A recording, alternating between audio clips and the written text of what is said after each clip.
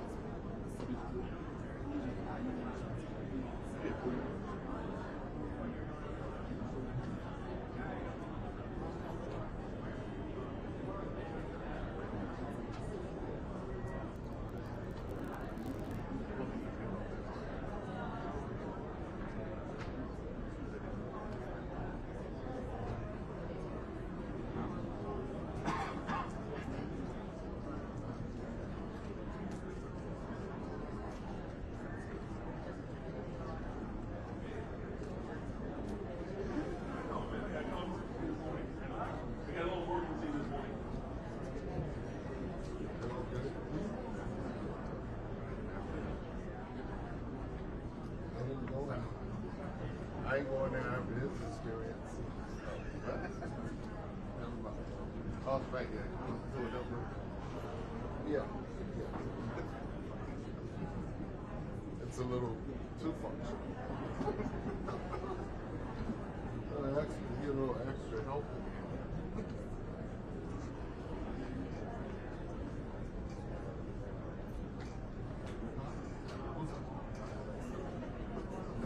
Yep.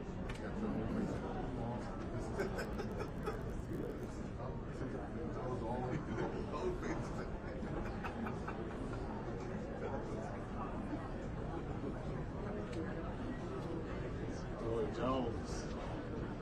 Oh, you talking about Lloyd Jones? What about in his career? Huh? His last couple matches. Retired. He retired? Yeah. Retired. He had enough money for the last season. He got knocked out. No. He was trying to cocky. He just ain't well.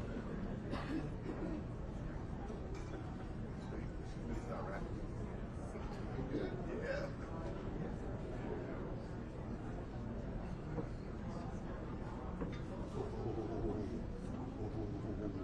This would have been a problem. This one's mine. It would have been an issue. Like this, you think?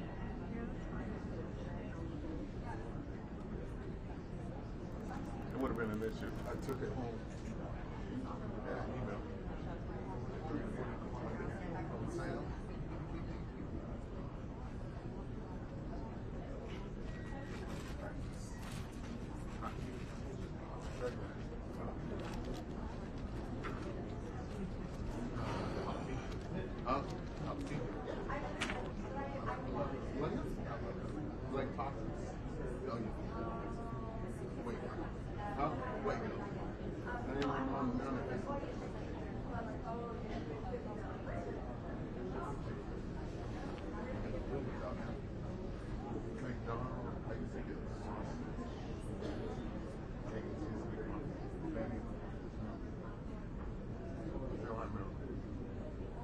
So today when I ordered it, I saw spicy.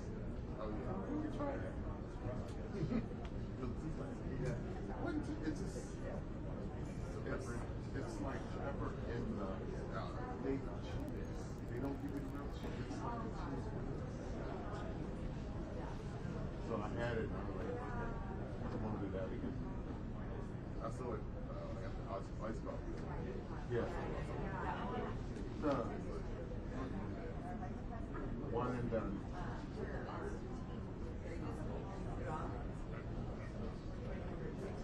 It's on my screensaver, right? Yes. You want me to send it to you now? Send it to Drew.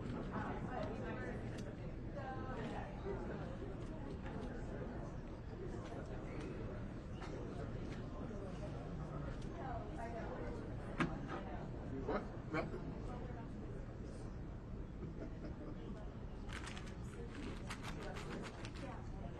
Get with the program.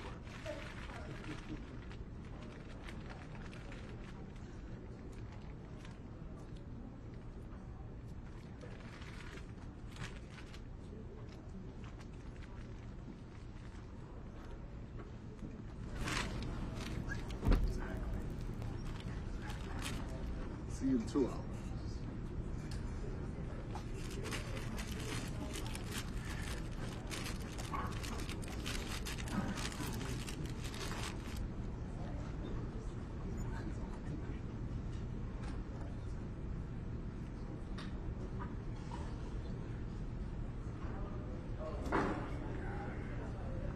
Good morning. We're back in session. I'm Jennifer Homendy, and I'm honored to serve as chairwoman of the National Transportation Safety Board and chair of this Board of Inquiry. This is day 3. We probably should not mention that we have air conditioning, but I'm thankful for that and for the staff for working on it.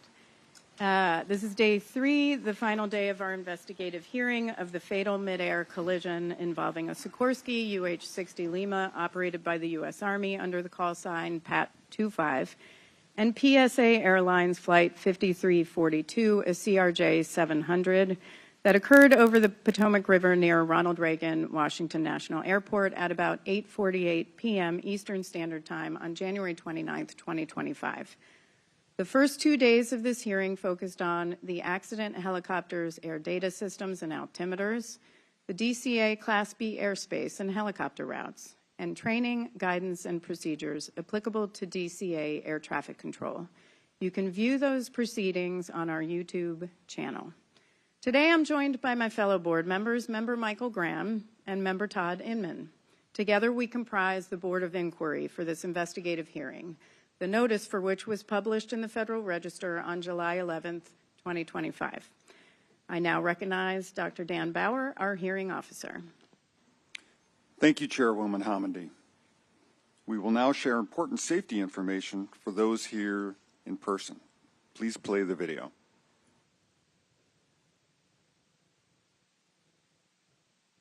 Hello, and welcome to the NTSB boardroom. Before we get started with today's meeting, I'd like to quickly walk you through our emergency procedures. First things first, please take a moment to silence your phones or other electronic devices. If you need the restrooms, they're just outside the boardroom on the left side of the lobby. Now, in case of an emergency, here's what you need to know. If someone experiences a medical emergency, our on-site Federal Protective Service officers are trained to respond. They'll call 911, perform CPR if needed, and use the automated external defibrillator device mounted in the lobby between the boardroom exit doors. They're also trained to provide first aid. There's a first aid kit at the security desk in the lobby. If we're asked to shelter in place, like during severe weather or a security incident, please stay seated and listen for instructions. Our security team will manage the situation and let us know when it's safe to leave. If the fire alarm sounds, please follow NTSB staff to the nearest exit. There are two main options. You can exit via the stairs next to the stage, or you can exit the same way you came in through the lobby. Please walk, don't run. Once outside, you'll be directed to an assembly area. Stay there until we're clear to come back inside. If there's a small fire, our security officers are trained to respond using one of the fire extinguishers. You'll find them in 3 locations: by the stairwells on either side of the stage at the front of the boardroom, mounted on the wall in the back of the boardroom, and near the security area in the lobby. For anyone who needs an accessible evacuation route, you can use the door to the left side of the lobby, which leads into the parking garage. From there, turn right and follow the walkway to the street level. NTSB staff will be available to assist anyone who needs help. And finally, safety is everyone's responsibility. If you see anything that seems off or concerning, please let a staff member or security officer know right away. Thank you for helping us maintain a safe and secure space. All right. Chairwoman Hamady, that completes my remarks. Thank you very much, Dr. Bauer. And thank you, Sherry, for that excellent video. Next to Dan in the front row, I want to introduce the NTSB staff. Is Mr. Bryce Banning, our investigator in charge for this investigation, or the IIC. Dr. Jana Price, transportation safety. Oh, I thought that's the order I have in here. Is there a new order? Oh, that's panel 5. Great. Hold.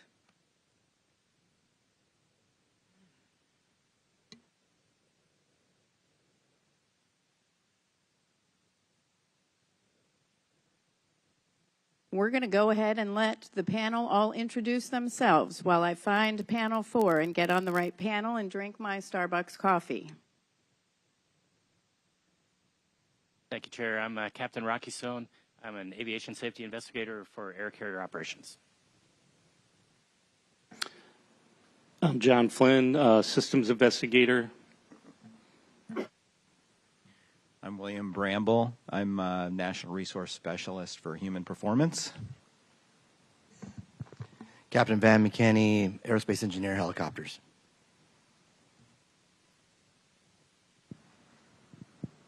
I'm Sarah Lewis, Air Traffic Control Investigator. Marie Mueller, Vehicle Performance Investigator.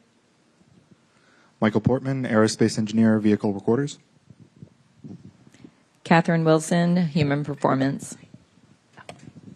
Brian Soper, Lead Air Traffic Investigator. Jihoon Shin, Helicopter Engineer. I'm Brian Fuchs, Materials Engineer, and I will be running the audio-visual today. Good morning. I'm Anthony Lamb, Transportation Safety Specialist. I'm running the timer today. Good morning. Dr. Jana Price, Transportation Safety Specialist. Lauren Groff, Chief Data Scientist. Sean Payne, Branch Chief Vehicle Recorders Division. Tim LeBaron, Director of Aviation Safety.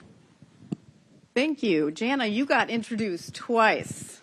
She'll be in the front row next. So behind me is Mr. Daniel Baranowski. He'll provide legal support throughout the investigative hearing. And for those in the room, several representatives from our Transportation Disaster Assistance Division are here to provide support throughout the proceedings today. Can TDA please stand up? We have folks there all around. Thank you very much. And once again, volunteer mental health clinicians from the American Red Cross can provide emotional support for anyone attending. I'd like to thank the Red Cross for being here throughout this hearing and certainly throughout all our investigative work, whether it's this investigation or others. Turning to the parties to the hearing, as I call the name of each party, I ask the designated spokesperson to identify themselves and then introduce others at their table. We'll start with Airline Pilots Association. Good morning. I'm Captain Daniel Mullen Alpa, spokesperson and party coordinator. With me today, Chris Heck. Next to him, Captain Matt Gorshey, Shea Bohm across the table, and we have Captain Mike Palazzolo, Captain Russell Page. Federal Aviation Administration. Good morning, Chairwoman. My name is Todd Gentry. I'm the agency spokesperson for the hearing today. Beside me is Patrick Lush, the agency's lead investigator and party coordinator. We have two SMEs with us today. We have Alex Rodriguez and Andy Shaw for the first panel. Heidi Kemner is the Federal Aviation hearing officer, and in front of me is Chris Stevenson, our counsel. Thank you so much, FAA. National Air Traffic Controllers Association. Good morning, Chairwoman. John Murdoch. I'm the party spokesman for NACA today. I'm the safety representative. Across the table from me is Seth Myers, party coordinator. To his left is Cher Oxenberg, safety rep. To her left is Sandra Fulmer, safety rep. And to my right, Karina Marinas, air safety investigator. And to her right is Natalie Moffett, NACA attorney. Thank you very much. PSA Airlines. Good morning, ma'am. My name is Darren Hall. I'm the Vice President of Safety, Security, and Development for PSA. At the end of the table, we have our Director of Operations, Captain Lucas Bowden, and beside me is our legal counsel, Benjamin Allen. Thank you, Mr. Hall. Sikorsky. Good morning, ma'am. I'm Dave Blair, the Chief Pilot for Safety with Sikorsky. Behind me is Jill Browning, our Chief Air Safety Investigator. To my right is Paul Bowles, our Chief Counsel. To my other right again is Kyle DeLong, our Director for Aviation Safety and Airworthiness, and Dan Cooper, who you met, our Senior Technical Fellow. Wonderful. And the U.S. Army. Good morning, Chair. I'm Brigadier General Matt Brayman. I'm the party spokesman. And with me is Colonel Matt Parker, our Army Party Coordinator, Colonel Noah Fontenez, our legal counsel, Colonel Kevin Easter, the Deputy Director of Aviation. We've got CBF5, Bob Phillips, the Army's Standardization Officer, and Mr. David George, Technical Lead for Assured Airspace Access Systems. Thank you, and thank you all for your participation in the proceedings. To ensure all questions were answered yesterday, we shifted panel 4 to today, so we all appreciate everyone's flexibility. And we'll begin on panel 4 in just a few moments with collision avoidance technology. Later today, we'll move to panel 5, which will address safety data and safety management systems at the various organizations. We'll break for lunch and throughout as needed, so please remain flexible. And we'll follow the same process for both panels. Dr. Bauer will introduce the topics to be addressed, as well as the technical panel members and witnesses. I'll then swear in the witnesses who will be questioned in the following order. First by the NTSB technical panel, next by the parties to the hearing, and finally by the Board of Inquiry. And then on behalf of the board, I'd like to thank the many witnesses testifying today, many of which have been here throughout the entire proceedings. So thank you so much for your work and for being here and for your support of aviation safety. And again, just a reminder that we ask all witnesses to be present until we adjourn, unless you've coordinated that in advance with the hearing officer, who will coordinate with me. And next, the hearing officer will describe the exhibits. Dr. Bauer. Thank you, Chairwoman Hamady. Exhibits for this hearing include reports produced by NTSB investigative staff, videos, and other documents submitted by the technical panel members, witnesses, and parties to support the testimony and questions you will hear today. The exhibits for this hearing are in the docket. The docket number is SA-544. That's Sierra Alpha 544. The NTSB is authorized by statute to disclose information to carry out its mission, but we protect confidentiality and proprietary information to the extent possible. As such, the exhibits contain redactions. These are the result of negotiations between the parties and the NTSB regarding the disclosure of information claimed to be personally identifiable, security sensitive, or proprietary in nature.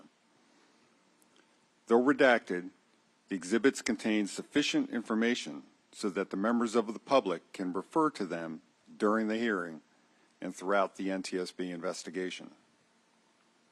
The exhibits entered into the record and any presentations, along with other records of the investigation, become part of the NTSB public docket and are available via the NTSB website, ntsb.gov. The public docket opened Wednesday morning. Party spokespersons and witnesses have been provided electronic copies of the public docket containing the exhibits identified above. The docket is located on the investigation page, which you can access in one of two ways: by visiting ntsb.gov, or if you've joined us in person, you can scan the QR code on the hearing agenda. On the investigation page, you will find the link to the public docket on the right-hand side, just below the map. A transcript of the testimony taken during the hearing will be prepared and entered into the docket as soon as possible. In addition, Mr. Baranovsky will keep a list of any documents admitted during the hearing that are not currently exhibits in the NTSB public docket.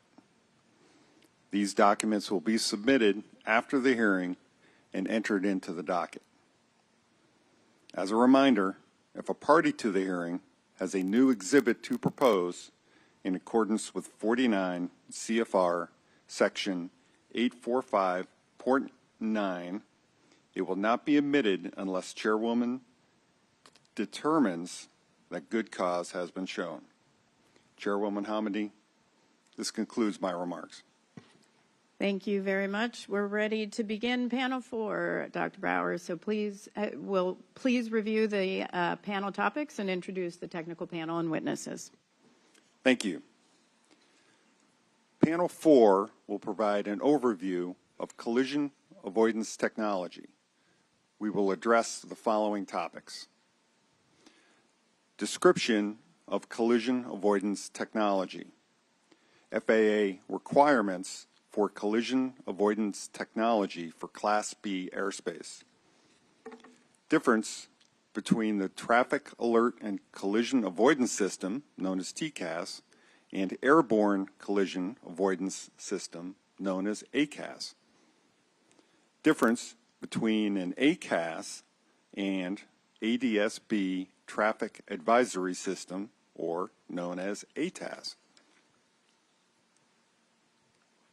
Pilot compliance rate with TCAS resolution advisories, including the current rate and what can be done to improve compliance, and reduction in nuisance traffic alerts and resolution advisories to improve the compliance rate. Description of TCAS version 7.0 and its inhibits, including resolution advisory inhibits and oral alert inhibits. A description of what collision avoidance technology the CR and any limitations. A description of the Army philosophy of collision avoidance technology, including Army use of ForeFlight for traffic awareness. A description of the results of TCAS and ACAS simulations using the geometry of this accident. Reduction of resolution advisory threshold and the effect that would have on operations in TCAS resolution advisory compliance. Evolution of ACAS and safety payback or benefit. ACAS XR for helicopters and ACAS XR standards. Combinations of technology solutions to mitigate the risk of future mid-air collisions. And ADSB in and out, the effect on aircraft onboard collision avoidance technology and operations. The NTSB technical panel, starting on my right after Mr. Banning, is composed of Captain Rocky Stone, an aviation accident investigator for air carrier operations. Mr. John Flynn, aerospace engineer, systems. Dr. William Bramble, a national resource specialist in human performance. Captain Van McKinney, aerospace engineer for helicopters. And Mr. Chihoon Shin, an aerospace engineer for helicopters, who is seated behind Captain McKinney. Witnesses for this panel are composed of the following individuals. From my left, nearest the board members. In the front row, we have Dr. Steve Kasner, an aviation human factors researcher and author and retired NASA Ames employee. Dr. Wes Olson, the leader of the Transportation Safety and Resilience Group at MIT Lincoln Laboratory. Mr. Neil Suchi, a TCAS manager with the Federal Aviation Administration. Mr. Matt Haskin, with the FAA certification for avionics, communications, and surveillance with the Federal Aviation Administration. Mr. Michael Grease, the Senior Director for Certification in Airworthiness with Collins Aerospace, and Dr. Fabrice Kunze, the President of the Avidyne Corporation. In the second row, from left to right, we have Captain David Surridge, the Director of Air Traffic Management with American Airlines. Next is Captain Grant Clow, the Assistant Director for Flight Ops Tech with PSA Airlines. Next, Chief Warrant Officer David Van Vechten, Standardization Instructor Pilot with the Army Aviation Brigade. Lieutenant Colonel Paul Flanagan, Product Manager for Assured Aerospace Access Systems with the U.S. Army. And Ms. Stacy Rowland, the Director of Systems Engineering with Sage Tech.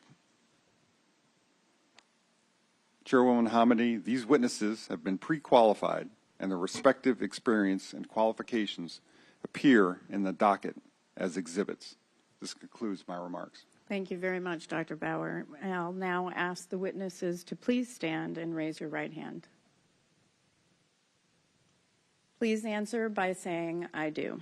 Do you swear or affirm that the testimony you'll give in this hearing will be the truth? Thank you. You may be seated. As a reminder to the witnesses, you'll remain under oath until the conclusion of the hearing. We ask that you answer the questions factually and avoid analysis. If you have any questions about if a question would be asking for analysis, please feel free to direct the question to me or the hearing officer. Finally, please push your microphone button to talk and then push it again when you're done. All right, I'll turn it back over to you, Dr. Bauer, and the technical panel. Thank you. We'll start with Captain Stone. Thank you, Dr. Bauer. We're actually going to, human performance plays a central role in everything that we do in collision avoidance and aviation, so we're actually going to start our questions with Dr. William Bramble talking about human performance issues. Thanks, Captain Stone. Actually, before I begin with our predetermined line of questioning today, I just wanted to follow up on something yesterday that was discussed with you, Mr. Van Vechten. The term vertigo came up, and I wanted to point out that that term is sometimes colloquially used to refer to the phenomenon of spatial disorientation, which is an inaccurate perception of attitude or trajectory. Such experiences are minor and transitory usually, but they're unfortunately common due to the fact that human senses did not evolve to correctly interpret the forces of flight. A 2002 U.S. Air Force survey found that 26.9% of pilots had experienced spatial disorientation in the month before the survey, and 58% had experienced it in the previous 6 months. And a 1975 study of naval helicopter pilots found that 56% had experienced one or more episodes of severe disorientation in flight. Mr. Van Vechten, have you ever experienced misleading sensations when maneuvering at night under NVGs? Yes, I have. How do you handle that when it occurs? It's essential to cross-check your instruments and reference your primary would be your attitude indicator. Now, the only time this is really prevalent is when you don't have a visible horizon. Once spatial disorientation occurs, once you have the horizon, it almost immediately goes away for most pilots. And it's highly unlikely that both pilots would be spatially disoriented at the same time. So you can also transfer the controls to the other pilot, and most likely they are not spatially disoriented. How are you supposed to communicate with your fellow pilot when that happens? We have since changed our technique and procedures. There's a new term called uncaged, but prior to that, you would announce that you are spatially disoriented. Now, I need to mention that there are 3 different types of spatial disorientation. The first is recognize, where I understand something's not right. Maybe I feel like I'm spinning or I'm getting what's called the leans. That's recognized. Unrecognized is it's happening and I don't realize it, and then that could lead to incapacitating.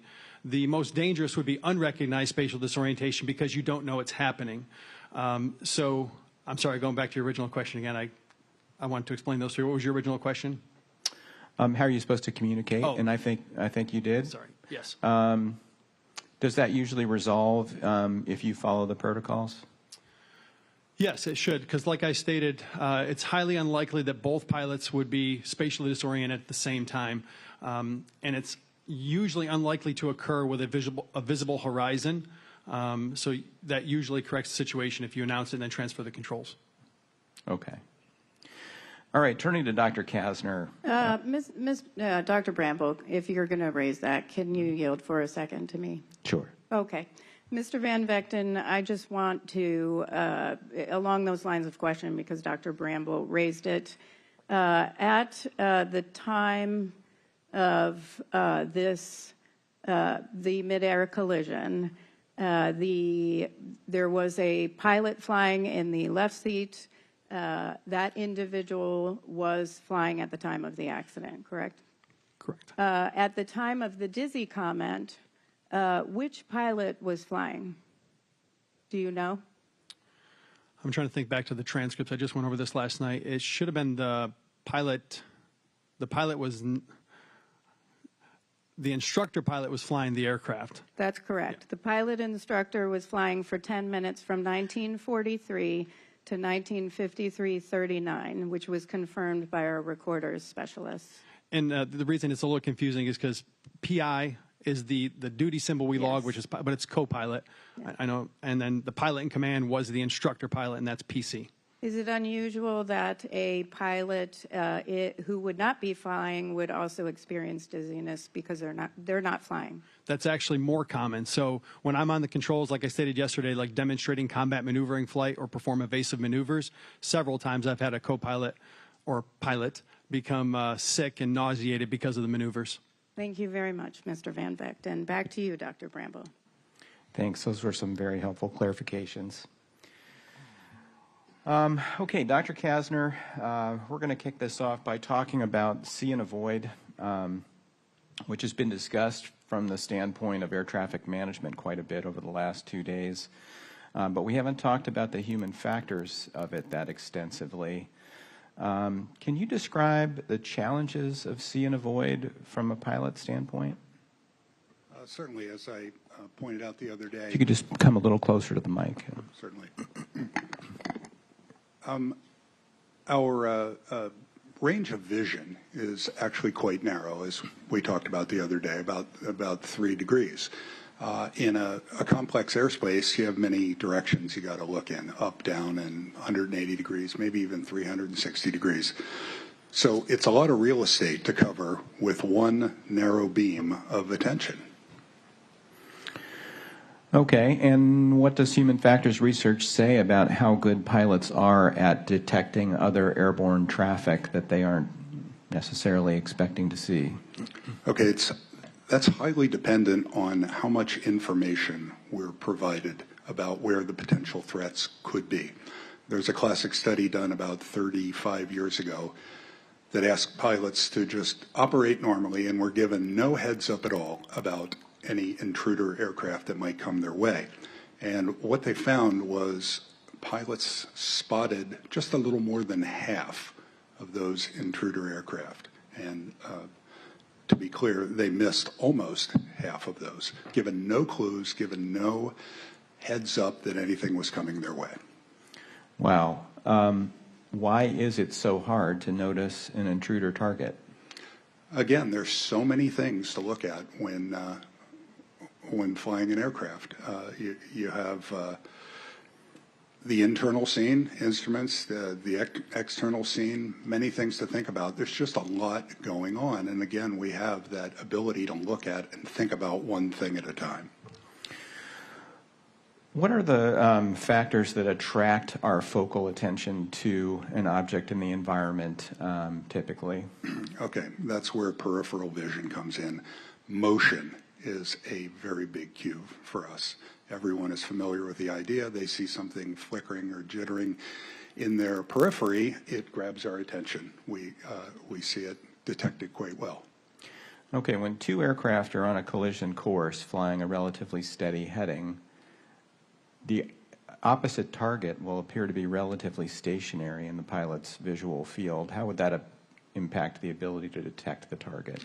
That's going to make it very difficult. When something is approaching from the side, say a 90-degree angle, you get a lot of movement in your field of vision. When something is coming at you directly, it just doesn't seem to move very much, and that's a tough thing to see. Mr. Fuchs, can you put up figure 30, please, from 2 Hilo A? Okay, so we reviewed some of the limitations of NVGs yesterday. Monochrome, this is the white phosphor version, so lack of color. How might that be a challenge in detecting airborne traffic? Well, there are many challenges there. First of all, there's no color. So any aircraft that is oriented at an angle toward me, I'm not going to be able to see their navigation lights, the red and green navigation lights, which could help me understand how they're oriented and which direction they're coming. Also here, it makes it difficult to know what is what we were calling cultural lights, stars, and aircraft. We just discussed that an aircraft coming at you does not appear to move in the visual field. Well, neither does a star and neither does a building. So this makes it very, very much a challenge. Okay. Mr. Van Vechten, those aircraft shown on the horizon in this image are about 4 or 5 miles away.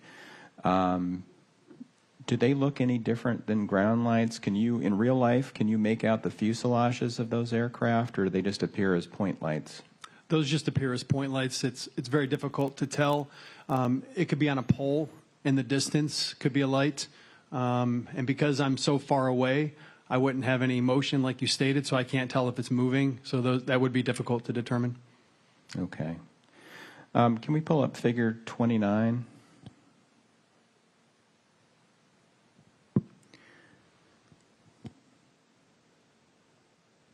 Okay, so this is about a mile away. These are images taken from the green and the white NVGs. The acuity is reduced by the use of NVGs, so you see they look a little bit blurry. It's about 20/40 for the green, 20/25 for the white. Can you typically make out the shape of the aircraft at this distance? No, I cannot. Okay. How does that impact your ability to differentiate airborne targets from ground lights? We have to use scanning and viewing with the naked eye, so continuously moving your head to try to get some type of relative motion to the object that you're looking at to determine if it's moving or if it's stationary, and then looking with the naked eye to possibly see an anti-collision light, or like the doctor stated, the red or green lights. So in aviation, we have a term, right on red return.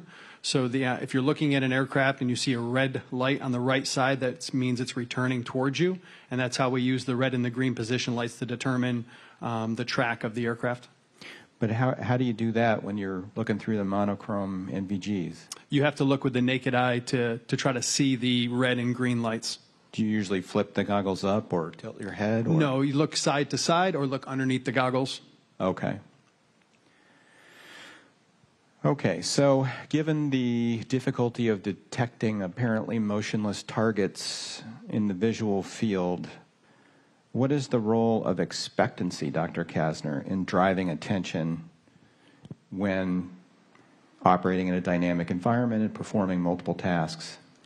Well, here's where the idea of airport orientation, airspace orientation comes into play.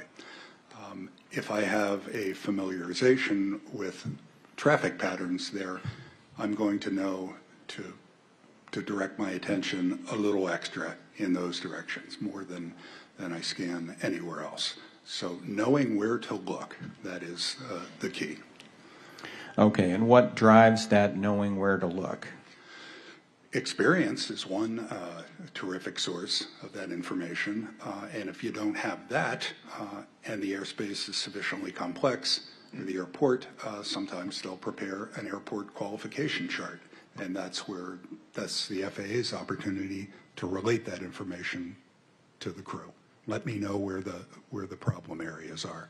Okay. Is it fair to say that you need an accurate mental model of traffic patterns and movements to be able to anticipate the movement of airborne targets? That's essential. Okay. Do psychologists have a term for mistaking unusual patterns in the environment for more common patterns? Well, loosely referred to as expectation bias, that if you're primed to be ready to see something and something pops up, you have a tendency to categorize it according to your expectation. When does that tend to occur? When do people fall into that trap? Well, it's when you, how do I phrase this? When the same thing happens over and over, you just encounter that so many times, gather so much experience with it, it tends to just sell itself to you that you're just so primed each time to expect that. Is it fair to say that if you either don't receive information about what makes this event unusual or you forget that information, that you're more likely to revert to the more common expectation? That can be the case, yes. Okay. All right, can we pull up 3G, page 57, Brian? So the FAA's PDARS study indicated that 4 to 7% of fixed-wing arrivals landed runway 33 when DCA was in a north configuration in 2024, and about 93% landed runway 1. How would this pattern affect crew expectations about where to scan for traffic if they either did not hear or forgot that traffic was landing runway 33? Well, it would seem to make it more challenging, and I would want to have all the information I could get if I was asked to do something unusual or something new. Okay. Continuing with the discussion about expectations, I'm going to read some quotes from 3 12th Aviation Battalion pilots. We asked about their understanding of the protection provided by DC helicopter routes. A Chief Warrant Officer 2 said, maybe I just have too much trust in like what's printed in front of me because I generally think that this is going to keep us safe. So if there's a traffic that's landing and Tower has them and we're on Route 4, the way I understand it is like we should be fine. It shouldn't be an issue. Another Chief Warrant Officer, too, said, was asked, would it be your assumption that if you stayed below the max altitude on Route 4 that you'd be safe from arriving traffic on 3-3? His answer was, yeah, that's why the routes are published, 200 feet and below. So you imagine that it's going to separate you from other traffic. A third pilot, who's actually the commander of the 12th Aviation Battalion, was asked, was it your understanding that if you stayed below the max altitude on Route 4 next to DC that you'd be safe from arriving commercial traffic? The commander answered,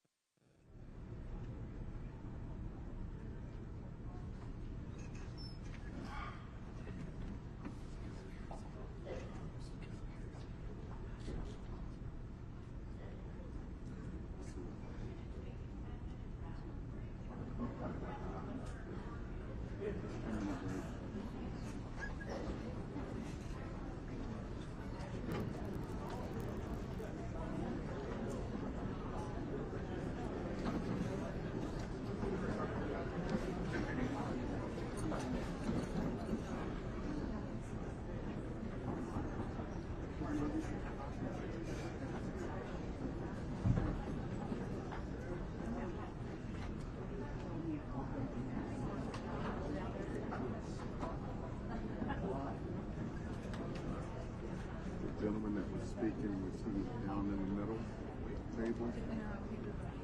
He's up on the top table. On the front row.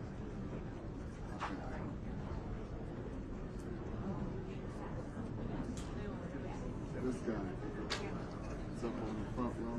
Okay. You heard him? Huh?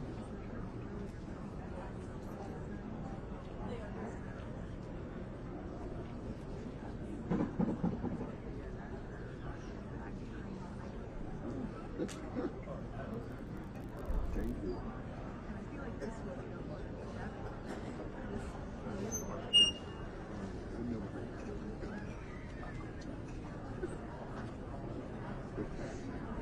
Should have just a roll with should have just a tape.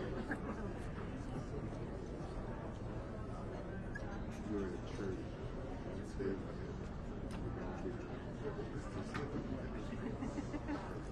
Three of us are sitting just ignoring it. Read here, and 2 minutes later it goes again. Then it's one time. Everybody almost heard it. It's like people over there. They're looking back. It's like, it ain't me. It was probably like me a minute ago. But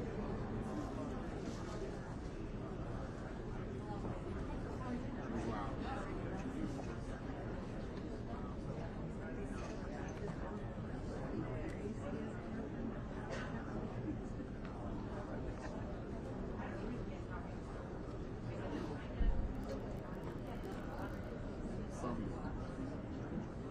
Well, Trump was moving the FBI into agriculture building or something, you know, ag into somewhere else. Right movements. Later. I don't even recall watching any of it.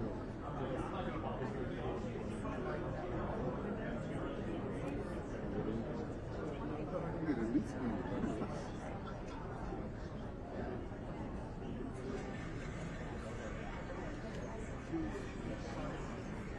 It's still in standby mode.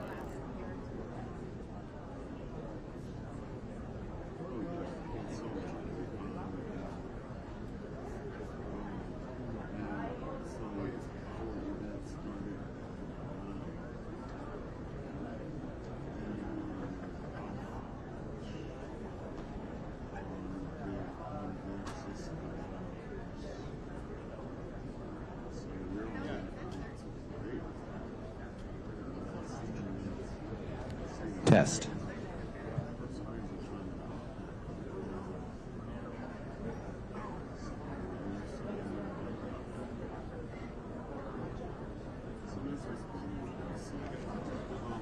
Test 1, 2.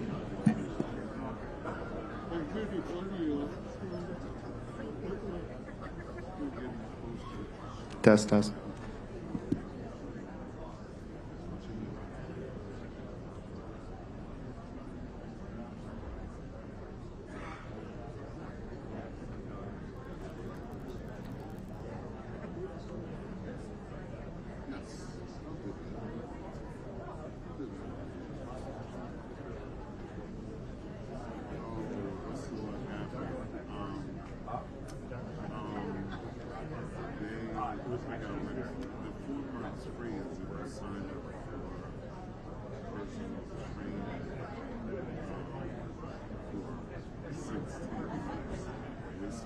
Test 1 2 test 1 2 test 1 2.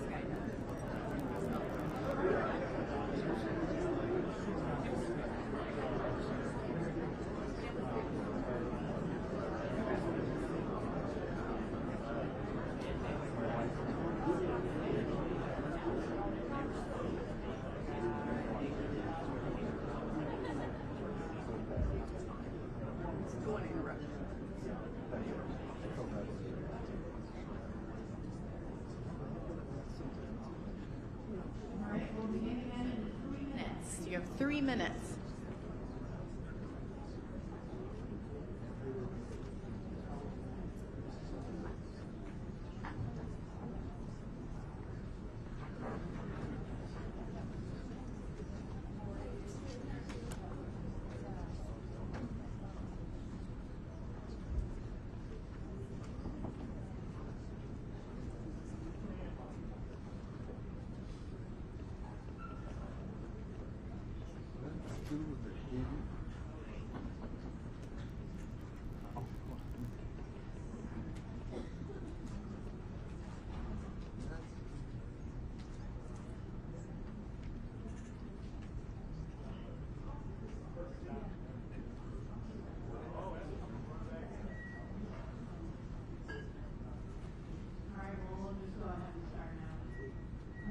Back to you, Dr. Bramble. Okay, thank you very much. As I was saying, I was recounting some statements from the interviews from 3 pilots from the 12th Aviation Battalion, and the last that I was reading was a statement from the commander, who was asked, was it your understanding that if you stayed below the max altitude on Route 4 next to DCA, that you would be safe from arriving commercial traffic? And the commander said, that's what the route altitudes are meant to do, to deconflict that traffic. Yes, sir. Dr. Kasner, how might these assumptions that we now know to be incorrect impact pilot scanning when traveling down Route 4? I think it would provide a sense of safety and security there, and most likely result in a more relaxed scan, lesser scanning. Okay, Mr. Van Vechten, how long did you fly UH-60s out of Davison Army Airfield? From July of 2020 to July of 2024. Okay, so about 4 years. How many times would you estimate you traversed helicopter Route 4? Hundreds. And how many times did you encounter airline traffic landing runway 33? Less than 10. Okay. You said yesterday that you were not intimately familiar with the approach path for runway 33 that airliners used. Is that correct? That's correct. If you were traveling south on Route 4, how would you know where to look for traffic landing 33? You'd have to look at the approach end of the runway and then trace backwards to where you believe the aircraft would be coming from. Okay, so you would extend sort of the center line of runway 33 imaginarily into the That's the a better, space. more technical way of saying it. Okay. All right. Were you aware that it was a circling approach? 33 is a circling only? Mm-hmm. I was not aware of that. Okay. And I think you mentioned something about an ILS, maybe an assumption that there was an ILS to 33? I just assumed most, either ILS or GPS, I would assume, would be the most approaches that the fixed wing would be doing. Okay. Which would imply a straight-in approach. Okay. Dr. Kasner, given some of the limitations that we've discussed, foresee and avoid, visual scanning, how can we best support pilots in seeing and avoiding other airborne traffic so they know where and when to monitor? I would say to start out with a thorough familiarization with the airspace, just this sort of thing that we're discussing here. If there are other approaches, alternative approaches in use, especially circling approaches, have everyone know about that, all types of aircraft. Basically, being intimately familiar with the way business is done in that piece of airspace. Okay. So you're talking about expectancy and knowing where and when to look by having an accurate mental model of what's going on. Absolutely. All right. So an additional redundant layer of protection might involve technological solutions. What is the role of collision avoidance technology? Okay, that's the second sort of information that we can supply to the see and avoid process, where you're keeping a general vigilance for traffic, but then there happens to be a particular aircraft that you need to look at. So this is a way of providing information about where to look, what direction, what altitude to look, and it's known to be highly effective. Okay, so there are different types of technologies for supporting traffic awareness. There are cockpit displays of traffic information, and there are traffic alerting systems, some of which provide merely advisory information, some of which provide directive guidance. Can you walk us through those different kinds of technologies and what purpose they serve? Well, they all essentially inform the visual search process in the same way. Even the controller's advisory that you have traffic at, say, 1 o'clock, 500 above, that tells you where to point your eyes.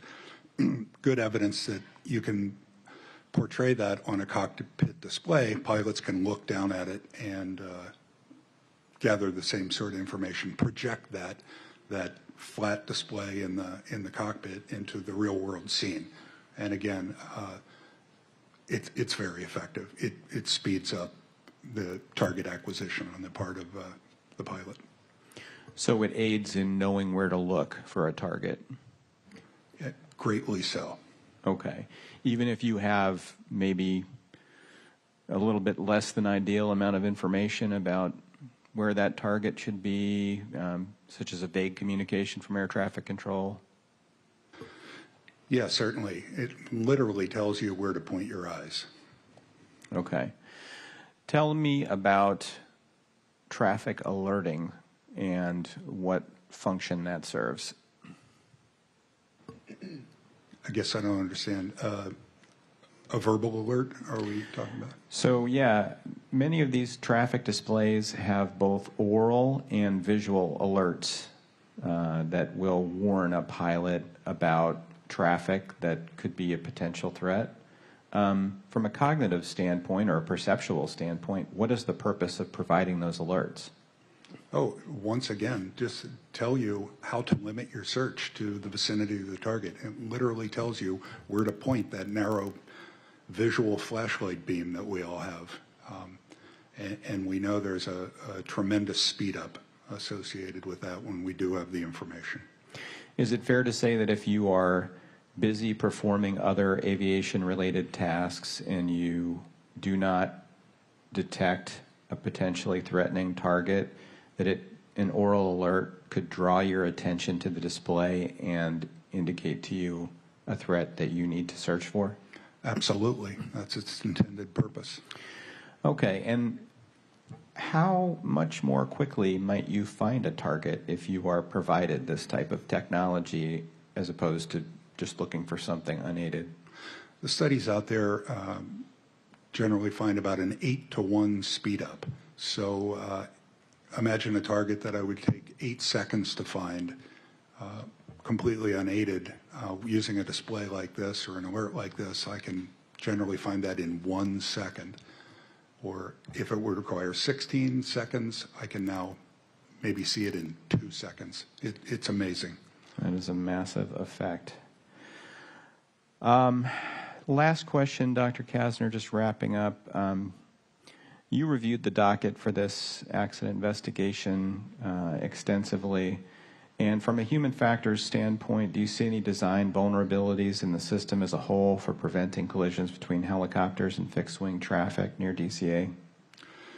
Yeah, again, I'd start with the two sorts of information that I gave the opinion that really aid visual search is airspace familiarity. That's huge. Know exactly where their aircraft are. And then, of course, secondly, active use to the extent possible, collision avoidance systems. Thank you very much. I'll pass the questioning on to Captain Stone. Thank you, Dr. Bramble. I'm going to follow up Dr. Kastner with one more question. You talked about the importance of see and avoid or having situational awareness of where the traffic is to help you acquire the see and avoid. Can you give a comment on the effectiveness of a collision avoidance system, which doesn't rely on see and avoid at all? It provides guidance to the pilot on how to avoid a mid-air collision. So how would you contrast the effectiveness of a system like that versus see and avoid? So just to clarify, are we talking about a resolution advisory or a traffic advisory? A resolution advisory. Okay, well, that's a very different thing. With a traffic advisory, even if you're looking for traffic on a display, it's still see and avoid. You're just seeing it somewhere else. But a resolution advisory, yeah, incredibly effective if it's trained properly. We know that when you get a resolution advisory, and for that to be effective, you need to turn your brain off. You need to not wonder why. You just do it, and that's a difficult thing. Very, very well said. Thank you. Okay, I'm going to change subjects a little bit. I'm going to go to Dr. Kunze to talk about ADSB, automatic dependent surveillance broadcast. And you know, we've thrown that term around a lot over the last couple days. And could you just give us a layman's explanation of what is ADSB, out and in? Yeah, I'll do my best. Automatic dependent surveillance broadcast, as you said, stands for, ADSB stands for those words. Every one of those words is actually important. It is automatic in the sense that it automatically broadcasts information. That is different than some of the other technologies out there where we rely on the interrogation from a radar on the ground, where then a transponder on board the aircraft replies, and that's how the location of aircraft is being measured. It is dependent because it requires the presence of a high accuracy navigation system. Usually this is a GPS system, but it doesn't have to be. What makes ADSB dependent is that we need that information to populate the fields in the message of ADSB. So if I broadcast my latitude and longitude, my ADSB system doesn't know my latitude and my longitude. I have to get that from somewhere else. And so therefore the system is dependent. It is surveillance. In other words, it isn't engine data. It isn't flight vehicle information system data. It is surveillance data. So latitude, longitude, altitude, velocities, aircraft information from a size and type perspective, flight ID, which is very helpful when you try to identify a particular aircraft. If air traffic control calls out, American Airlines, whatever number, you actually can now identify what aircraft that is being displayed and called out to you. And then lastly, broadcast, because it is broadcasting out that information. We often differentiate between ADSB out and ADSB in. ADSB out is the action of broadcasting this information from an aircraft. ADSB in is the action of then receiving that information on board my own aircraft from anyone else who might be broadcasting it. Now, there's a couple of important points to make here is when we say ADSB in, for example, just receiving the information is only the first step. What's more important is what we do with that data once we have it on the aircraft. We talked about the ability to display it to the pilot for situation awareness. We can use it for issuing alerts. We can use it to improve separation in the air. We can aid air traffic control functions. Yesterday we talked about flow-based, time-based flow management. We can improve spacing between aircraft. And it's really that ability, those applications that we wrap around that data that represents the fundamental transformation opportunity that we have with the air transportation system. Another thing to highlight here is ADSB in is only as good as your ADSB out equipage level. So if people aren't broadcasting, ADSB in isn't very useful. So it really matters that everybody else broadcasts ADSB out messages. And the last thing I highlight, in the United States, we have two frequencies for ADSB. One is called Universal Access Transceiver, or UAT, and the other one is 1090 Extended Squitter, 1090 ES for short. That, unfortunately, introduces some complexity in the system. So if I am broadcasting on UAT, someone with a 1090 ES system cannot hear my broadcast and vice versa. And so there are some systems on the ground that help with the translation of that, but that is system complexity that makes it difficult for some aircraft to hear others and vice versa. Thank you. And I'm going to go back to the point you made just your second point ago, and that was it's critical how much equipage there is. And I'm going to go to Mr. Haskin and ask, what are the FAA requirements for ADSB out? When were they enacted and where do they apply? Oh, okay. Yeah, so the ADSB requirements came into effect January of 2020, and they apply in various airspaces. I don't know how much detail you're looking for, but they unfortunately get rather complex about the different airspaces we require it. But for instance, certainly in Class B airspace, which is the focus of this hearing, it is a requirement. Great, thank you.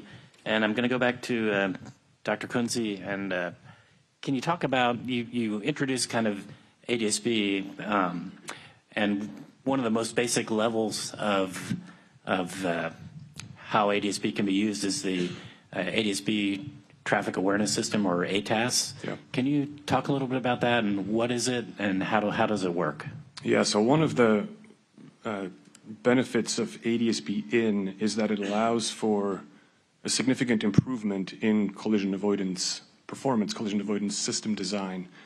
And there's a figure in Exhibit 2-Air-U, uniform, page 2, that provides the larger context for collision avoidance systems, if we would be able to pull that up. When we talk about collision avoidance or conflict management more generally, there's an international framework that exists where and this is harmonized via ICAO. So this is a global framework that is used when it comes to keeping aircraft apart from each other. So this is the same in Europe, in Asia, in the United States. It's harmonized via ICAO, the UN body by the name of International Civil Aviation Organization. And it consists of 3 layers. The first layer is meant to keep aircraft apart by structuring the airspace and routes in a way that is inherently safe. That's the first layer. This is not something that really manifests during the flight itself, but it's something that happens primarily before the flight. The second layer is ATC separation or remain well clear actions by the pilot during the flight. We talked about this a lot yesterday, so our conflict probe, our air traffic control separation support is that middle layer. And then the last layer is the collision avoidance layer. So this is now the pilot, where the middle layer is air traffic control. The last layer is legally, squarely the responsibility of the pilot. And as Dr. Kasner said, this last layer is hard for the pilot to do just by vision. The see and avoid requirement there is hard. And so over the years, we've developed a large number of systems that support the pilot in the task of the visual acquisition or the avoidance of other aircraft. And those systems, they fall into 2 categories. We already mentioned them. The first category is a traffic alerting system. So this provides alerts to the pilot on where the aircraft is. It's usually what we call a yellow level alert. So it's a caution, which requires immediate attention by the pilot, but the pilot still needs to determine whether an action is actually necessary.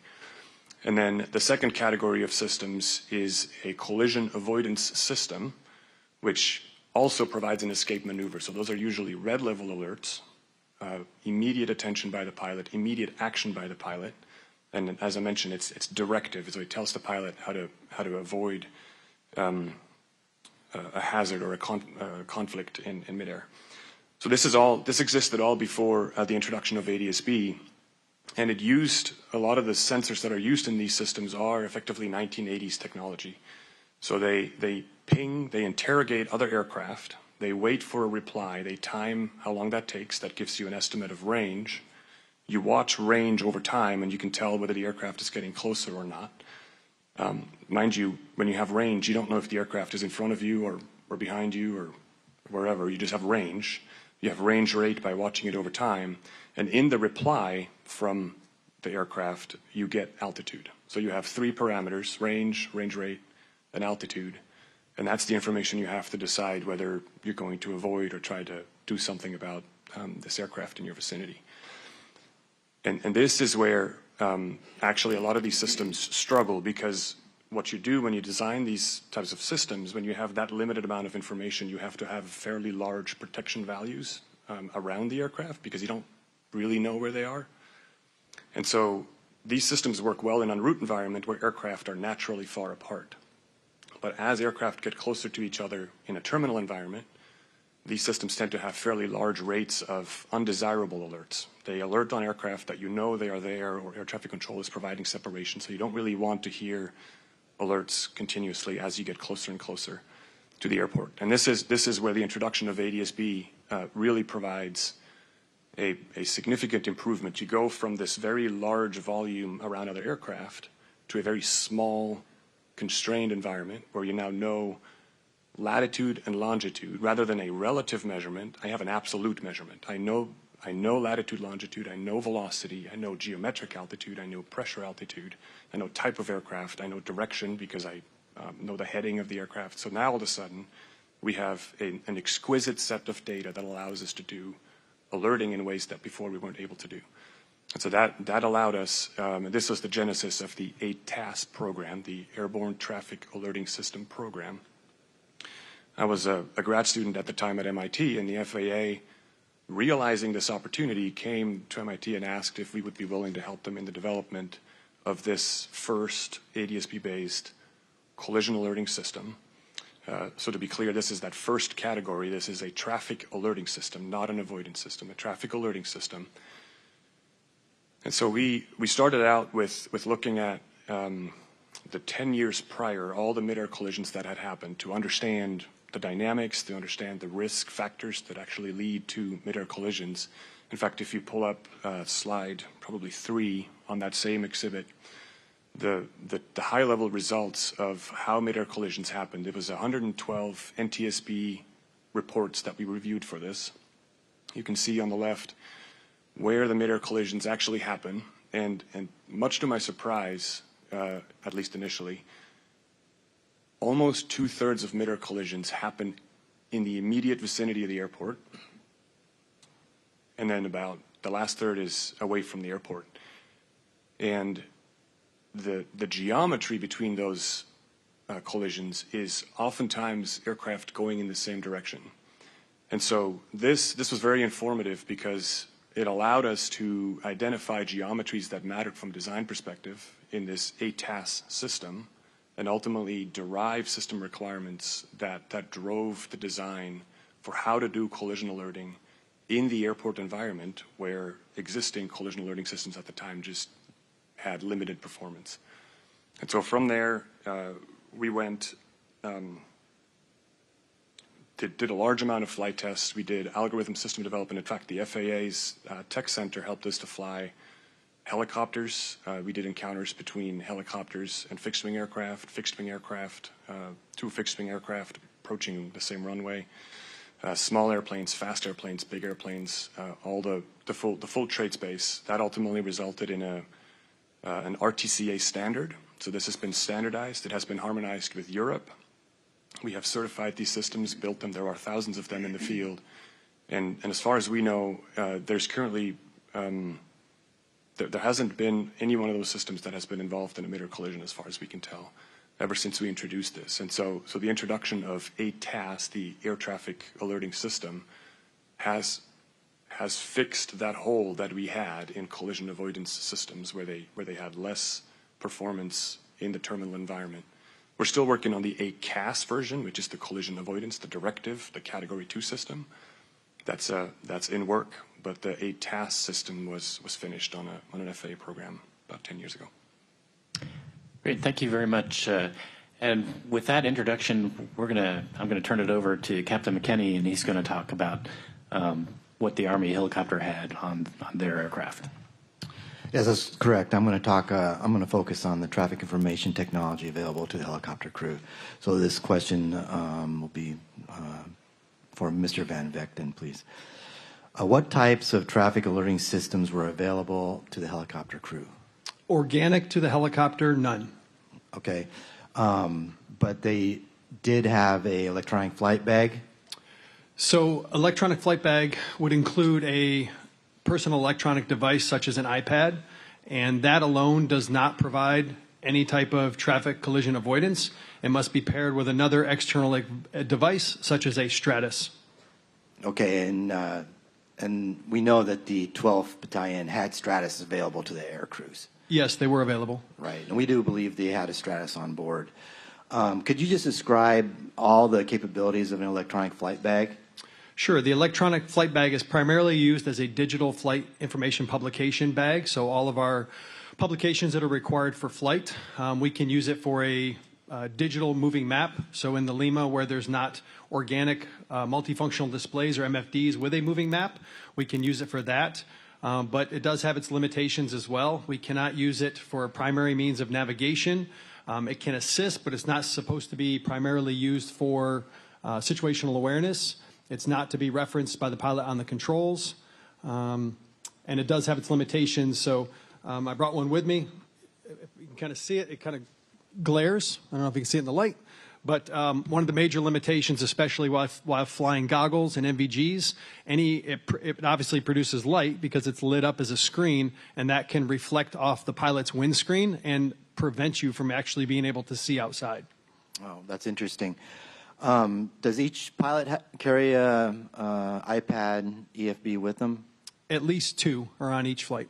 Okay. How about the crew chief? Sometimes. If I'm doing an instrument flight where I don't necessarily need my iPad in flight as much, we may pass one back. So while the pilot on the controls is flying, maintaining altitude, heading and airspeed, we will give the iPad to the crew chief in the back that can assist with airspace surveillance. And at altitude, we probably would have an ADSB in via the Stratus device. Right. And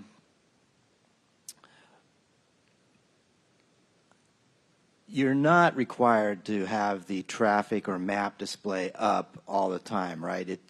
You could have other types of information on the iPad being displayed when you're flying, such as airport a reference or approach plate or something like that. Yes, that's correct. Okay. But the ForeFlight does, and ForeFlight is the electronic flight bag that the Army uses. No, it's not required to use a specific application. ForeFlight typically is the go-to application, though. Okay, and the 12th Battalion was using ForeFlight on their iPads? Yes, they were. They had a battalion ForeFlight account. That's right. Okay. So if the flight crew had ForeFlight and the map was displayed, would that display provide any type of traffic awareness or alerting? If it was paired to a Stratus device, you may see ADSB in data on your iPad via the icons. Mm-hmm. And do air crews typically use it as a primary source of traffic identification? No, we're not supposed to use that. It's prohibited from using as primary source of airspace deconfliction. Okay. And typically, where do the pilot or co-pilot air crew keep the iPad during flight? If it's being utilized, it's usually strapped to either the left or the right leg. It can be stowed in the door map pocket. It can be stored there. It can be in your pubs bag, which would be down by your side where it's readily available. We're not supposed to place it on the center console or have it unsecured or unstowed at any time. So usually the pilot on the controls would hit the button to turn off the screen so that it's not blinding you. And then if the pilot not on the controls needed it, they would be referencing it from one of their legs. Okay. And you maybe covered this a little bit, but are there challenges and limitations using this equipment for traffic awareness and identification? Well, yes, particularly while on the DC Hela routes, it's advised not to use it because we're flying VFR, so pilots' eyes should primarily be outside, especially when you're at low level, especially when you're under night vision goggles. Mm-hmm. And the iPad, would that be even part of the scan for the flying pilot? No, it's for the flying pilot, absolutely not. It says shall not be referenced by the pilot on the controls. Okay. And in your experience, how often have you noticed a for-flight traffic alert on the iPad? Yes, we talked about this. So rarely, almost never. It happened once coming off of Baltimore, passing by Martin State. I got the little icon turn red, and it kind of surprised me, so I took a screenshot of it, and that's what I sent you because I had never seen that before. Right. And, for something like that, would you report that to the safety officer of your unit? No, I was in comms with Martin State. They told me about the aircraft. I saw it. I think it got within 600 feet of going below me. I was on the helicopter route going from Baltimore to Aberdeen Proving Ground, and they were on the final approach course for the runway into Martin State. So we were all talking to tower. I was aware of them, and it wasn't unsafe. It was, I think, like I said, 600 feet below me. Okay, thank you. And if you're using ForeFlight and you have a different page up, not the map, would you get a traffic alert on that page? No, I don't believe so.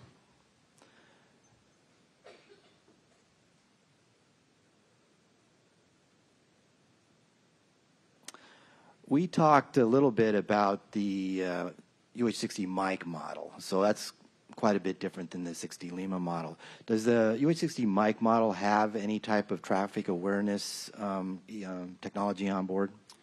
So the Mike does. There are 6 of the 8 Mike models at Fort Belvoir that are equipped with TCAS. I had never used it. It's not in the operator's manual. I've never been trained on it. I recently started talking to pilots, and they are starting to use it now. But other than those 6 Blackhawks, in my 22-plus years of flying the 60, I've never seen TCAS. Okay, so those 6, that's an additional equipment that's been installed in those particular aircraft. It's not fleet-wide, is that correct? That's correct, and they have an AWR specific to those 6 tail numbers. Okay, and the pilots flying those, are they being trained on that TCAS system? When I was there, no, we did not turn it on. We did not utilize it. It was not in our operator's manual. Okay, thank you. That's all my questions. Captain Stone. Thank you. I'm going to shift gears slightly to air carrier operations, and I'm going to go to Captain Surridge. We've been talking about ADSB-in and the ADSB-in displays, and what I'd like you to do is to talk a little bit about the difference, because the basic traffic alert and collision avoidance system, or TCAS, has a traffic display. What makes the display that you are pioneering on your Airbus fleet different from the standard TCAS display? Sure. If we could pull up Exhibit 2 Air Whiskey. And I think that was the slide. That was it.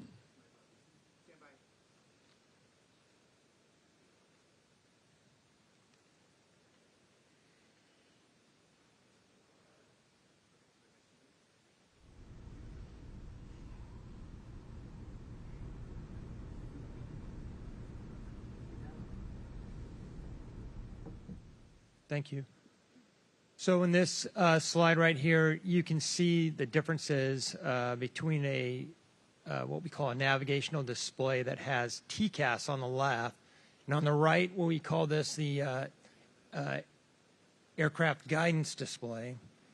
And between the two, there's differences. On the TCAS, you don't get directionality, so the arrows that you see on this screen are not the direction of the aircraft. It is just the fact that it's either climbing or descending. I can't tell you what direction those aircraft are going.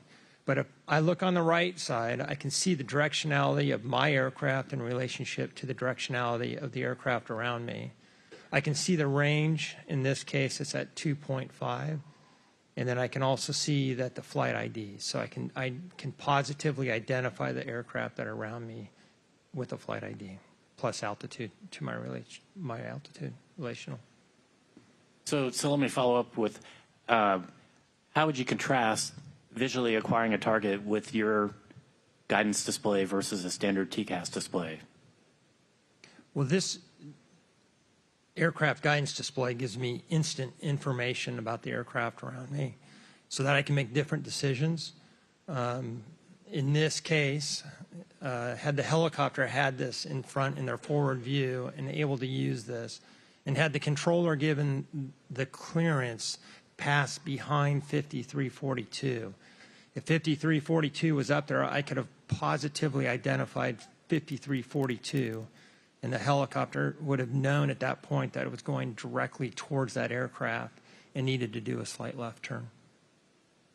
And you could say the same thing for the aircraft. If they had this display, they would instantly know that the traffic was headed straight for them, as opposed to out in front of them somewhere. Is that?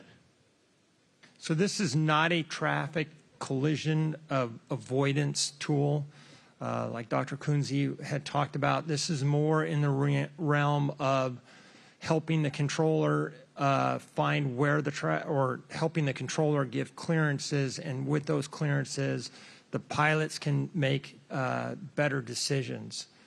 So in this case, for the PSA aircraft, it was on a short final. Their attention would have been outside of the aircraft, looking at the runway.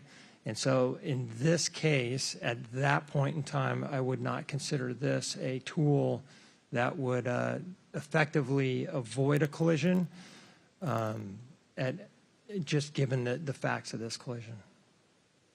Okay, let's shift gears again a little bit to the last couple of days. We've been talking a lot about time-based flow management and how that works with air traffic control. And can you describe, as it is today, the pilot's role in time-based flow management? Sure. Pretty much a pilot's role is nothing. We don't do anything when it comes to that. Okay, so basically you're going to get controller instructions to maintain a speed or fly a heading if you need to do a path stretch or something like that. So basically you're not involved in traffic flow management at all in today's world. And so my next question is, with the system that you have on your aircraft, do you have the ability to be a participant in the traffic flow management system, and how do you do that? How could it work? Correct. And if you pull up the same exhibit, slide 5, one more. Perfect. So this is the beauty of this technology, and that is that today a pilot is pretty much blind to their surroundings and to what's going on, and the controller leads them by the hand and tells them what to do, and the pilot does it. In this system, now the pilot becomes engaged with what the controller actually wants, and because of that, you can achieve spacing goals that you cannot achieve with TBFM alone. So if you look at the slides on the left, you'll see the top slide, it says 4 non-IM aircraft. Those aircraft were coming into Phoenix, Arizona on the trial that we performed between American and the FAA. And you can see the spacing in those aircraft. And then if you go to the second slide and you look on the left side, you can see those 3 aircraft as they went down the Eagle arrival. And their spacing is 5.8, 7.6, 6.4. If you go to the other on the slide 2 still, on the right-hand side, you'll see those are 4 IM aircraft that are just starting to get lined up. Same controller working all of those aircraft. And can you tell us what IM is? I'm sorry about that. Interval management is IM. On the third slide, you'll see that those IM, interval management aircraft, the spacing of those aircraft is much more consistent, and it leads to better predictable spacing within the NAS. This is the extent of our trial, how far we were able to get. Unfortunately, the funding for that trial has been discontinued, and we were not able to continue the research that we were doing, and so the next step would be that we integrate TBFM sequencing so that the aircraft would have the necessary spacing. So when they enter the terminal area, the controller now, we could actually set it up where we would have breaks in this traffic so that they can sequence another class stream in the terminal area. So what we're trying to do with this technology is take the actual workload and start to bring it out into the en route part of the flight where it's not as busy, and setting up the terminal controller so that their job is easier, the sequencing in that airspace. Great. On the right part of the display, you've got the guidance display. So how does the pilot maintain the spacing that air traffic control is assigning? It's fairly simple. I've done quite a few of these over the last couple of years, and all I do is I follow that commanded speed. So that 210, that's all I have to do. So I go into, for my aircraft, it's called the FCU. I reach up, I select 210, and I'm done. Okay, very good.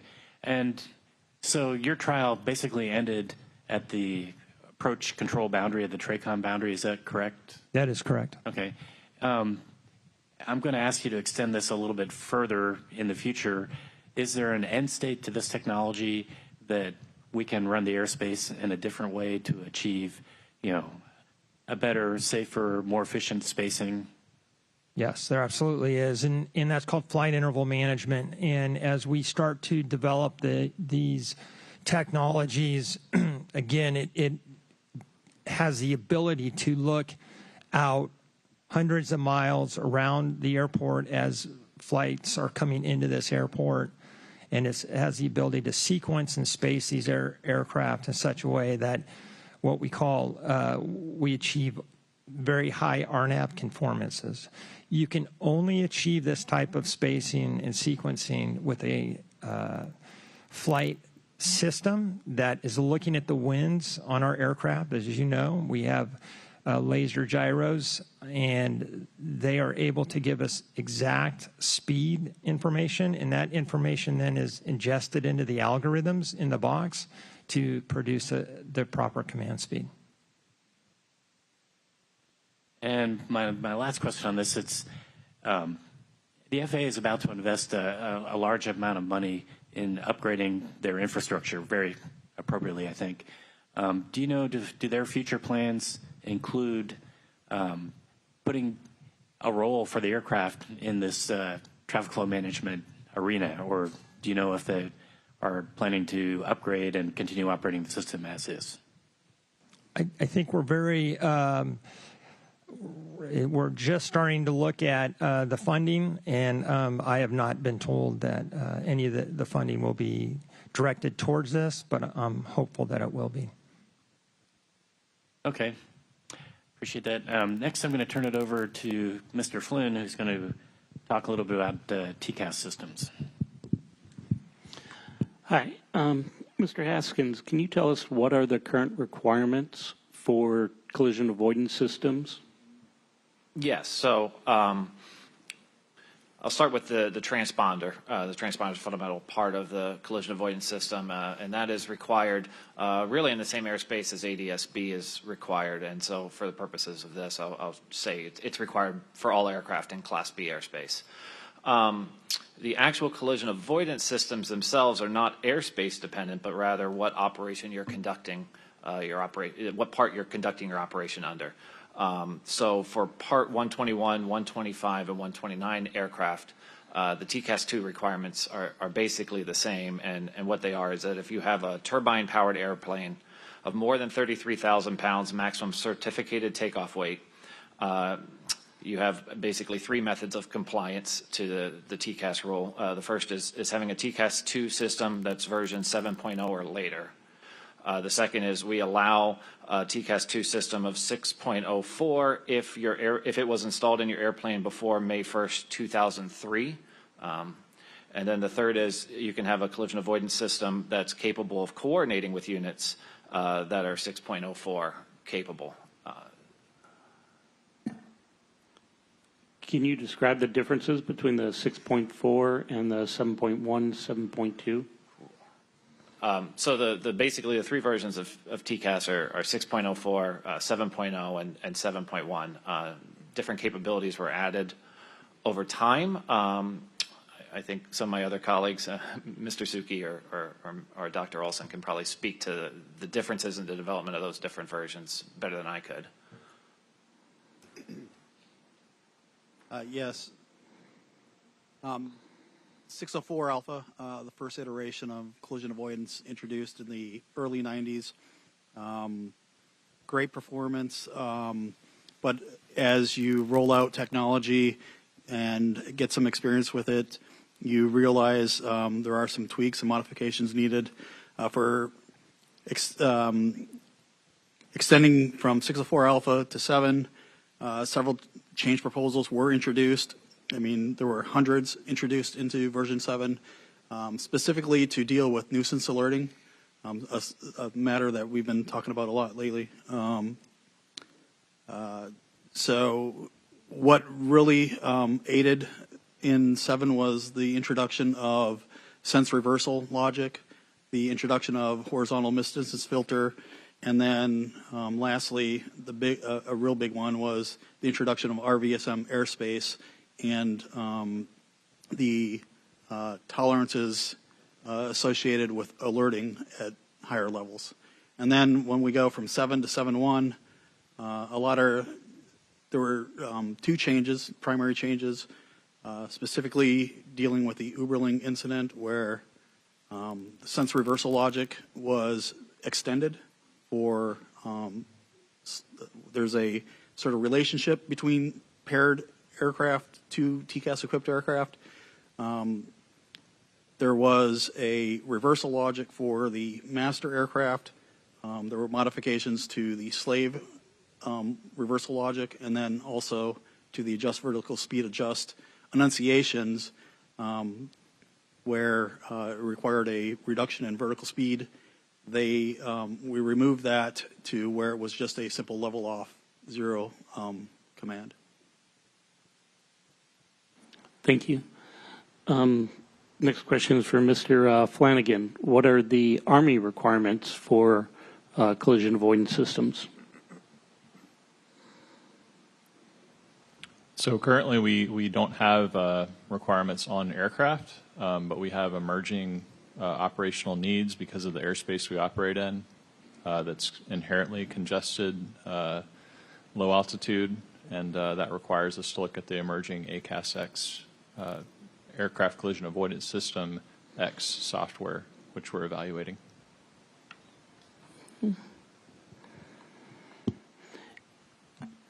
And I guess Mr. Olson or Mr. Sushi, are there differences in TCAS for a helicopter versus an airplane? Certainly. So today, helicopters are equipping with TCAS-2. And there are no modifications to TCAS-2 for helicopters. Now, typically, they do not meet the vertical climb requirements of 1,500 feet per minute. They probably also may not be able to achieve the anticipated G-loading during the response. And it's also the case that many helicopter operations occur below 1,000 feet AGL. And as we'll discuss later in this panel, I'm sure TCAS resolution advisories are inhibited below roughly 1,000 feet AGL. It also does not consider terrain or obstructions.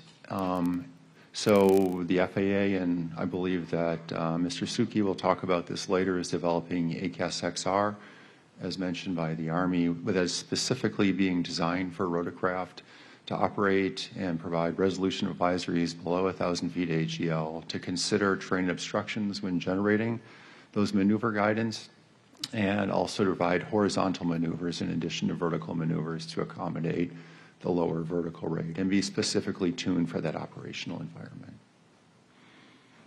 Thank you. Back to you, Mr. Captain Stone. Thank you, and I'm going to continue with you, Dr. Olson. Dr.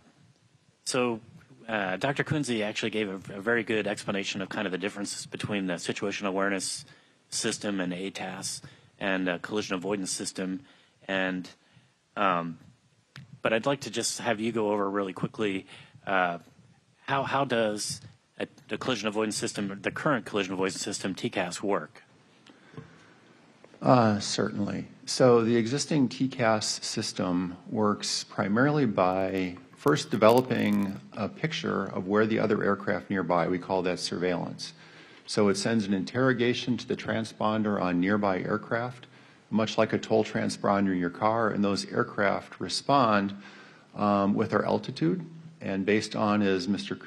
Kunze described, the time of arrival, you can generate range and range rate. TCAS-2 also has a directional antenna, so you can estimate bearing nominally to plus or minus 9 degrees.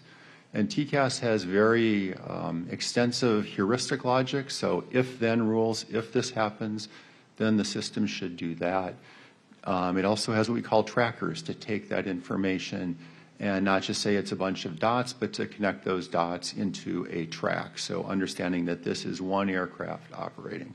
And based on those heuristic rules, based on the altitude of the aircraft, either above ground altitude or MSL, mean sea level altitude, it adjusts its alerting sensitivity, so how far away those aircraft are going to be. And it generates either traffic advisories, TAs, and this is based on a linear projection of my own ship trajectory as well as that other aircraft. And I should say this cycle of interrogation and replies is once per second. So every second it updates the picture. It uses those rules to say, should I issue an alert or should I not? The first level of alerting is a caution alert. So that alert would tell the pilot the intended function is to have the pilot visually acquire the other traffic, to look out the window based on the traffic display, and also to prepare to respond. So quite often air carrier type aircraft, and I would also say that business jet aircraft, even though they're not required, as Mr. Haskins said, to equip, almost all of them have for insurance reasons. So they would perhaps disengage the autopilot or at least be prepared to do that to respond to the resolution advisory. If the range and range rate meet certain thresholds, then TCAS would see the need to generate a resolution advisory that would tell pilots to climb or descend, or to stop climbing or descending to mitigate that potential mid-air collision. And in doing so, TCAS would first determine should the aircraft move in an upward direction, or should the own aircraft maneuver in a downward direction. And then once it decides that, it decides whether or not, or the strength of that maneuver should be it to simply tell pilots to monitor their vertical speed, that is not to change their vertical profile or not to descend or climb as the case might be. It might be that level off RA that Mr. Suki talked about, or in the older versions it would tell them to reduce their vertical rate, or it might tell them to climb or descend. And as the maneuver continues, TCAS continues to update itself once a second, and it can change its mind. It can reverse the direction it tells the pilot to perform that escape maneuver. So, for example, it could, if the aircraft is the pilot's being instructed to climb, it could reverse one time into a descend based on the evolving situation. When the aircraft have passed each other, past the closest point of approach, TCAS would enunciate clear of conflict to the flight crew, which would terminate the RA, the resolution advisory, and that's the basic operation. I guess one other important note is that if both aircraft have TCAS installed, those maneuvers are coordinated between the two aircraft. So one aircraft you think is the classic hallway problem. You're approaching somebody in the hallway, you both maneuver. You don't want that with aircraft. So one will pick going up, the other will pick going in the downward direction, or be instructed actually to go in the downward direction. Are there further questions? No, that was a good explanation, basic explanation of how TCAS works. So that's good. One of the issues that we talked about earlier was the prevalence of non-pertinent alerts or nuisance alerts. And could you describe, Dr. Olson, what is a nuisance alert? I would say that this is a very difficult topic, both with the pilot community and the design community, to precisely define a nuisance alert. It would be one that is not desired by the flight crew, although that being said, quite often the flight crew is not aware of the criticality of the situation or the maneuver of the other aircraft. So really, post hoc, you can determine whether the alert would have been necessary or not. Operational experience shows that many, up to half of the resolution advisories are caused by 500-foot IFR, instrument flight rules, or VFR, visual flight rules separation. They're separated by 500 feet vertically in the National Airspace System. And that's standard, that's deemed safe. TCAS vertical alerting criteria is 650 feet at lower altitude, so every time a TCAS-equipped aircraft comes within closer proximity of a visual flight rules aircraft that's operating 500 feet below, a resolution advisory will be generated. It's also the case that many airports have what we call parallel runways. This is not the case at DCA as in this accident. But for example, if you've flown into San Francisco or Denver or Atlanta or Chicago, there are runways in the same direction, sometimes with fairly low levels of separation that will be inside of TCAS alerting criteria, which would generate alerts. So at San Francisco, for example, where the runways are approximately 750 feet horizontally separated, that's well within the TCAS alerting thresholds, generating alerts that are unwanted by the pilots. But quite often the pilot is not aware at the time whether it's a nuisance RA or not. Okay, thank you. I'm going to transition briefly to Dr. Kasner.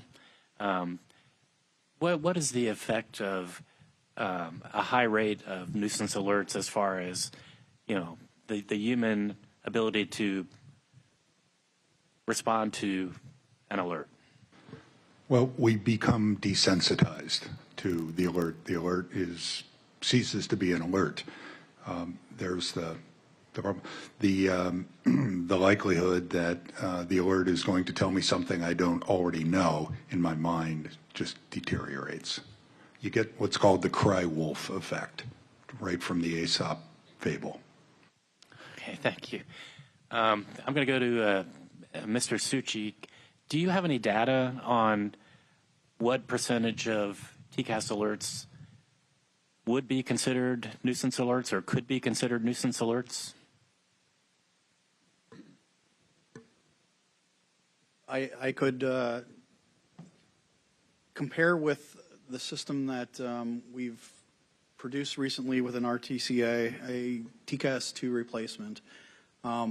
It's called ACAS-XA, Airborne Collision Avoidance System XA.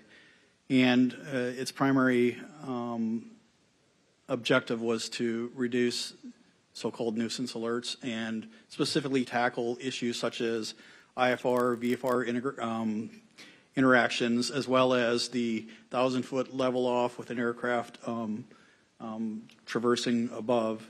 Those are some primary use cases of what we typically hear of as nuisance alerts. And as far as the performance of ACAS-XA versus that of TCAS-2, XA has reduced the number of alerts by over 65%. So a lot of these alerts would be the monitor vertical speed or your adjust vertical speed enunciations. But within that class of 65%, the deviation causing alerts, the climbs and descends, they were reduced by 35% with ACAS-XA, meanwhile maintaining safety and actually improving safety by 20%. So it's hard to say a number on nuisance alerts because it's very subjective, like Dr. Olson mentioned, but I can only do that comparison of what system to sort of system performs. Okay, thank you, and keep the mic because you're next up. I want to ask about so the result of nuisance alerts is kind of what Dr. Kasner described as the cry wolf effect of it goes off too often, so it doesn't get, we don't pay attention to it. And I do know that you do have data on TCAS resolution advisory compliance in the National Airspace System, and can you share that with us? Sure, and I think, again, if we're going to talk about compliance and RAs, we need to break them into some categories. There are RAs that require only sort of a reduction in vertical speed, where you maintain the direction you're flying. And that's the majority of the RAs that we see in the airspace. And they make up about 62% of the RAs we see. And we see high compliance in that respect, over 90%, because, you know, pilots are sort of doing and following the direction of what they're already doing. When we parse things out into a segment of the climb descends, you start getting variability in your compliance. Climbs and descends make about 20% of the RAs we see in the airspace. We see about 65% compliance for climbs and about 70% compliance with descend RAs.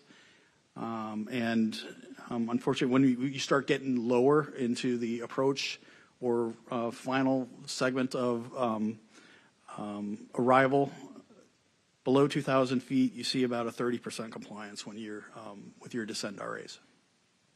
Can you tell us why? I'm sorry, that's the climb RAs. Okay, yeah, that makes sense. Why is the compliance so low in that environment? Because that's the critical phase of flight. So, in the United States, if the pilot is able to make visual acquisition of the aircraft or threat aircraft, they're able to make a determination of see and avoid and safe flight, and they can ignore the RA and continue doing the operation safely as they determined. And so I can only sort of speculate in that respect as to compliance, and I can't go beyond that. Well, don't speculate, but Yeah.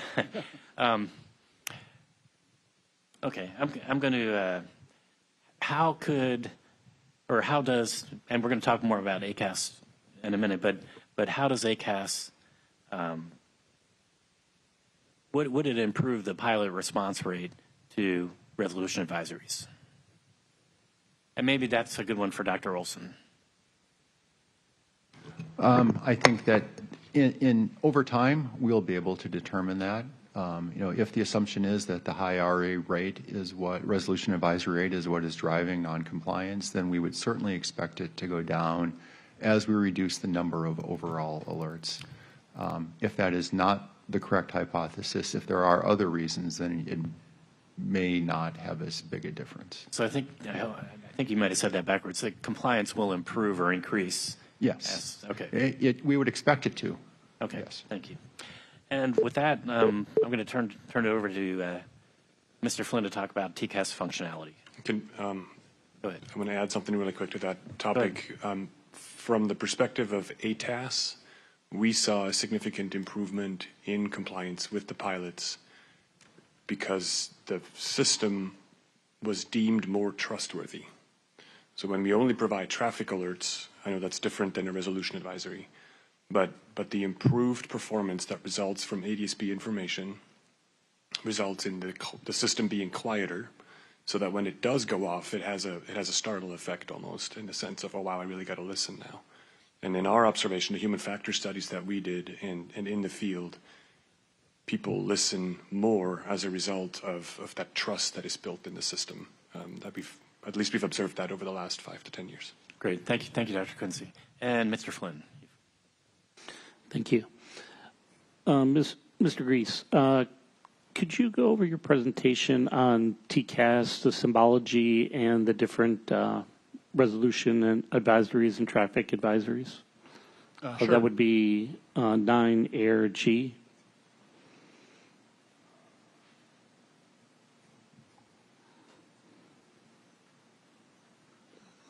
Thank you. Thank you for this opportunity to provide a presentation on Airborne Traffic Alert and Collision Avoidance System, or TCAS. At the outset, I want to state that Collins Aerospace is dedicated to continuing to help advance aviation safety and is committed to assisting the NTSB with their investigative process. Next slide, please. So TCAS provides a backup separation assurance service secondary to air traffic control. TCAS's operation is specified by Technical Standard Order, or TSO, which is a performance standard defined by the FAA. The TCAS incorporates minimum operational performance standards that we refer to as MOPS, which provide detailed requirements as to the design and operation of TCAS. These MOPS were developed by the RTCA, which is a public-private partnership made up of various government and industry stakeholders to develop consensus standards. While developed by these stakeholders, the MOPS are ultimately approved by the FAA, and in this case, for the incident aircraft, TSO C119B. When a company like Collins develops a TCAS, it is required to implement the MOPS to ensure that its TCAS functions consistently and is interoperable across aircraft and airspace. The main function of TCAS is to track nearby aircraft and issue traffic advisories and resolution advisories. Traffic advisories, or TAs, provide situational awareness of nearby aircraft. Resolution advisories, or RAs, provide recommended maneuvers to increase or maintain separation from other aircraft. To provide TAs and RAs, TCAS obtains information from neighboring aircraft and analyzes that information based on its own internal collision avoidance logic. So first, a TCAS on the own aircraft would transmit an interrogation to another aircraft. And then that TCAS would receive a response from the other aircraft via that aircraft's transponder. Based on this response, TCAS calculates the range to and relative altitude of the other aircraft. TCAS also receives bearing information to the other aircraft through the own aircraft's directional antenna. Next slide, please. So TCAS then analyzes this information about other aircraft's range and altitude to determine whether the other aircraft will invade the protected area around the own aircraft within a prescribed period. TCAS repeats this analysis every second. These protected areas are represented by the purple and green rings on this slide. Purple represents the threshold area for traffic advisories, and green represents the threshold area for resolution advisories. Next slide, please. In addition to providing TAs and RAs, the TCAS system includes a traffic display. On the CRJ700, this display appears on the multifunction display. To be clear, the display on this slide is just an example. It is not reflective of any of the display or data related to this incident. The pilots can set the range of the display to either 5, 10, 20, or 40 nautical miles. Further away aircraft appear as empty blue diamonds. As aircraft get within 6 nautical miles and 1,200 feet, the blue diamond will fill in. This is a visual tool for the pilots to indicate the aircraft is getting closer. On this slide, the aircraft represented by the unfilled blue diamond has a +10 next to it. That means 1,000 feet altitude difference, and the plus means the aircraft is above the own aircraft. The aircraft represented by the filled-in blue diamond is marked with -10, meaning that that aircraft is 1,000 feet below the own aircraft. The down arrow indicates that the aircraft is descending by greater than 500 feet per minute. The aircraft with the yellow circle is subject to a traffic advisory. The notation next to it, -02, and an up arrow, means that the aircraft is 200 feet below the own aircraft and is climbing at a rate greater than 500 feet per minute. And then finally, the aircraft marked by the red square is subject to a resolution advisory. This aircraft has a +2 next to it, meaning that it is 200 feet above the own aircraft. Next slide, please. The traffic display that I just showed would appear on the multifunction display. However, the TAs and the RAs also appear on the primary flight display. This is an example of a TA on the primary flight display. Notice that in the bottom right corner, the word traffic appears in yellow. This indicates a traffic advisory. In addition, a traffic advisory will generally be accompanied by an oral alert that states the words traffic, traffic. Next slide, please. And here is an example of an RA on the primary flight display. Again, I would like to direct your attention to the bottom right corner. You see the word traffic in red indicates a resolution advisory. In addition, a red indicator arc and a green arc will appear on the vertical speed indicator. This indicates the pilot should adjust pitch to place the vertical speed indicator on the green arc. A resolution advisory will also be accompanied by an oral alert directing the pilot what resolution action to take. Next slide, please. Based on the technical standard order and the incorporated minimum operational performance standards, RAs are inhibited below certain altitudes. This graphic shows the inhibits at different altitudes, which vary depending on whether the aircraft is taking off or landing. Specifically, certain RAs are inhibited below 1,550 feet, and all RAs are inhibited below 1,000 feet. In addition, traffic advisory oral alerts are inhibited below 500 feet. This logic was developed by the RTC stakeholders after significant research and testing. The logic aims to provide appropriate collision avoidance while avoiding false positive advisories that may occur during takeoff and landing. The logic also avoids potentially unsafe advisories such as a resolution to descend when the aircraft is already at a low altitude. That concludes my presentation. Thank you, and I look forward to answering questions. Thank you, Mr. Grease. I turn it back over to Captain Stone. He has a few questions. Yeah, I'm going to ask Dr. Olson. Why are the TCAS inhibited altitudes where they are at today? They're where they are today due to coordination within the community during the original implementation of TCAS. Prior to TCAS being installed on air carrier type aircraft in the early 90s, it went through what we call the Limited Implementation Program, or LIP. For those of you in the audience more familiar with operational test and evaluation, OT&E, or operational evaluation, it was just that. It was flown by participating air carriers with avionics companies providing the pre-certification avionics extensively around the U.S. National Airspace System, and based on pilot feedback, those altitude limits were set. I believe, I was not involved with this in 1980 something. But the feedback from the pilots was that they found some of the orals at lower altitudes, whether it was the traffic alerts below approximately 500 feet or the resolution advisories below approximately 1,000 feet, to be distracting and detrimental. So at coordination with the pilots union, the air carriers, and the community, the altitude inhibits were set the way that they are.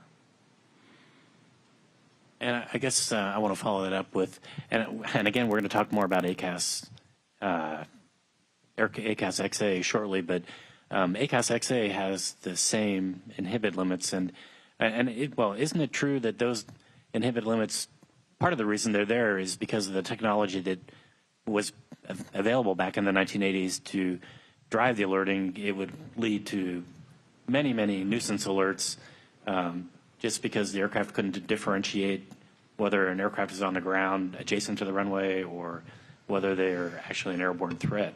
And I believe ACAS XA has the ability to solve that using the ADSB information. I guess I would say that during the development of ACAS XA, and I would state that you are correct. At the time that the original TCAS was developed, MODES technology was not as widespread. That is more accurate and provides indication whether an aircraft is on the ground or in the air. Aircraft with older transponders, I won't use the technical term, it'll just be confusing, we'll call them older transponders. TCAS has to estimate whether they're on the ground or not, and that is not always accurate. So there was some number of nuisance or false TCAS resolution advisories due to an inability to estimate on the ground. So, for example, if an aircraft with an older transponder was taxiing and stationary near the takeoff hold point, that could generate a resolution advisory. During the development of ACAS XA, this topic was discussed in our TCA, that standards body that develops the standards for ACAS XA as well as TCAS, in coordination with airline pilots unions as well as the air carriers and air traffic control. The decision was made to leave the altitude inhibits for ACAS XA where they are for TCAS. It would also mitigate training issues. I would say that We have not collected data on how prevalent those nuisance RAs, resolution advisories, might be in the current environment.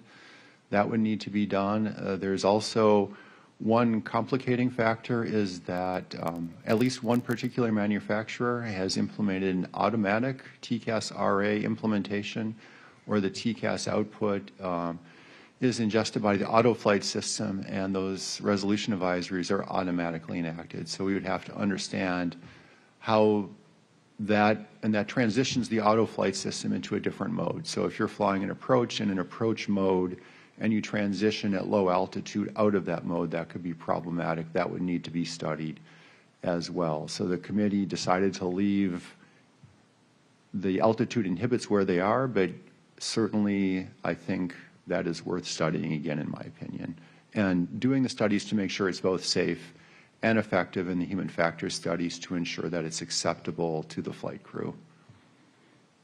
Thank you. And I'm going to turn it back over to Mr. Flynn to talk about the accident and TCAS performance in the accident. Thank you. Mr. Reese, the NTSB had asked Collins Aerospace to complete a TCAS model based on the geometry of the accident and the data provided from the accident. You did create some videos of what possibly would be displayed on the TCAS display, and we have those videos to show. Could you narrate them and describe them as they play? The first one will be 9 Air Charlie. Of course. So I would like to, before we start the video, I'd like to kind of tell you what you're going to see before we actually start it, and then we'll start it, and I'll provide a little bit of narration over top. So Collins prepared these models of the TCAS display at the time of the incident based on the data provided by the NTSB. And I just want to be clear here, these are not actual representations, just like you said, John. The models show how TCAS would process and display the data provided to us by the NTSB. So this first video is of the TCAS display set to a 10 nautical mile range, which was the display range that the pilot had selected. This model shows only the UH-60. You will see the helicopter first appear as an unfilled blue diamond at the top of the 10 nautical mile range ring. As the helicopter gets closer to the own aircraft, it will fill in blue, and then it will eventually turn to a yellow circle as it gets even closer. That would then be accompanied by an oral traffic to indicate a traffic advisory. I would note, too, that this is a rather lengthy video, and because it shows the track of the UH-60 from about 10 nautical miles. So in the interest of time, if we want to kind of fast forward through some of that, I think we can do that. So if you want to please play the video.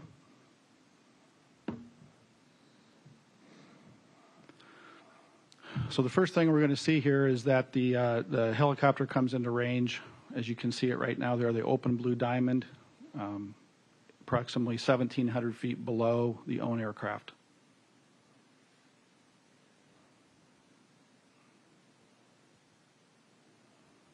The up arrow there indicates that at that point it's climbing at a rate greater than 500 feet per minute.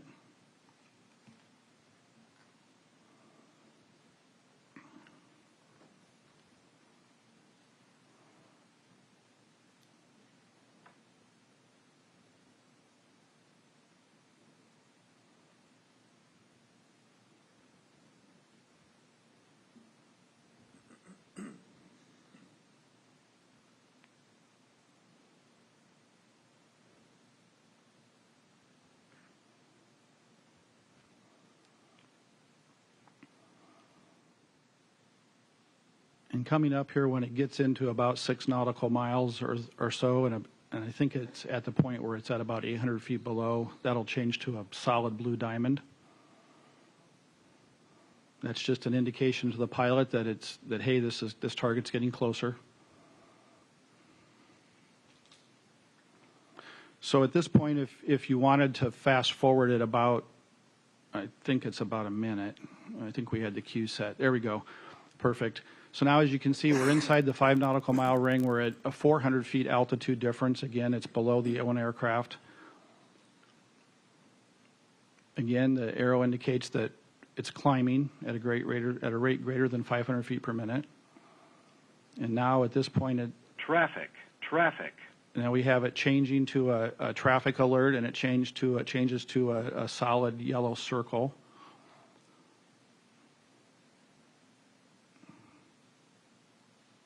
Notice that the TA only is flashing in the upper right-hand corner. Okay.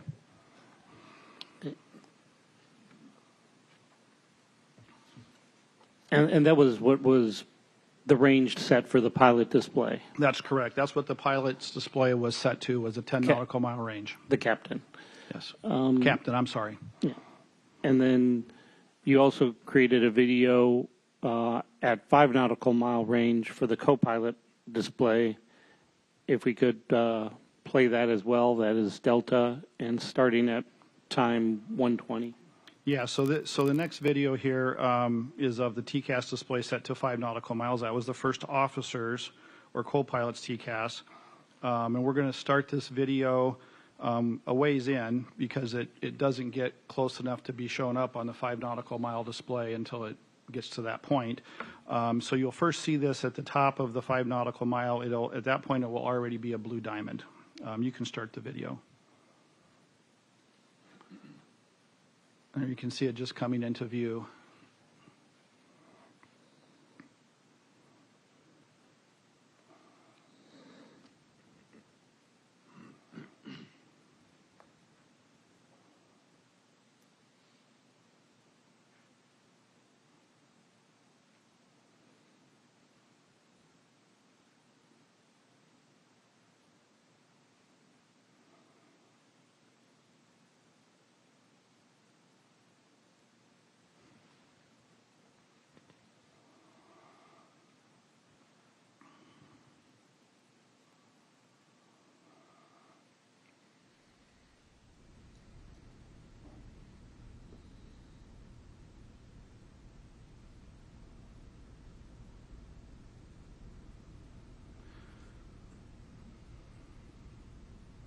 So again, here we will, in a few moments, we'll see it change to a yellow circle, and that happens at about 1.5 miles. Traffic.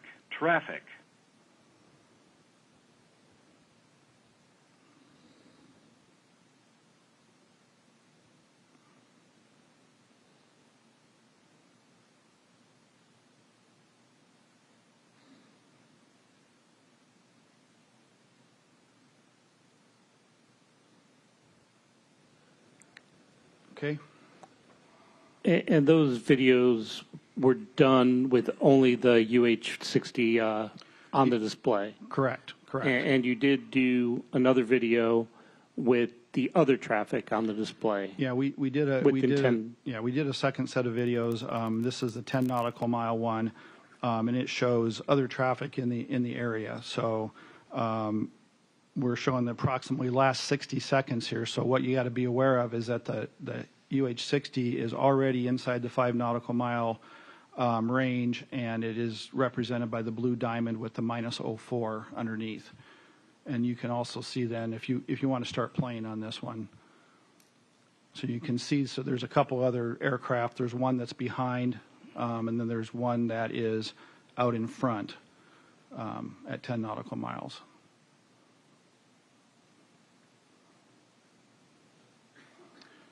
So again, we're going to come in and we'll change to a yellow circle and have the traffic alert. Traffic. And then something I want to kind of highlight here is as we get closer, you're going to notice another bit of traffic pop up that is a departure aircraft from, I'm not sure which runway, but from one of the runways at DCA. And you can see it pop up right there, and it's out in front and climbing. Okay. And with the symbology on the display with the diamonds, you really don't know the direction of the airplane or the traffic unless you monitor it, correct? That's correct. You know the relative direction of it, and if you're watching it, you can see, relative to your own aircraft where that traffic is located. But if you're not monitoring it, then obviously you wouldn't be seeing that. Okay. There's also, this was a bearing TA where the traffic was shown. what is a non-bearing TA?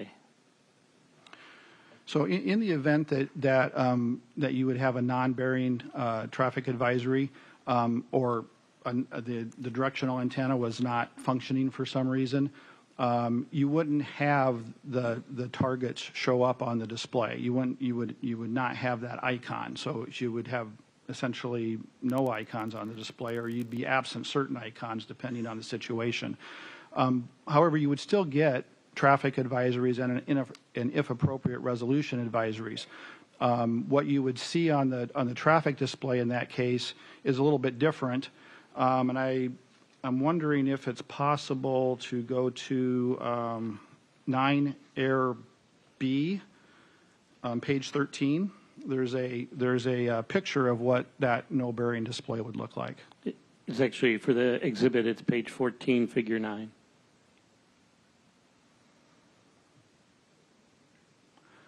So again, this is the case where you would have a no bearing TA. So there's an absence of an icon indicating the traffic. Down in the lower part of the display, you see TA 2 nautical miles minus 400. So that indicates that the location of the traffic is 2 miles away, and that it is 400 feet below. And you would also get the TA only on the upper right-hand corner, and if appropriate, you would have a traffic enunciation as well. Okay. Based on the geometry and where is the omnidirectional antenna located, and where is the directional antenna located for TCAS? So the directional antenna would be located on the top of the airplane, and the omnidirectional antenna would be located on the bottom of the airplane. Based on Collins's experience with that airplane and those antenna locations and the geometry, what is your experience with bearing TA versus a no bearing TA in that geometry?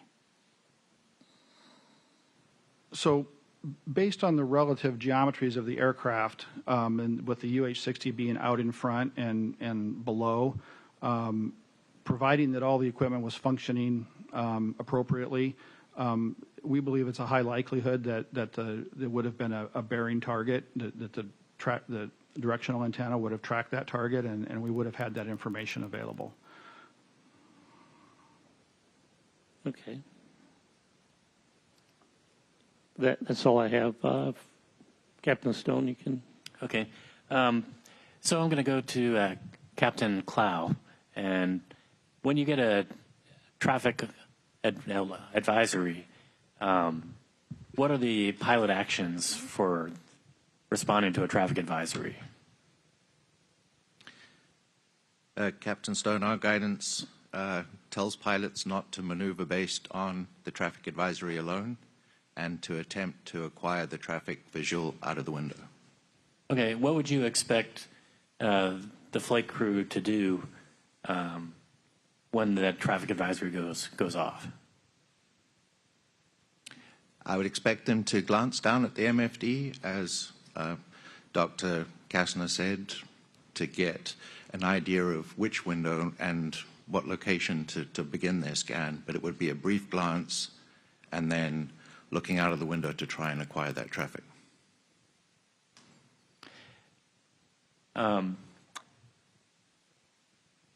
So can you give us reasons as to why it may be difficult, or why the pilots might not respond doing the tasks that you just described?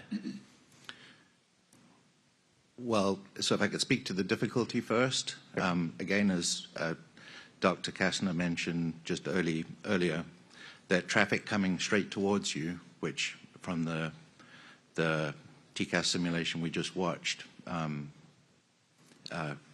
could have likely been where that traffic was. It's much more difficult to spot the traffic because there's no relative motion left to right, which would catch their attention. In terms of the reaction to the TA, first of all, I wouldn't necessarily expect a verbal response. PSA SOP does not require a verbal call out for a traffic advisory. And if I was the captain, pilot flying, and I saw the first officer lean forward in his seat and look out the window, I can see he's looking for traffic. Words would not be necessary to, it would be redundant at that point. I'd also like to state that this would have occurred at an extremely busy phase of flight. They would have had a number of other tasks that also needed to be prioritized. It is not possible to, to sit and stare and fixate on the looking for the traffic above all other priorities. Okay, and actually I'm very glad you brought that up, because I want to ask about pilot workload with the task that the crew was doing at the time, and they were circling to land runway 33, and we actually, and you helped us participate in a simulator study where we tried to quantify the pilot workload difference between going straight into runway 1 and flying the circle of runway 33. If we could bring up 2 Air F page 11, and as they're bringing that up, we had, unfortunately, we didn't. It was not a full human factor study. We didn't have the time to do that. What we did is just a representative sample. We had 2 flight crews, and we just put them through, flying the approach, and had them evaluate how difficult it was to do the runway 33 approach versus the runway 1 approach. And actually, what I really want is not the Bedford scale; it's the results.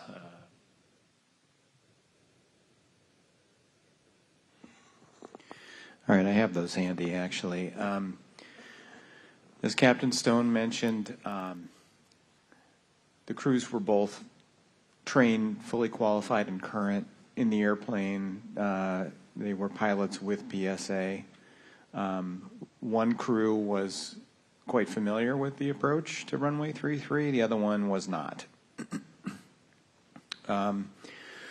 If you can put the scale up again, the first crew that was familiar with the approach and the airport, they rated the straight-in approach to runway 1 as a 2. So basically low workload. And the second crew rated it as a 1, also a very low workload. And the first crew was then asked to perform the runway 33 approach, which breaks off from the runway 1. And they rated, the captain rated the difficulty of that approach as a 4.5. As you can see, that indicates sort of reduced capacity for additional tasks, and the first officer rated it a 3.5. When we played the ATC audio during these approaches, the ATC audio from the accident approach, the first crew rated it a 4.5 for the captain and a 3.5 for the first officer. And the second crew that was unfamiliar with the approach rated it a 5 for the captain and a 7 for the first officer. For the first crew, we actually paused the simulation at various points in the runway 33 approach and asked them to both rate the workload and comment on their activities, goals, and what they were focusing on. And the most high workload portion of the approach was the portion where they were doing sort of the base to final turn of the circle aligning with the runway. There were a lot of tasks that were required to be performed by both crew members at that stage. The captain rated the difficulty of that stage of the approach as a 5, and the first officer rated it as a 3. The captain provided us some comments about what he was doing at that time. He said that he was working to reduce the speed from VREF plus 10 to VREF plus 4 as required by procedures. that required monitoring the airspeed and adjusting thrust. He was monitoring the vertical speed indicator to make sure that that was appropriate. And he was monitoring the precision approach path indicator on the left side of the runway to make sure that his vertical path was within limits. In the back of his mind, he was rehearsing the go-around, and because if he was unstable, then he would have to perform the go-around. The first officer said they had two heads-down tasks at this time. One was he had to make the 500-foot stable call-out, which would have occurred as they were kind of initiating that turn, and that involved looking at a number of different flight criteria to ensure that they were within parameters. As they turned final and they were aligning with the runway, he also needed to reset the speed bug from VREF plus 10 to VREF plus 4. And he also needed to back up the captain's monitoring of the PAPI, verify that the departing traffic on runway 1 that was crossing in front of them was clear, and that the departure end of runway 33 was clear. He had to perform a stable call out at 500 feet, but because the airplane was still turning and aligning with the runway, he had to continue monitoring to ensure that the approach was stable until they aligned with the runway around 300 feet. So he had a fairly heavy visual monitoring load going on there.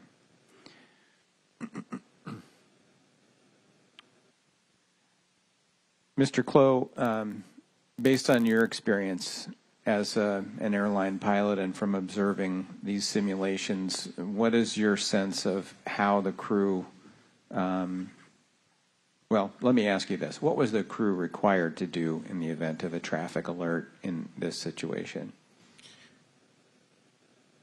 As I mentioned earlier, they're instructed not to maneuver solely based on a traffic advisory, and they are to attempt to acquire the traffic visually out of the window.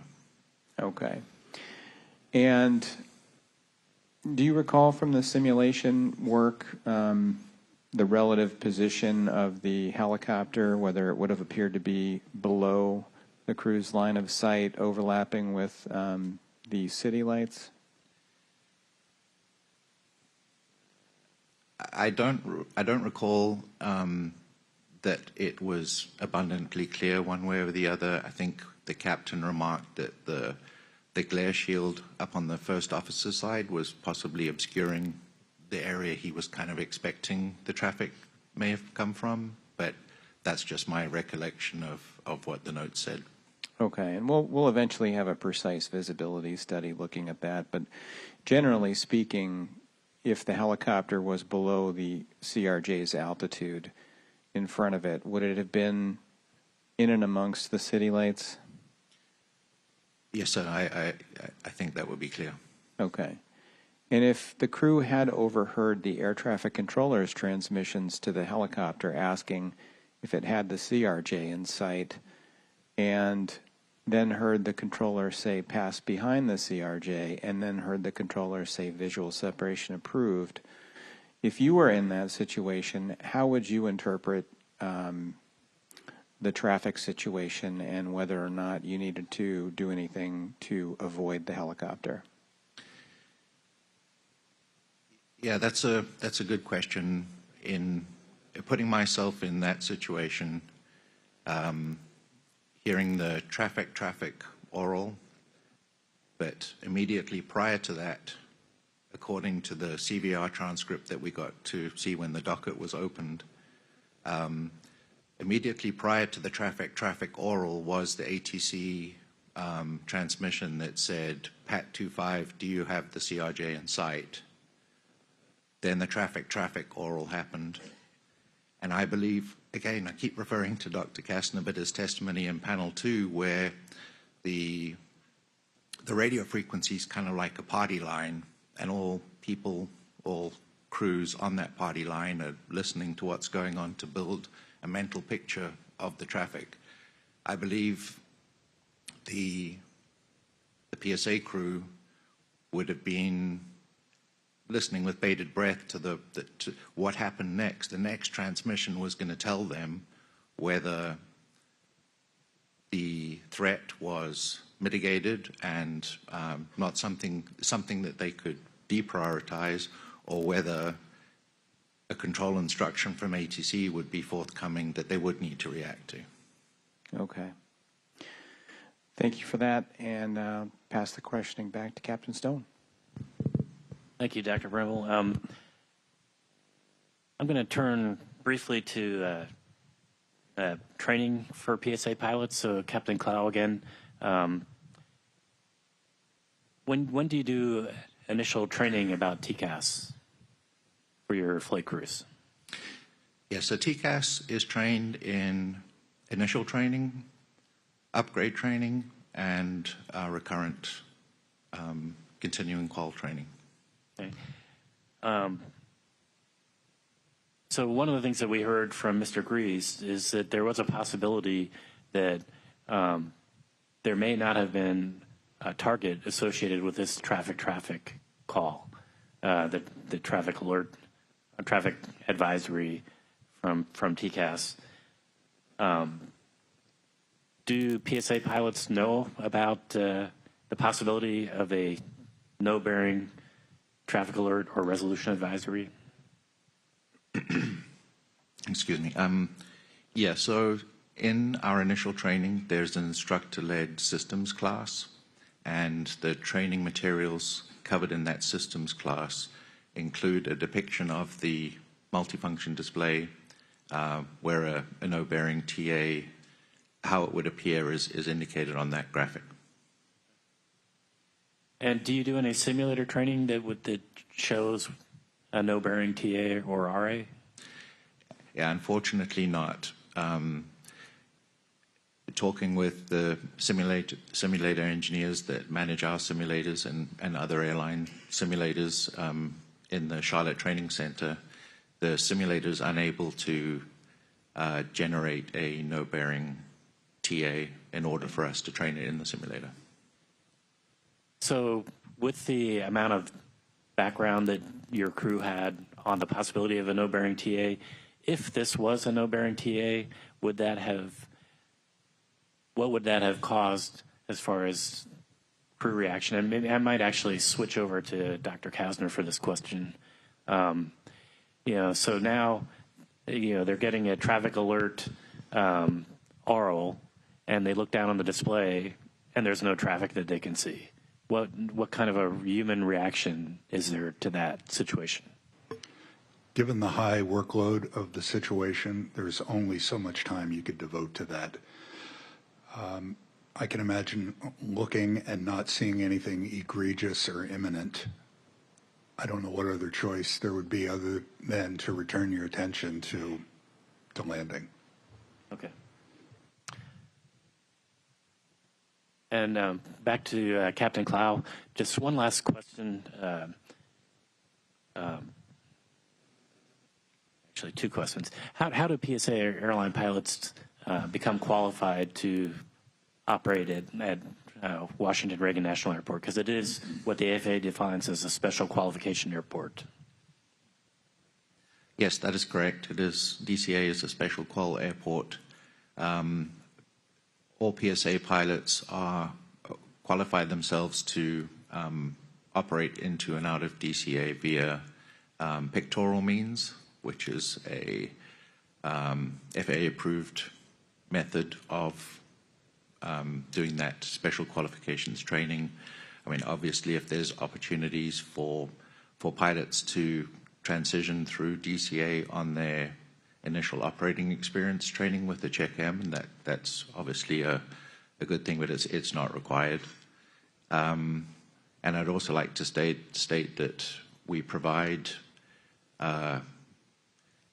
think of it like a consolidated playbook of DCA-related guidance that we extract from all the different manuals and resources that we have as like an orientation guide for both new pilots and pilots that maybe have recently upgraded or have been away for a while to kind of refamiliarize themselves with information specific to DCA.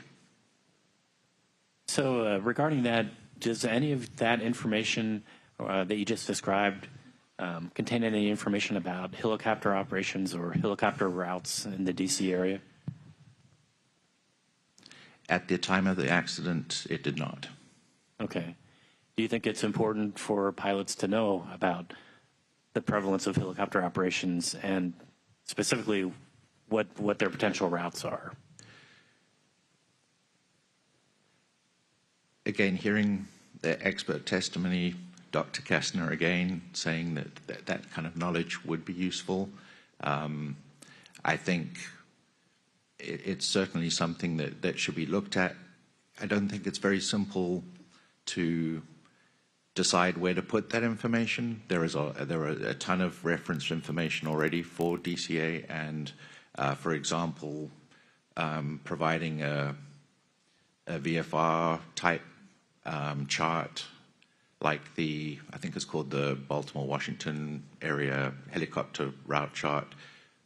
That's not, we would have to find the appropriate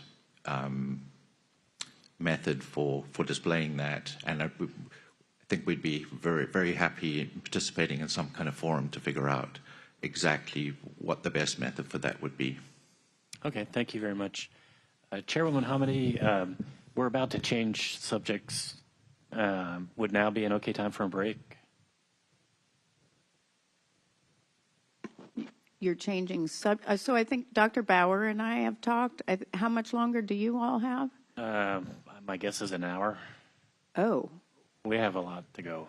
That is not what Dr. Bauer told me. So yes, now would be a great time for a break. We'll come back at noon. Thank you. Get it together, Dr. Bauer. I'm just kidding. I'm kidding. You should not put that in the transcripts.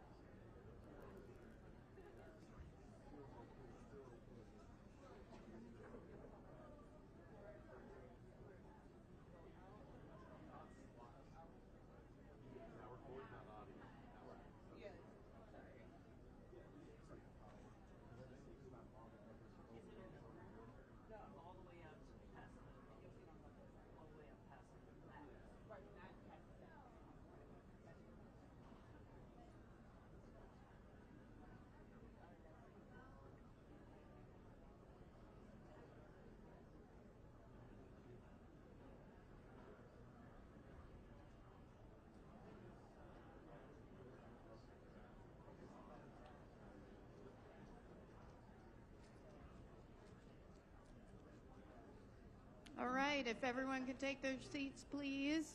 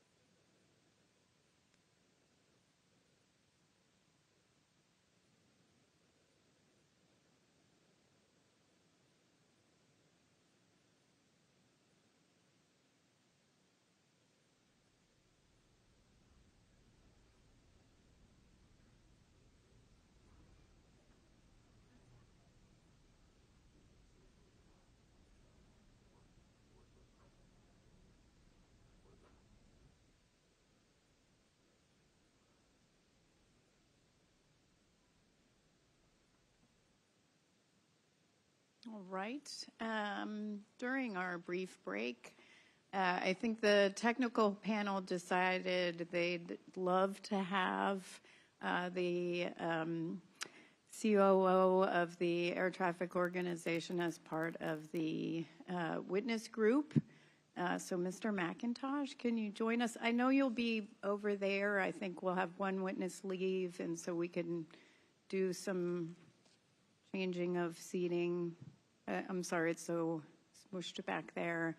And I do, just because you weren't on the other panels, if it's okay, I'll do the swearing. Raise your right hand. Please answer by saying, I do. Do you swear or affirm that the testimony you will give in this hearing will be the truth? Thank you very much. All right, back to the technical panel. Thank you, and we're going to start off. I'm going to start off with Captain Surge. You talked about how you're using your interval management system to perform traffic flow management functions for arrivals into Phoenix. What I'd like you to do is to think about the DCA airport and a north flow at DCA where aircraft are primarily arriving runway 1, but in order to get departures out off of runway 1, there's a need to offload to runway 33.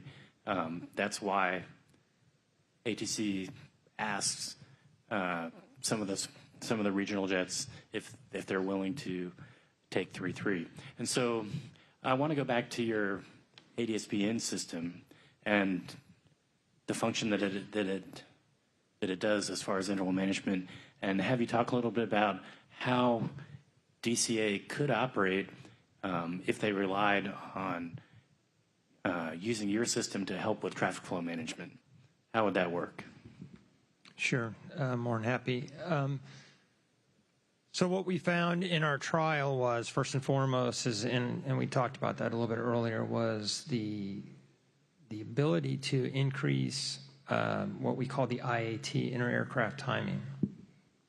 And that in turn allows us to, that was the first step. The second step that we want to start to do before our funding was taken down was we wanted to start looking at the sequencing capabilities of this system by using TBFM. And what our goal in that is to feed the initial terminal controller a class stream that allows that controller to do, it makes their job easier. The second thing that's out there, and this is, again, down the road, but we have what's called Terminal Flight Data Manager, TFDM. That starts to look at the airlines as they're starting to board the process. When is that aircraft going to depart the gate? And if you start, and it can feed into TBFM so that we can start looking at that whole sequence of events. In DC in particular, what you could do is you could say, hey, we're going to have a departure here, start building a hold here. We also have different arrivals, class streams, build holds here. And by doing that, now you can start to get a much more efficient environment, and you, in theory, can bring more aircraft into a single runway. So I think the key to what you're talking about is the precision of the inter-arrival spacing on final approach. Would you agree with that? It is, and it goes into what's called CAVS and CAS, CDTI assisted separation. And that system gives a lot more information to the pilot, even from a safety perspective on wake and also on just how they're converging onto the aircraft in front of them. What our data has shown is that when you give the pilot that extra data, they will bring the aircraft together closer, and also it reduces go-rounds. Okay. I want to go back to DCA specifically on the north arrival flow. So if ATC wanted to get departures off runway 1, rather than offloading them arrivals from 1 to 3-3, they knew that in advance. They could just have you follow at a larger interval, and that would build the hole as opposed to having to offload to 3-3. Is that an accurate statement? That is the theory of this, and that is an accurate statement to the theory, correct? Okay. And I do want to go to Mr. McIntosh briefly. I know that you're in the process now of modernizing the air traffic management system. And in this upgrade, in this modernization, are you taking into account the future capabilities that aircraft will have that can assist you in achieving this task? Yes, thank you. Absolutely. We're taking a look at what aircraft equipage is going to look like. That will definitely be a part of the airspace modernization. But quite honestly, what we really need is we need all the stakeholders to play. We need to see majority of our aircraft to have the type of equipage that would pull this off. Speaking about interval management that Dave is speaking to, we really need to be able to make sure that we've got the appropriate fleet equipage that can actually do this at the appropriate times versus just certain aircraft. So to your point, if we have a regional jet and an Airbus and a Boeing 737, we want to be able to start building that interval management between all those aircraft, and not just with one carrier, but we need all the carriers that will be able to play when we go to an airport like DCA that has multiple air carriers going into it at one time. So how does the FAA get multiple players to play? What would be required to do that? I think we'd start off with the CDM process, the collaborative decision-making process, and also meet with the carriers via a NAS advisory board, make sure that everybody understands where we want to go. And to start taking advantage of these capabilities, we really need to have the equipage in that whole entire fleet to pull this off, like I said before. Thank you. And with that, I'm going to transition over to changing subjects again slightly. We asked the FAA to perform a number of simulations based on this accident with using different assumptions for what TCAS could possibly do with if it was designed or the inhibits were different, and actually we also wanted to look at ACAS with the same issues. And so what I'd like to do now is go to Mr. Suki and have you, I think you have a brief 2-slide presentation on what the simulations were and how you did them. And then after that, I'll ask you questions to walk through the results of those simulations. Yes, it's Exhibit 2, Alpha India Romeo Victor.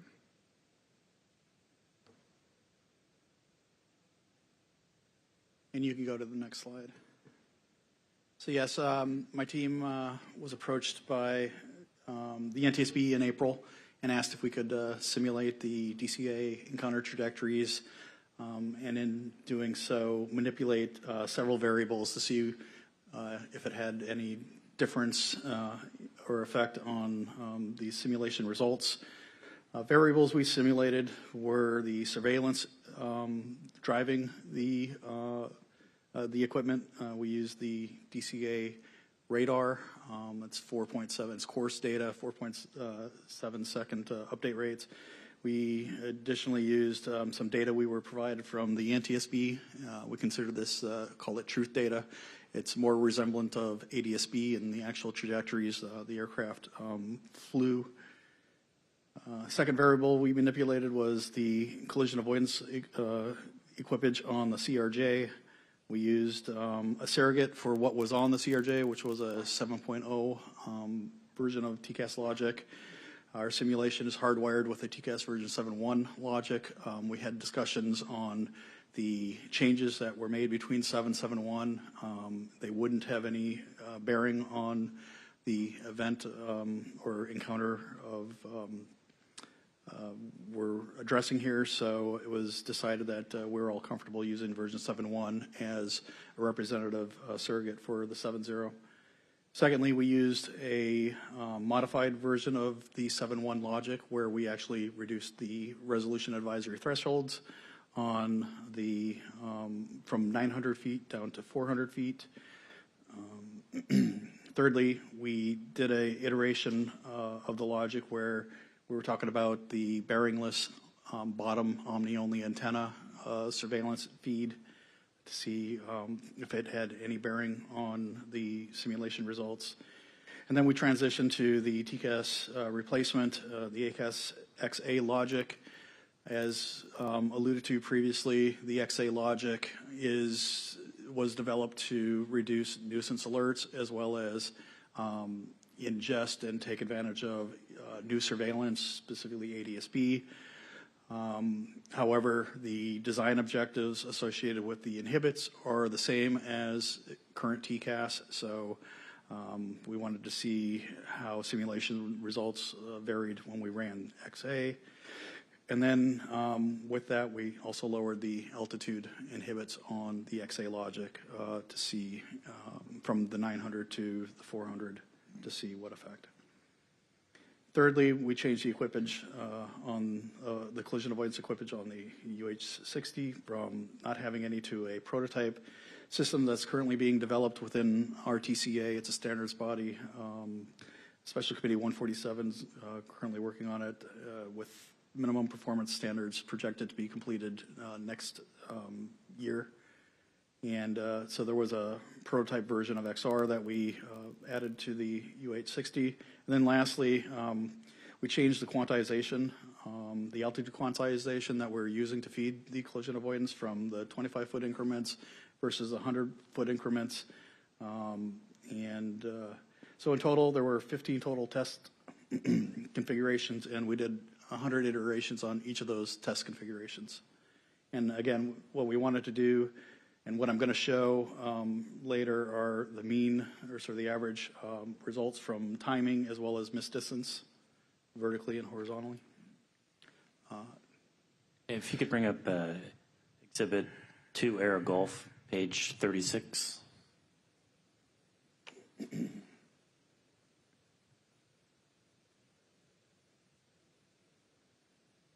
And in the interest of time, Mr. Tsuchi, what I'd like is, let's start with, or maybe run through number 6 on. Okay. Sure.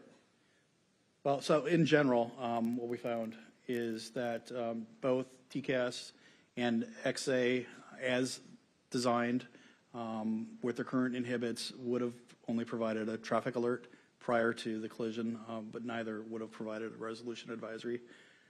In order to get that resolution advisory, you would have to lower the inhibits to the encounters. And as alluded to previously, someone mentioned, I don't remember who, but in the early development of TCAS, the inhibits for resolution advisories were at 500 feet. And I think we've had that discussion as to why they ended up being raised to 1,000 feet.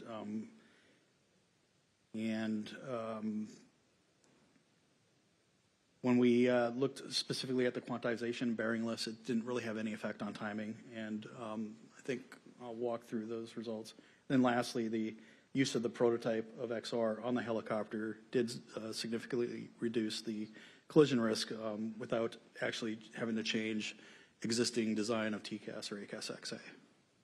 Now, so to go through the results using we're going to focus on the data from the NTSB, the truth data. When we look at runs 6 and 7, it's using TCAS as is with the inhibits where they are. We varied the quantization from 100 to 25 feet. And when we look across the results, the quantization of the altitude had no effect on the average TA timing.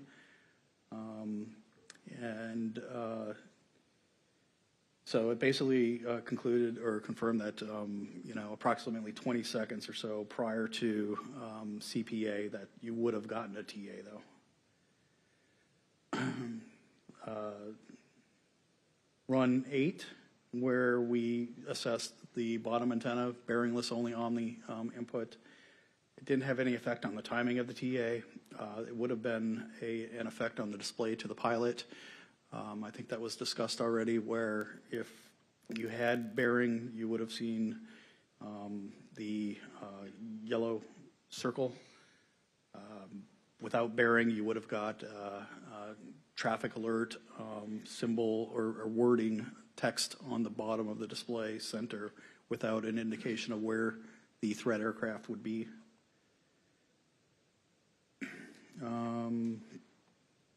All right, so when we'll get into modifying and lowering the RA thresholds for current TCAS from 900 feet to 400 feet. What we see is the timing on the for the TA, and this is a simulation, actually, in order to lower the thresholds for TCAS, we weren't able to go in and physically change the rules and heuristics of the logic. We actually raised the altitude flown from the surveillance data we were given, and so it's actually being assessed in a sensitivity level 3 versus a sensitivity level 2. So you see a little variation in the timing, but the point here is more on the RA timing, and you would have gotten an RA about 14 seconds prior to closest point of approach with about anywhere from 300 to 327 feet in vertical miss distance. And so you see a slight variation in quantization being fed to the system as to the ultimate mean distance you get with vertical separation. So a little better actual separation with 100-foot quantization than with the 25-foot. Now, getting into the XA runs 11 and 12, it's, again, the inhibits are at the same level as current TCAS design. However, you do get a earlier average traffic alert time, so about 27 to 28 seconds prior to closest point of approach, you would get a TA, where you were seeing previously the 20 seconds. So you get about a 7-second additional lead time on the traffic alert. But however, it doesn't assist because it's, the event was lower than the resolution advisory threshold or inhibit boundaries.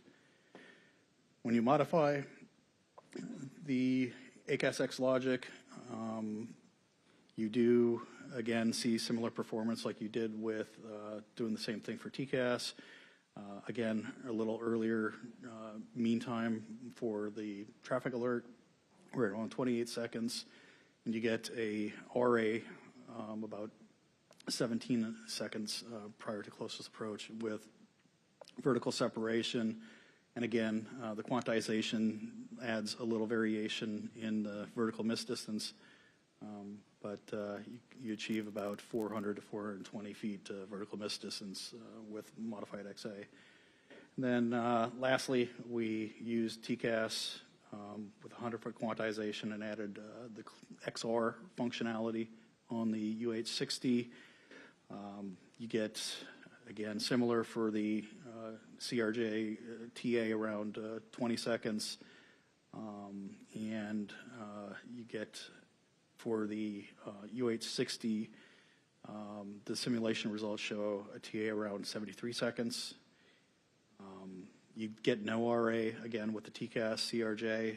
You get an RA about 28 seconds prior to closest point of approach, and your vertical and horizontal, well, your horizontal miss distance is about 2,200 feet, and your vertical miss distance is about 110 feet. Thank you. I did want to point out that all these simulations assume 100% compliance with the resolution advisory, which in today's world, it doesn't happen. Hopefully in the future world with the reduced nuisance alerts, we'll get much higher compliance. And one of the things I wanted to talk about a little bit more is the whole premise of ACAS and why ACAS was developed as a follow-on to TCAS. I'm going to go to Dr. Olson for this.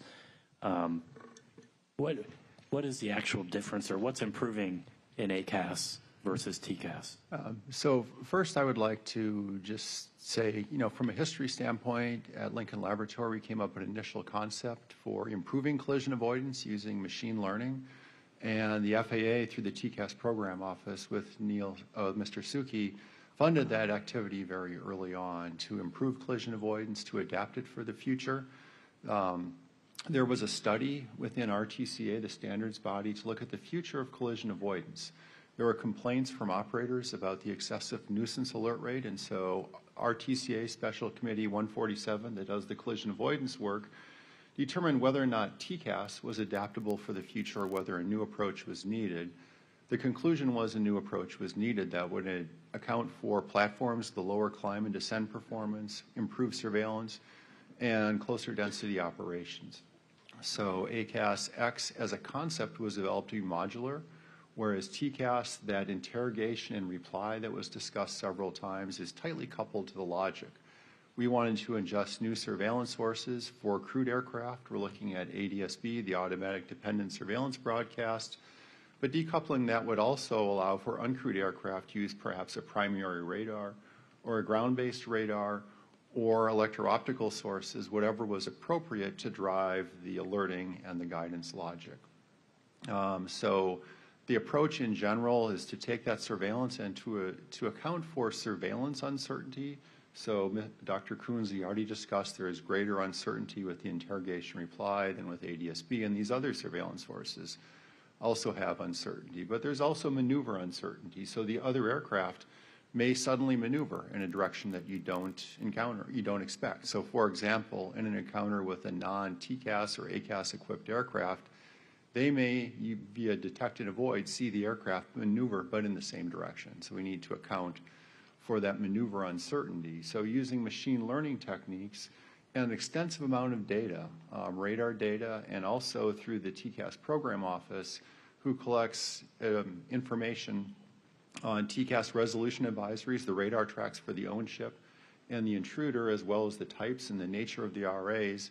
We use that through machine learning techniques to tune a logic with specific objectives, to reduce nuisance alerts. So we focused extensively on the 500-foot separation between instrument flight rules and visual flight rules on parallel approaches, and also iterated that with the community through RTCA.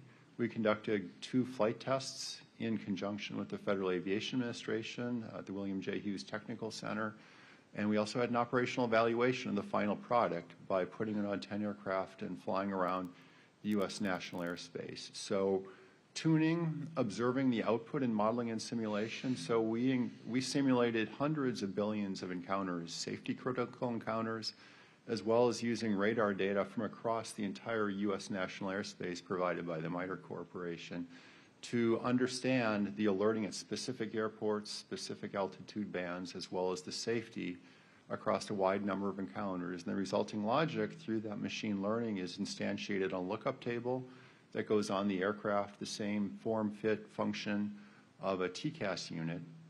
And the initial version was ACAS XA. It also provided provisions for what we call ACAS XO, or operation-specific alerting, using that ADSBN technology that Captain Stone talked about to designate an aircraft, perhaps on a parallel runway, to provide different types of alerts, or no alerting at all in the case of visual separation operations.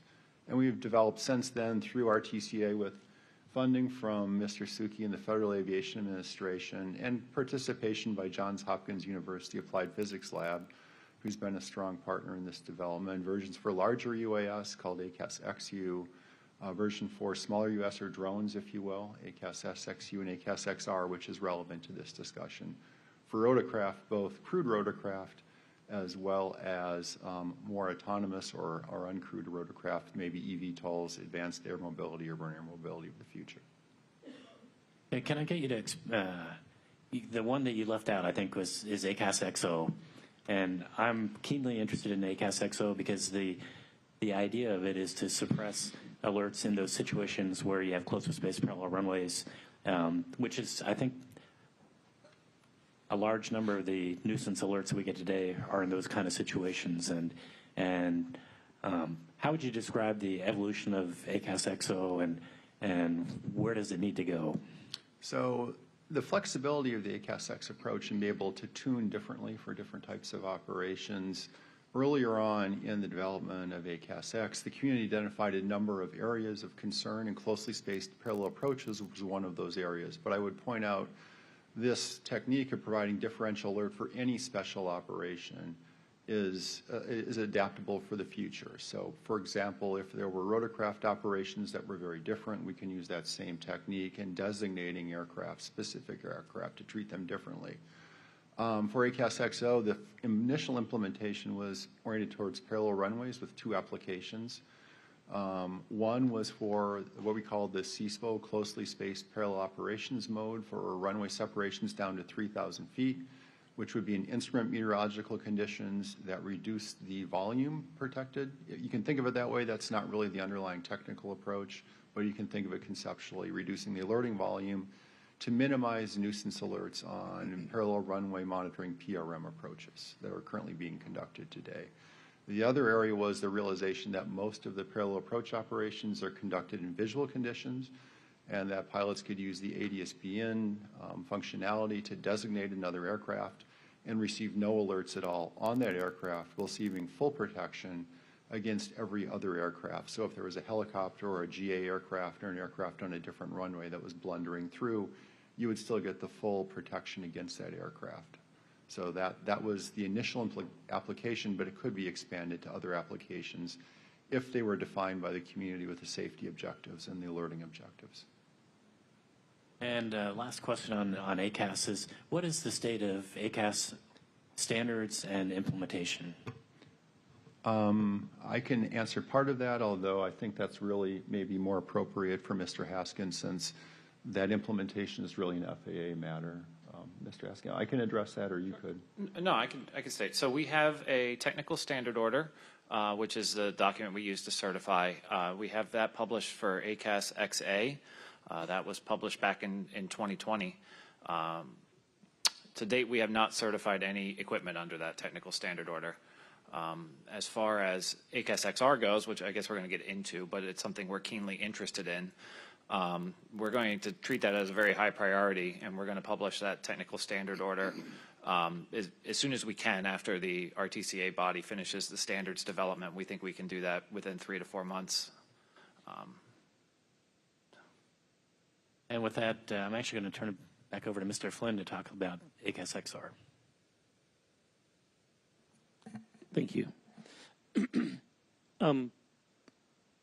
Dr. Olson, so ACAS-X, is it only dependent on ADSB? So it depends which variant you're talking about. But for ACAS XA and for ACAS XR, the intention is to use both the ADSB information as well as the standard TCAS style interrogation and reply. And the way the system works is it uses that ADSB information as long as it's validated. So as long as it matches the bearing and range of the TCAS interrogation reply.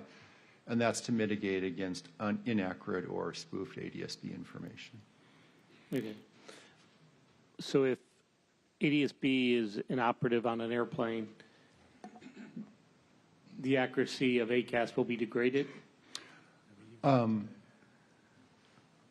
Mr. Suki, you had a... No, okay.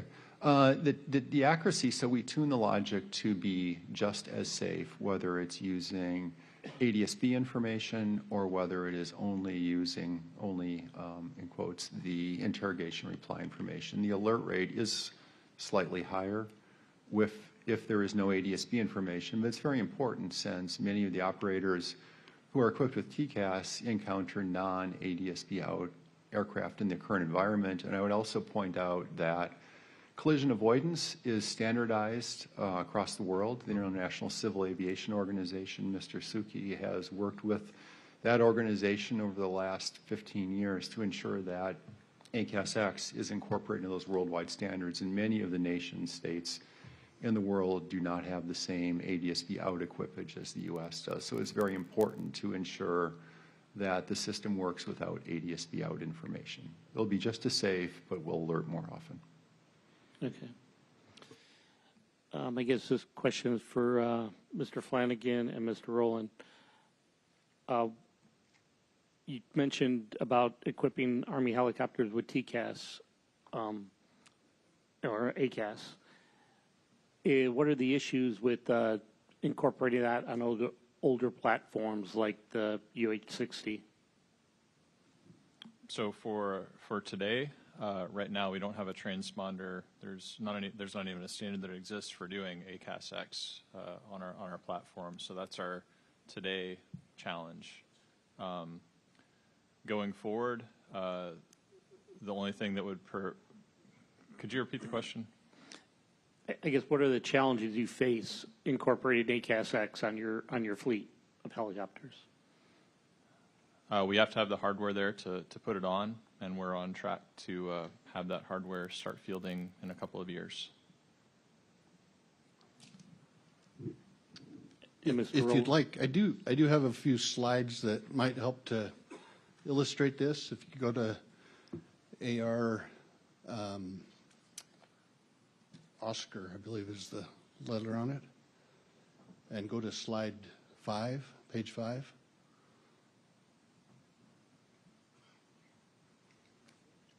So these three pictures, the left one is just a conceptual installation.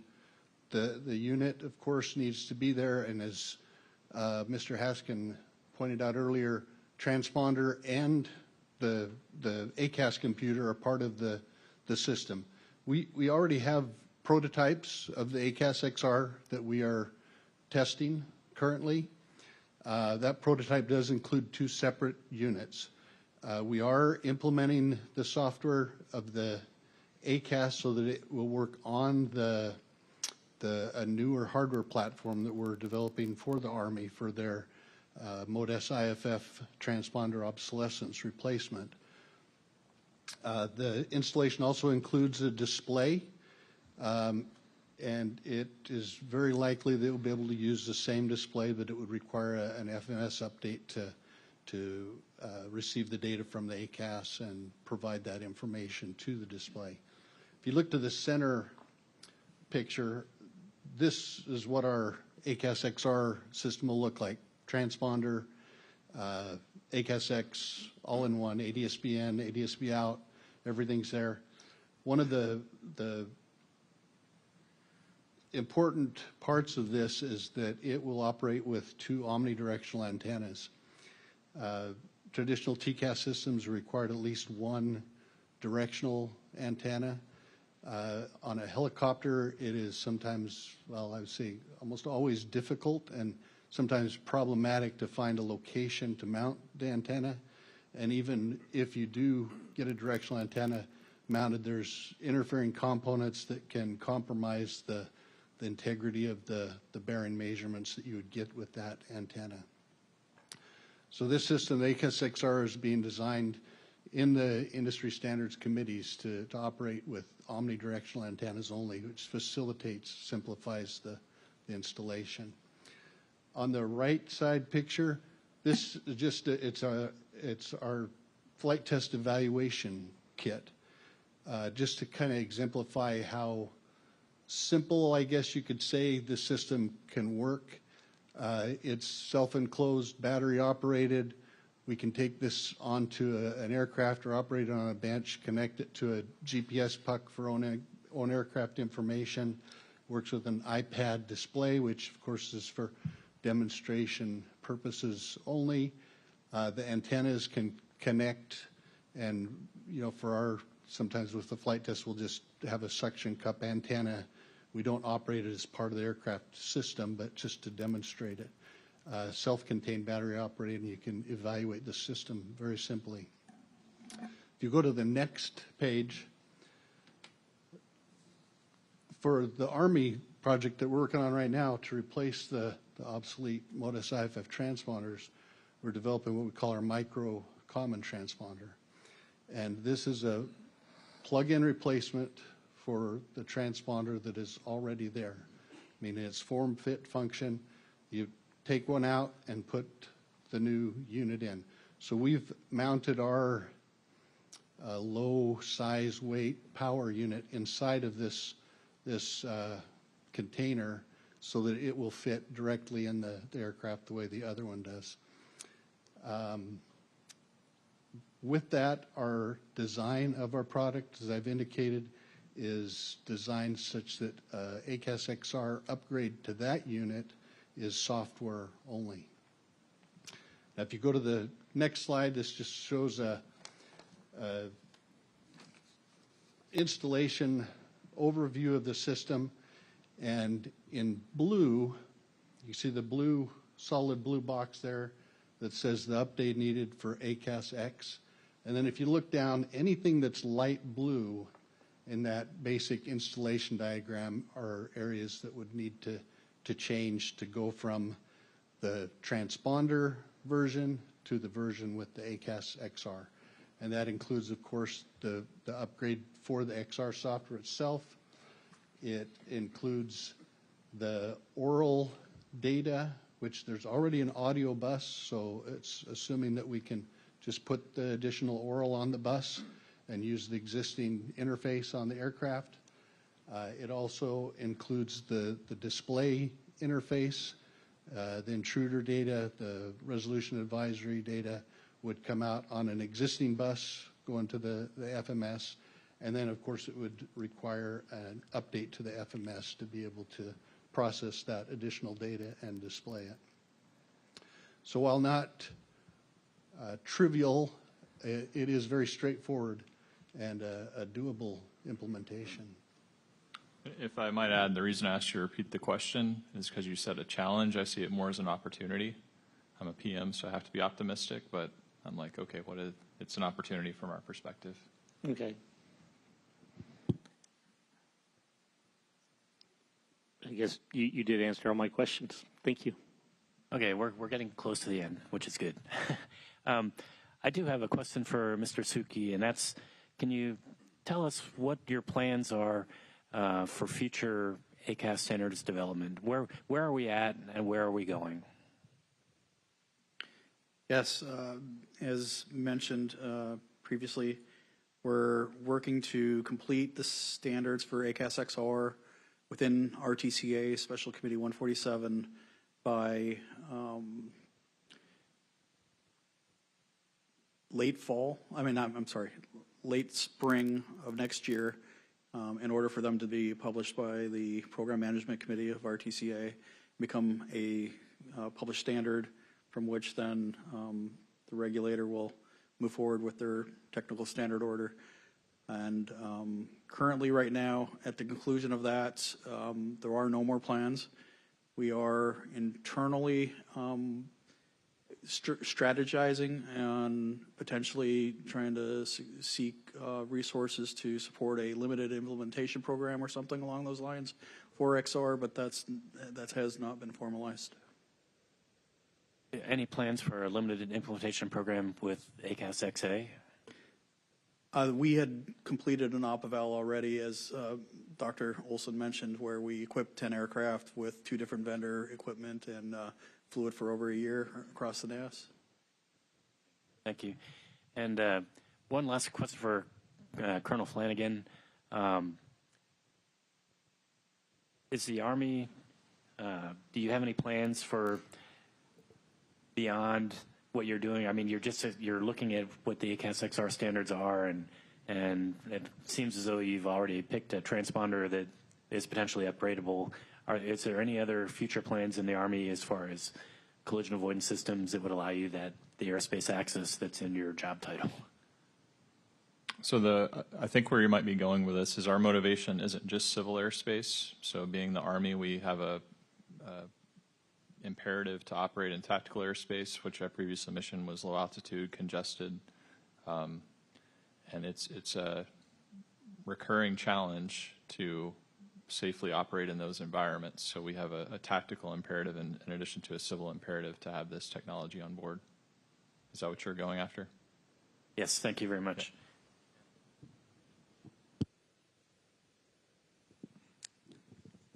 I have a couple of questions. For the FAA, can you require military aircraft to be equipped with collision avoidance technologies? So, for instance, the transponder and the ADSB requirements are done by airspace. So, anybody that's flying within the airspace where those are required, have to equip with those technologies. So we could require collision avoidance in a similar fashion, and then the military would be expected to comply in that airspace. Today, the collision avoidance requirements are by the parts they're operating under, and the military do not operate under those parts. Therefore, they currently have no collision avoidance requirements from the FAA. If I could just add, I think I was in the Air Force at the time the original TCAS requirements came in, which was the result of a mid-air collision as well as some other incidents, and that was a DoD directive to equip troop and passenger carrying aircraft in certain classes and categories with TCAS. So that was in the late 90s. And and this question's for the Army, for collision avoidance technologies that will use ADSB, probably for Colonel Flanagan, how would this affect Army policy in use of ADSB in civil airspace? So ADSB, not just the Army, but DoD has concerns that I'm pretty sure most people are aware of, the fact that it's inherently open source. It has some spoofing vulnerabilities which make it non-conducive for those sensitive missions, which not just the Army, but all of DoD has to operate on. So in civil airspace, when there's traffic information systems broadcast, TSB network, the Army can comply with mode 3 Alpha Charlie emissions and feed into that fused picture, so anybody who has a tie-in for the TSB network has the awareness. On non-sensitive missions, there's obviously not an issue with complying. I would offer a little bit more expansive. We are mindful of the additional details which are available, and another aspect of the micro common transponder that Mr. Rowland mentioned is the capability to do mode 5 level 2 Bravo, which is essentially ADSB information but using mode 5 level encryption, and that enables us to operate again in the tactical environment that we're focused on as the military. Mr. Shin, could you just suspend for a second? I know that we have one witness. Don't leave yet. I have one question for you. You said one. I just have one question for you, Mr. Kasner, and if anyone else has a quick question for him, I know he has to leave, but he's also offered to answer questions in writing if need be afterwards. You had said earlier that TAs or traffic alerts, which we heard traffic, is still see and avoid. Can you just say why that is for people in the audience?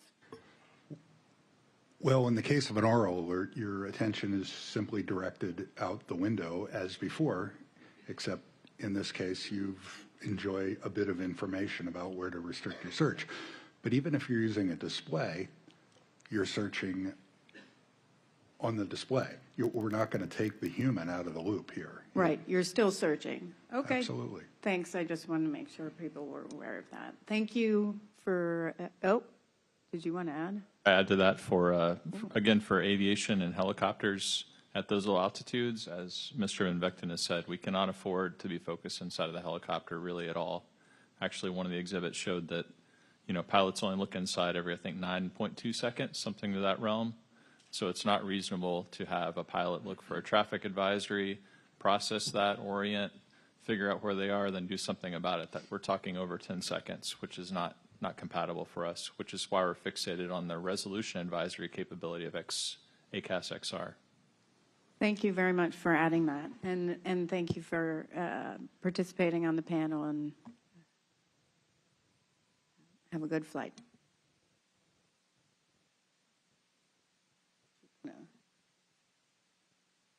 Back to you, Mr. Shin. Thank you. Dr. Kunze, ATAS, that's ADSB Traffic Advisory System, if I got that acronym correct, uses ADSB. Is it using ADSB pressure or GPS altitude? It can use both, but it defaults to pressure altitude when available. And as we talked about during panel 1 with the pressure altitude for the Black Hawk potentially having an offset from its true altitude, can you give us your assessment on how this would impact the effectivity of ATAS? Yeah, it actually generalizes to ACAS as well. One of the key considerations when designing these types of systems is how the system responds in the presence of known or unknown errors.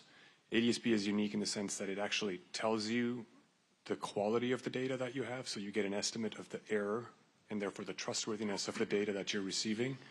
But you don't get that with some of the other sensor systems that we use today. So when you design a system, a majority of the work is actually spent on designing robustness into the system for errors in position, velocity, altitude, or similar. Dropouts actually is a very common, especially at low altitudes. You sometimes lose a track, or things like latency if you have a secondary system that rebroadcasts information. So the work that we have been doing in the special committees for ACAS X, as well as the work that we had to do for ATAS back in the day, a large amount. We simulate millions of mid-air collisions over and over, and we inject over and over, like all kinds of different errors, combinations of errors. And then it comes down to tuning the system to have robustness to the presence of errors while maintaining the safety and operational suitability or nuisance alert characteristics. So it really is a game of tuning it just right with the knobs to satisfy all the design objectives that you might have. You could optimize for perfect data, and you could get very, very, very good alerting, but as soon as you move off of that perfect data and you have the presence of an error, the system would be too brittle and it would break and you would get nuisance alerts again, or you would miss alerts altogether. And so the design to be robust to the presence of errors is a fundamental consideration when you build these kinds of systems. Mr. Suki, can you expand on why pressure altitude is the default used for TCAS and also for ACAS? Yeah, because of just the, I guess the standardization of pressure altitude in aviation, and its ability to be used without having to be compensated, at all altitudes, and so it'll be the same for each aircraft, or I should say uncorrected. So just because of its availability, it's out there. It's used internationally, so it's sort of standardized in that respect, and that's why it's leveraged. Thank you. And one last question. This probably will also be for Mr. Suki. We talked during panel 1 about how with older technologies like the barometric altimeters that use Android wafers are very mechanical, and so they have multiple errors that can stack up in that design compared to newer technologies like air data computers that have higher accuracy. How do collision avoidance technologies compensate for the varying types of pressure altitude accuracies or inaccuracies that you may have in the national airspace system? So I would go back to what Dr. Kunze was talking about, is building the robustness in the collision avoidance capability. We're not looking so much as accounting for error. It's what we get from the transponder and the quantization of that information to the transponder, and then we treat that along with all these other state uncertainties and make our determination of needing to alert or not based off of that. So it's more what we're fed, and we're dealing with what we're fed with our robustness checks and tests associated in the alerting logic, and we go with that. So we're not down at the finer level of all the different errors that tally up. Sorry, I know I said one last, but this will be my last one. So in something like a Class Bravo airspace, holistically, would it be better to have more accurate pressure altitude data being fed to the transponder when with collision avoidance technologies? Yeah, better data is always, better. But again, we're having to build for a lot of robustness with other systems that are in the NAS or in the world aviation system, and we have to be able to account for all of them, and we have to ensure that we are interoperable with all of that. So as those enhancements move forward and they're extrapolated to more users, you can lean on them in a more heavy fashion. But as of right now, it's really hard to remove systems from the airspace, and we still have to be accountable for them.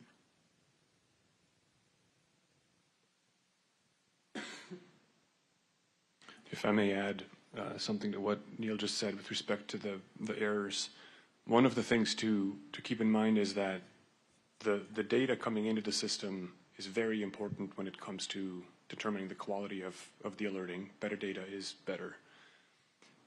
The flip side to that is the dynamic uncertainty of the behavior of the aircraft is just as important. We may have very good data about an aircraft, but we can't predict the future perfectly. And so you may have very good data that tells you don't have a problem, but then that aircraft maneuvers and you do have a problem. So from an uncertainty perspective, yes, state uncertainty, position, altitude, velocity matters and it needs to be minimized.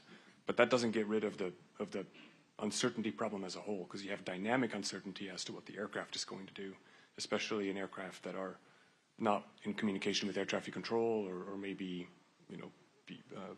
a VFR aircraft that's not under IFR operations.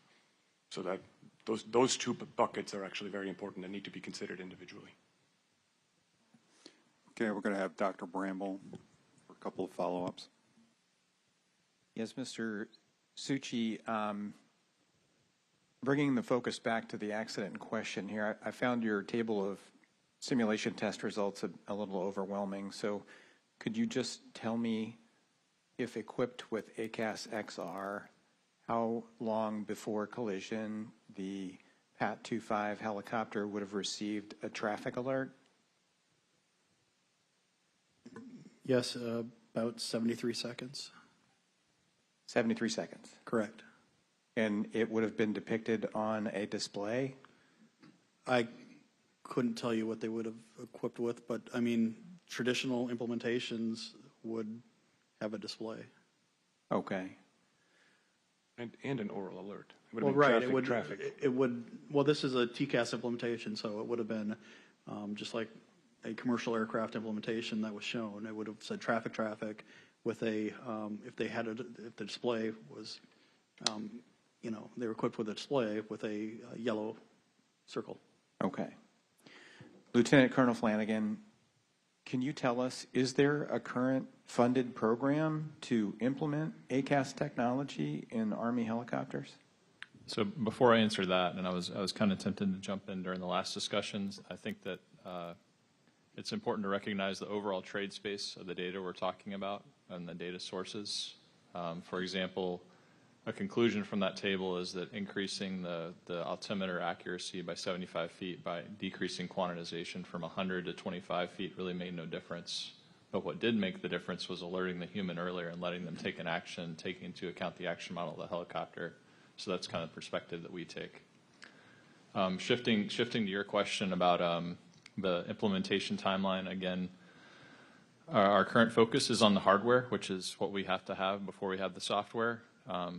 As we speak, I have a team which is in PAC server doing component qualification testing. So with that actual box qualifying it for aircraft use, I have another team in Washington that's doing the software-based certification of IFF and transponder functionalities, just like the incumbent transponder.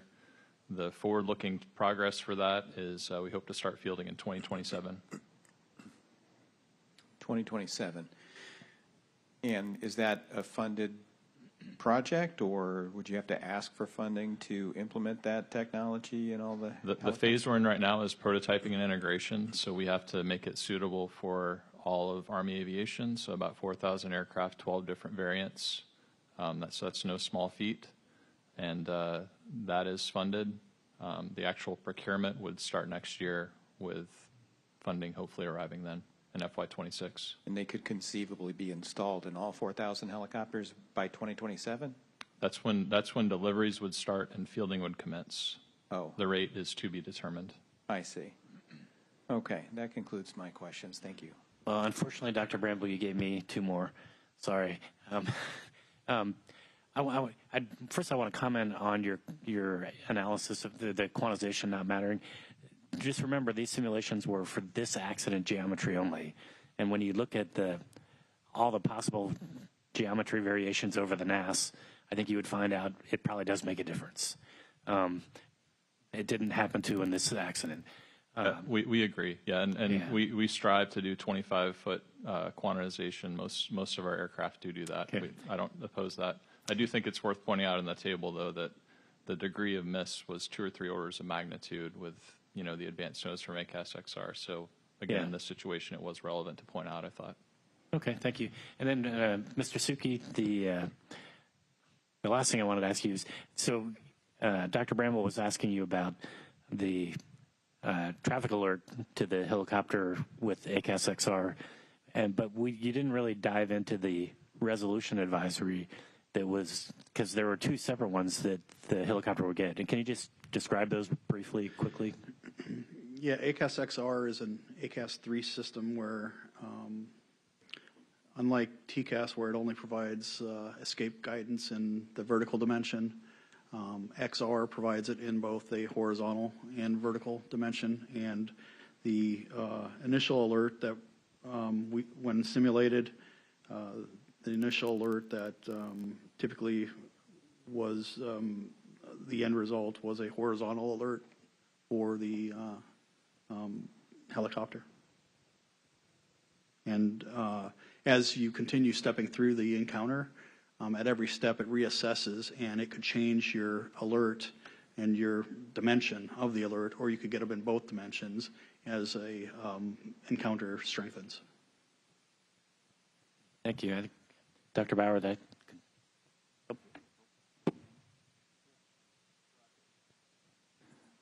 Dr. Price has a question.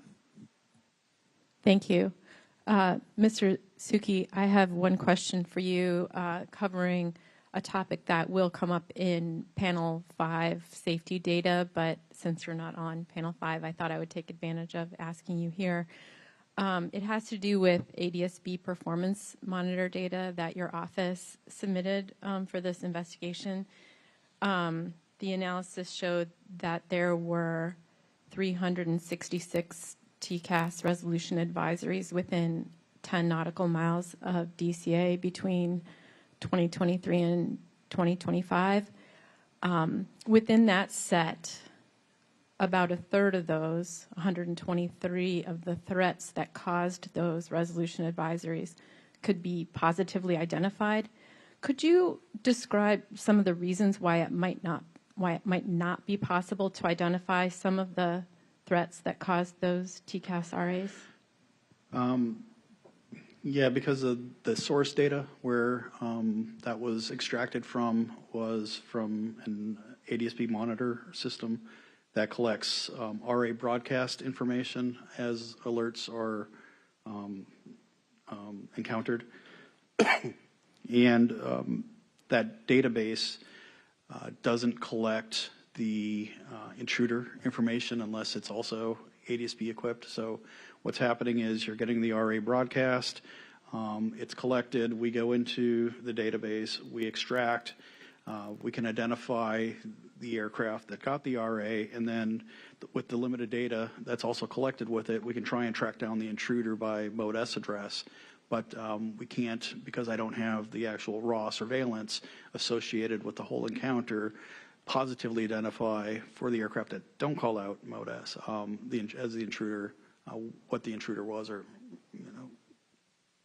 So if it was a mode C aircraft, I wouldn't be able to confidently confirm that I knew who or what the threat was. So it's a limitation in just the database. Thank you very much. That's my only question. Chairwoman Hamid, if you could allow me some latitude, we're going to do a slight rearrangement of the witness panel. We're going to move Mr. McIntosh up front, and we're going to recall Mr. Dressler for one question. So hold on one second.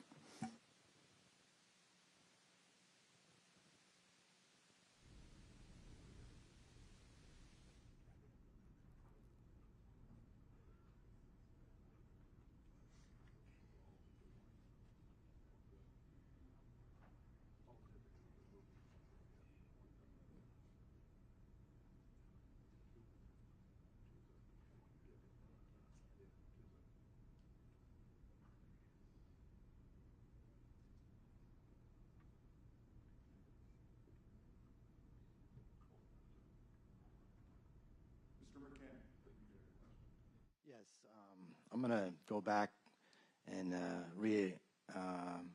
rediscuss a little bit about the for-flight electronic flight bag.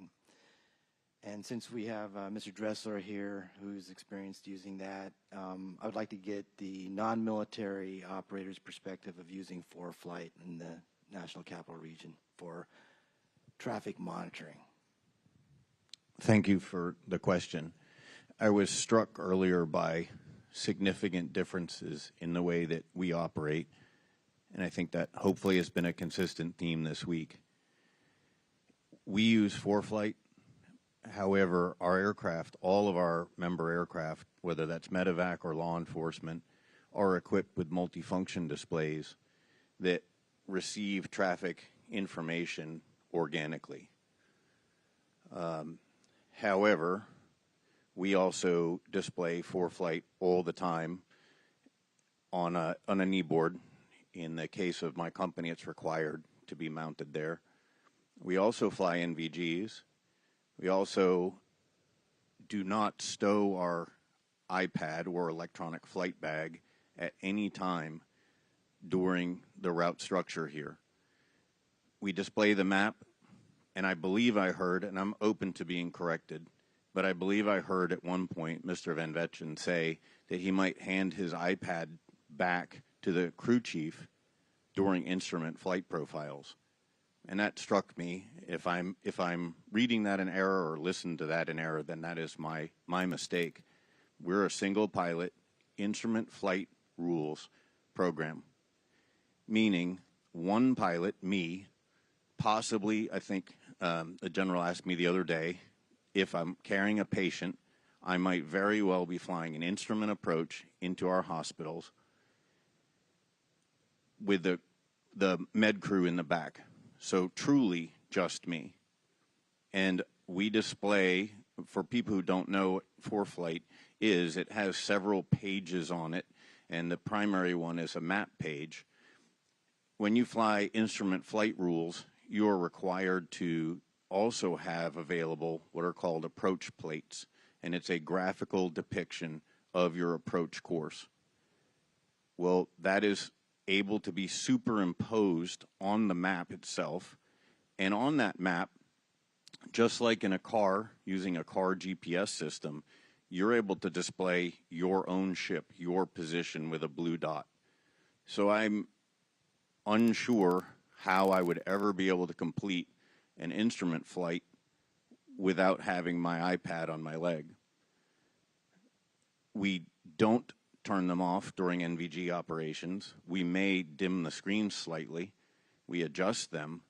But in today's NVG world, with the quality of NVG, there's no necessity to turn off or cover or stow an iPad, particularly in the DC route structure. I'm also unsure how you would be able to know where you are on a route when you're required to fly it as depicted when you don't have the map up, which we have a variety of level of maps we can display. We can display VFR sectional maps, IFR maps, high altitude, low altitude. Of course, helicopter pilots would never display the high altitude map. And then we can superimpose the helicopter route chart. The last thing I'd like to say is what I heard was that a Sentry antenna, which I have personal experience with, and what that, for everyone to know, is a very small antenna, battery-powered or plugged-in device, which can be mounted in the aircraft, and then using a Bluetooth connection to that very same iPad can display traffic. So I'm uncertain how you would say we can use the electronic flight bag for situation awareness, but turn it off or put it away. And further, if you have these Sentry antennas available, my company does not allow us to use Sentry or any other external antenna. The reason is we organically display that on our multifunction display. We receive ADSB in. We've spent a lot of time talking about, I did earlier in the week, talking about ADSB out, but what now we're talking about is ADSB in, where the pilots are given all of the tools and all of the resources to glance down and confirm aircraft locations. I can do this, and I want to assure everyone, I am a flawed person. I am not the best pilot in the world by any stretch. I make my own fair share of mistakes. But I can fly single pilot on goggles in DC with my flight up, looking at traffic, glancing down to confirm what I'm being told by our air traffic controllers. So I don't understand. I came from a dual pilot world as well. I don't understand how that's not possible, or possibly the word I heard this morning was prohibited for two pilots not to be able to confirm traffic in such a dense airspace as this. And I appreciate the opportunity to say that. Yeah, thank you, Mr. Dressler, for bringing that perspective to our panel here, to our attention.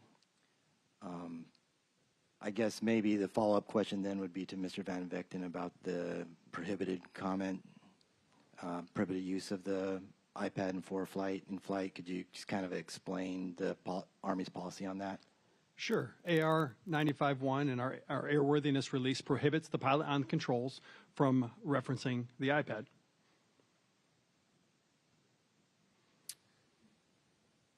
And is that in all flight situations? Yes. And the way that I can accomplish an instrument approach is with a paper approach plate. We can brief it and then put it away. I have never had the batteries die on a piece of paper, but iPads can break. They do malfunction. The batteries die. And I don't know what kind of goggles he uses, but I have never not flown NVGs and had it glare off the windshield. I would love to get a pair of those goggles. Okay. Thank you very much. That's the end of my line of questions. Certainly, ma'am. Mr. Van Vechten, you said pilot on controls. Correct. That does not mean, could you talk about the other crew? Sure. I thought at one point you said you could pass it back to the crew chief. Yes, that is correct. Maybe clarify that a little. Yes, because you're not single pilot. No. Yep. No, typically we are a pilot, co-pilot, and a crew chief. When we are on instrument flights specifically, the crew chief doesn't have much going on besides airspace surveillance, especially if we're IMC or instrument meteorological conditions in the cloud. They're literally looking inside a ping pong ball. So we pass them the iPad so that they can have situational awareness of where we are relative to different airports, and if we have a stratus with ADSB and information, where other aircraft are as well. Crew resource management, maybe. Crew coordination is what we call it. Crew Yes, ma'am. coordination. And for this, the crew chief, you had stated earlier that the crew chief, in this case, the position of crew chief, not the specific crew chief, is to do surveillance.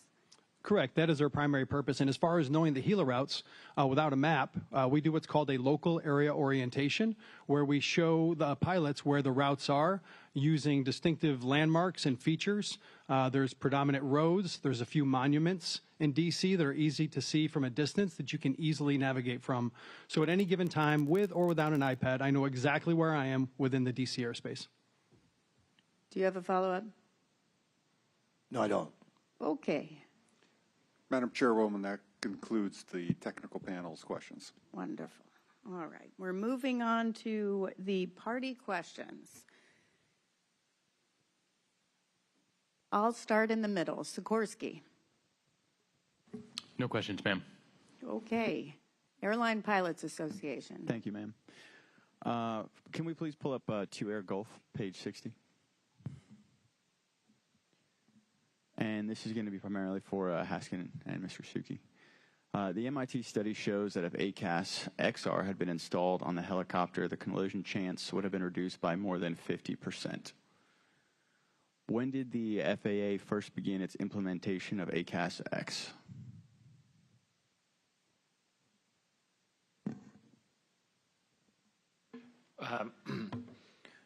If by implementation you mean certification of, so we released the technical standard order allowing the certification of ACAS XA devices in 2020, but we have not yet certified any ACAS XA devices. Thank you. And how long have you been aware of ACAS and its potential? We started ACAS X design, the concept 2009, formal standards 2013 for ACAS XA. So can you just briefly describe why it's taken such a long time? Yeah. So the standards are developed within an industry, aviation standards organization, RTCA. It's comprised of stakeholders such as vendors and airline, alphabet groups like your, ALPA, and all of that requires resources for all That's these. good. So basically, it's a lot of people that need to talk together to figure it out, and a lot of certification processes Correct. and such. Okay, thank you. The other thing I would just add is a lot of validation and verification has to go into this, and this was actually fast compared to the upgrade to TCAS 7.1, which was a very simple change. Thank you for the clarification. For all my following questions, they'll be in relation to operations below 1,000 feet, specifically in the flight regime where RAs are inhibited. Can we please pull up Exhibit 2 Air Alpha, Figure 17?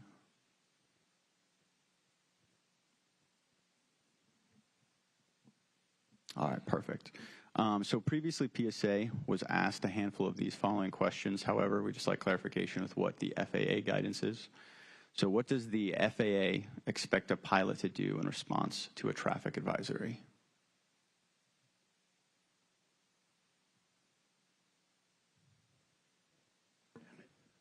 I'm the program office. I'm not flight standards, and so, I mean, I could only point to the. Are you familiar with the document? Yeah, so I would just point to that. Okay. So what the advisory circular states is do not deviate from assigned clearance for a TA only. Attempt to visually acquire the traffic. Is that correct? Yes. Perfect. Does that guidance take into account that RAs are inhibited below 1,000 feet? I can't speak for who drafted it. So you're unaware? I'm not part of flight standards. Okay. How long would you all expect a pilot to attempt to visually acquire traffic before deviating from a clearance during an active TCAS TA? Do you know? I don't have input on that. That's pilot see and avoid. Okay. So in this advisory circular and this guidance that the FAA does pass down, things like nighttime versus daytime are not explicitly taken into account. The workload of an air carrier crew below 1,000 feet is not stated whether or not it's taken into account. The visibility restrictions of an aircraft are also not considered or stated whether or not they're taken into account. So if this guidance doesn't take any of these factors into account, is there any chance that you or the others within your organization that are not here and present will revisit this and potentially issue something that will cover this flight regime where there is no guidance? So I can say I think at the very end of the AC is a form that anybody can use to suggest updates to that guidance, but certainly we'll talk with our flight standards colleagues and suggest further update. But these documents can certainly be updated. Absolutely, but a voice such as yours brings a lot more weight. Would you agree? Not necessarily, but I mean, we certainly take advice from your organization and others. So. Well, we're glad to hear of it. And this is I believe this is going to be for Mr. Haskin. Are the resolutionary advisories inhibition thresholds the same as for ACAS XA? The resolution advisory inhibition thresholds are the same between TCAS 2 and ACAS XA. Yeah, I think that's the question, yes. Thank you. So even with ACAS X resolutionary advisories, they would be inhibited if that was installed currently based on the current parameters. Yes. So in the end, now and in the future, pilots will be flying right now in a critical phase of flight without any protection, specifically in that phase of flight, or at least a very degraded state, lack of awareness, or collision protection. So our question is, what can you all do right now to help protect those pilots, or at least provide extra guidance or some form of supplemental guidance? Yeah, I mean, I think as you said, I mean, we can revisit the advisory circular or suggest to our flight standards colleagues that they do so. Beyond that, we're looking at those thresholds, and the RTCA committee is planning to study that and to reevaluate those thresholds to see if they're still appropriate. Thank you. That's my time's over. Sorry. That's okay. PSA. Thank you, ma'am. Mr. Van Vinken, got a couple questions for you here, just real quick on night vision goggles here and Yes, sir. your all's use of them. We were talking about earlier on the panel about the red and green issues, seeing lights and things like that. So same thing. So we look at the video of the CRJ, it was lit up quite a bit with white lights, red lights, green lights. I think 17 different lights were on, right? There's strobe lights on each wingtip there too. Does that aid in your ability to see the aircraft when you have the strobe lights going with the MVG? Yes, it does. It would flicker, and it would draw my attention to it. Awesome. Okay, thank you for that. I'm going to move to Mr. Suchi here. You gave out some statistics on pilots reacting to RAs. I was curious about where those came from and how you obtained those. Yeah, I gave some compliance data.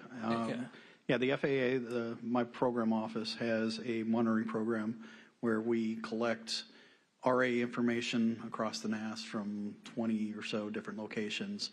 And this is to ensure, we collect it to assess and ensure that TCAS is performing as intended, and to track down anomalies when system behavior is, I guess, bad actors or systems aren't behaving as we anticipate. And is that collected through ADSB data, like you were talking about before, open source? It's two ways. Actually, we have data recorders at MODES radars across the NAS where we collect RA downlink through the MODES data link. And we collect corresponding surveillance to where we can rerun the scenario with the intruder aircraft from the surveillance data, as well as then the information from the RA downlink. So could you remind us what was the overall compliance rate? Well, for the large portion of RAs we see are your monitor vertical speeds, adjust vertical speeds. They make up about 62% of RAs we see, and that's a high compliance because it doesn't really go counter to what you're doing. When you break into the climb descends, which make up about 20% of the RAs we see in the NAS, you get about a 65-70% compliance with those. And then as you go closer to the terminal area approach segment of flight, you start getting a lower compliance when it comes to climb RAs. All right, thanks, sir. I appreciate that. And I asked that to go to Captain Clow here for us. I know he was asked to do that for the PSA data. You want to know PSA's compliance rate with RAs? Yes, sir. Yep, it's very high, 97.7%. Thank you. And how do we get that data? Just real quick. Sorry, could you repeat? I had a bit of How do we interference get here. that data? What do we use to get that data? I'm sure everybody wants to know that. Yeah, we have a process that we followed for a number of years where RAs that are identified via FOQA are processed by a safety analyst.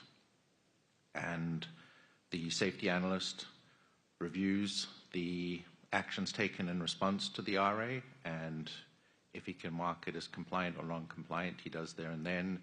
If there's any uncertainty, the event is forwarded on to the FMT, which is our FOQA monitoring team, and the FOQA monitoring team will assign a ALPA gatekeeper to contact pilots to gather context for the event. Now, the 97.7 could actually be a little higher for a similar reason to what Mr. Suchi was saying, that the preventative RAs, it's not always clear from the data whether the pilot's complied or not, so we didn't count those. Well, let me restate that. Those would remain uncertain. Yeah, thank you. Mr. Rice, real quick question for you on your PowerPoint you had up there and your simulation of it, and it seemed to me like the aircraft was coming right towards each other in that the whole time. Can you explain the relative bearing of that and how that worked in I'm using the word simulation there because it looked like it was straight on, but as you can see when we watched the video, our aircraft was in a turn to the left, right? And the helicopter came and we know it impacted the CRJ on the right-hand side of the fuselage. So I can only point to the fact that the data we received from the NTSB, that's what it showed, and that's how it played through the model that we created. I'm sorry, I'm out of time. Yeah, thank you. Thank you. And I just want to clarify, I think possibly the name was introduced differently. Is it Mr. Suki? Suki or Suchi? Suki, thank you. Suki, thank you. Does anyone have questions for Mr. Dressler? Okay, I know the team wanted to recall him for one question. Mr. Dressler, you're excused. You can have lunch. To the U.S. Army. Thank you, Madam Chair. Fascinating discussion on the future and where we're going with ADSB. And as an Army aviator and a commercial aviator, I'm all on board on the technology that we have present today and where it's going to go in the future. I would like to go back in time a little bit, back to the night of the incident. Captain Cloud, can you just briefly cover the configuration of the aircraft, the CRJ-700, in terms of what capabilities it had for traffic advisory, traffic alert, traffic collision? The CRJ accident aircraft had TCAS 7.0. And was the crew equipped with ADSB in? Negative. Oh, okay. We understand that maybe they had capability to use the iPad as well. Is that not a capability you use? No. The aircraft itself, the CRJ, does not have any certified ADSB in capability.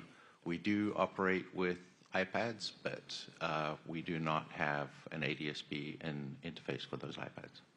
Okay. Thank you very much. I want to go back to Dr. Kunze. As we talked about the capabilities of the of the Black Hawk at the night of the incident. It was transmitting mode 3 alpha in Charlie as well as mode S in the terminal area versus in their area. Based on the discussions we had earlier, can you describe what an ADSB in equipped aircraft would see with an aircraft transmitting mode 3 alpha in Charlie and mode S in the terminal area as such as DCA? Yeah, glad to. An ADSB in equipped aircraft only directly receives messages from other ADSB out equipped aircraft that are on the same link.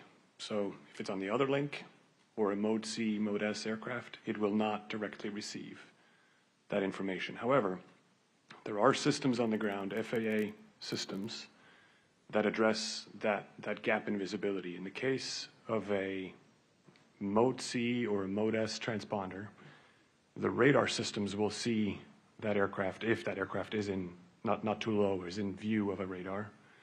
That radar track will then be translated into something that's called TSB, Traffic Information Service broadcast, and that is then uplinked on the ADSB frequencies for ADSB in aircraft to receive. So what that translates to is a radar track on an ADSB in system with the associated radar errors, but at least it's present and information that's available. And then if the other aircraft is on a UAT or the other ADSB link, there is a system called ADSR, which is Automatic Dependent Surveillance Rebroadcast, which is the same idea of translating from one frequency to the other through uplink on the ground. The big limitation, there's multiple limitations on this, but the most concerning one is that you have to be in range of one of those rebroadcast stations, which we are in dense environments, but as you move away from airports, you have less and less of those, and you may not actually receive that information. Yeah, thank you. Just follow up. So just because I think it's been a discussion in a lot about the visibility of aircraft, and not that we always can't get better, and we can use that information for much more high fidelity things like actual traffic avoidance. On the night of 29 January, an aircraft equipped with ADSB in the DC area would have seen the UH-60 Black Hawk the entire time. Is that correct? Via TSB. Now I have not reviewed the TSB data to the night of the accident, but it seems like we had a radar track of the aircraft the entire time, which means it would have been ingested into the surveillance broadcast services system that the FAA has. That's the FAA's surveillance backbone. That gets translated into a track that's then fed into TSB, uplinked to an ADSB in receiver who is in visibility of that station. Thank you, Dr. Kunze. Colonel Flanagan, anything to add in terms of the details of the rebroadcast with MLAT? No, sir. Okay. No further questions. Thank you, NADCA. No questions. Thank you. FAA. Thank you, ma'am. Mr. Haskin, you mentioned FAA has had a TSO on ACAS XA for aircraft since 2020, but there's not been one certified yet for equipment. Can you explain why that might be? There's numerous reasons. I suppose we'd have to ask the industry, each manufacturer why they haven't brought one for certification yet. I'll say I think the biggest hurdle has been, it was only about 3 months ago that EASA allowed the use of ACAS XA in their airspace. We've been working with EASA for years. They were waiting on the ICAO, International Civil Aviation Organization, to standardize it, and then they had to do some evaluations, and they had to go through their rulemaking process. So I think a lot of people were hesitant to certify an ACAS XA device that wasn't allowed to be used in Europe. That hurdle has been cleared, and so I'm hopeful we will see some very soon. Excellent. One more for you, Mr. Haskin. The Stratus receiver device we've talked about earlier, is that an FAA certified device? No. How about the for-flight application itself? No. Okay. And then I'd like to go to Dr. Olson for one real quick. Could the current RA logic that's in the TCAS system as we know it now, could that be modified below 1,000 feet to allow for oral climb RA alerts? It certainly could be modified. That would take work in our TCA Special Committee 147. I understand that is on the terms of reference to study whether that would be safe and effective and desirable. Okay. But I would also point back to Mr. Haskin to talk about major modifications with the current TSO require upgrading to ACAS XA, but I would look to Mr. Haskin to see if that was correct. Sure. Right. We have sunset the TSO for TCAS 2. So at this point, we are only open for certification for ACAS XA devices. TCAS 2 devices are still there, and they can still be manufactured, but we are not certifying any new ones. Okay, excellent. Thank you. That's all the questions I have. Thank you, ma'am. Thank you. And where did I start? Sikorsky? Do you have any questions? No questions, ma'am. All right. Alpa. Thank you, ma'am. This first question is for Mr. Haskin. In certain general aviation avionics platforms, they provide an autonomous oral alert including range, bearing, and relative altitude. For an example, traffic, 1 o'clock, high, 2 miles. Are we incorporating similar technologies in the NAS? When you say incorporating into the NAS, are you talking about into the ATC system? I'm not sure. Not just the general aviation side. Oh, okay. So I think what you're talking about is the ATAS system. And so we certainly have a technical standard order for certification of that. It's available to anyone. I think most of the commercial aviation users that have a TCAS requirement, as we went over. Generally, you don't put both a TCAS and an ATAS together. It's possible. I've seen it done, but it's available to be done. But Thank you. May I add something on this really quick? Yeah. It's an important point you make. When you look at TCAS systems, the traffic alerts are traffic, and it stops there. When we did the development of the ATAS system, because we have better information, we were able to tell the pilot more in the alert itself, which helps with visual acquisition, as we showed to human factors analysis. And it goes back to the Army's comment about if you're that low or in a eyes out flight phase, you don't want to look down to go figure out where you have to go look in the sky. If you have an oral alert that says traffic, 12 o'clock high, descending, you now know much more so where to go without ever looking down. Sorry, I'm taking away No, from that your was time. perfect. I was actually going to pivot, sir, Command Chief Warrant Officer Van Vechten. If you had that type of an alerting system that called out traffic, would that be helpful, especially in this case, to pick up and acquire traffic? Yes, definitely. If I got in a traffic, and then maybe like a direction, 11 o'clock, 12 o'clock, something like that, that would be very helpful. Thank you. Last question. So when receiving traffic alert below 900 feet, was there any thought given to having a traffic alert TA, it goes off that traffic, but to having that reiterate and go again instead of, I believe you have to deconflict before you reconflict to then once again get that traffic alert.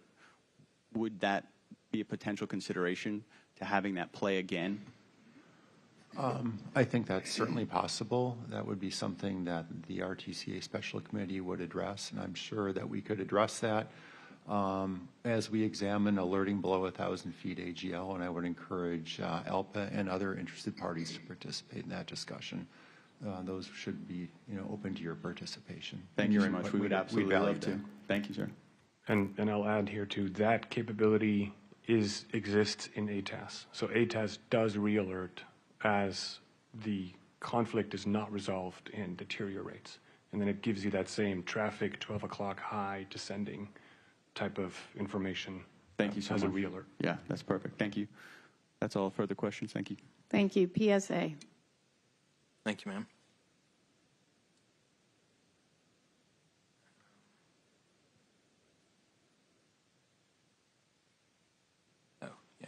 Captain Surge, is there any ADSB available for the CRJ 700 at this time, commercially available?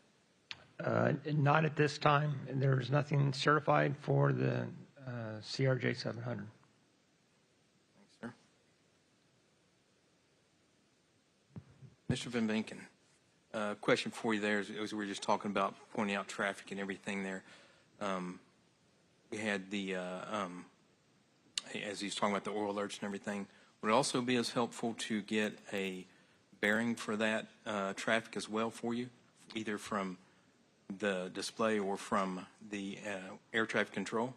Yes, for sure. If I got an alert, traffic, 3 o'clock, everybody's head in the aircraft would turn to the right. The nose of the aircraft, for those who don't know, is 12 o'clock, so 3 o'clock would be the right side of the aircraft. Gotcha. So, having flown in the airspace and familiar with it, how likely are you to mistake an aircraft on approach between 500 and 1,500 feet above the landscape for a pole or other stationary objects? It depends on the distance, but it's pretty likely. In this case, I was thinking about this last night, actually, the cluster of lights that were lined up on runway 1 versus the aircraft that was landing to runway 33, that's only a 40-degree change. So it's not a huge circling approach like a DME arc. So there wouldn't be a lot of movement in my limited 40-degree field of view night vision goggles. That aircraft might only move a little bit inside my field of view. So it would be very difficult to detect that aircraft coming off of runway 1 while it transitions to their right, my left of runway 33. Yeah. Does the MVG help you pick up that movement, or does it help? Well, I mean, it magnifies light, so anything that it'll increase the light so I can see a lot better, but it won't necessarily help me pick up better. I need something to judge for movement. So relative to where the aircraft was initially lined up, there's not a lot of movement to the left for that circling approach, so it wouldn't really jump out in my field of view in my goggles. I was thinking with the depth perception there with the two. Well, would it be the same? Yes, sir. With depth perception, it's primarily meaning above the ground, like as I'm flying, like as I'm hovering at 10 feet, it's very difficult to determine how high I am. But bright lights don't necessarily mean they're closer to me in the aircraft. It could be just how the pitch of the aircraft. So if an aircraft has a more nose up pitch attitude, the light could be pointed more towards me and it'll be brighter, so it'll look closer. So depth is definitely difficult to detect, especially at distance. Very good. And I'm glad you said that about the brightness of the lights there. Can you tell the difference, I mean, between a landing light, logo lights, strobe lights? I mean, those are pretty bright. I mean, the landing lights, in the videos you can see there. They are pretty bright. A landing light for sure. Different aircraft have different intensities of landing lights.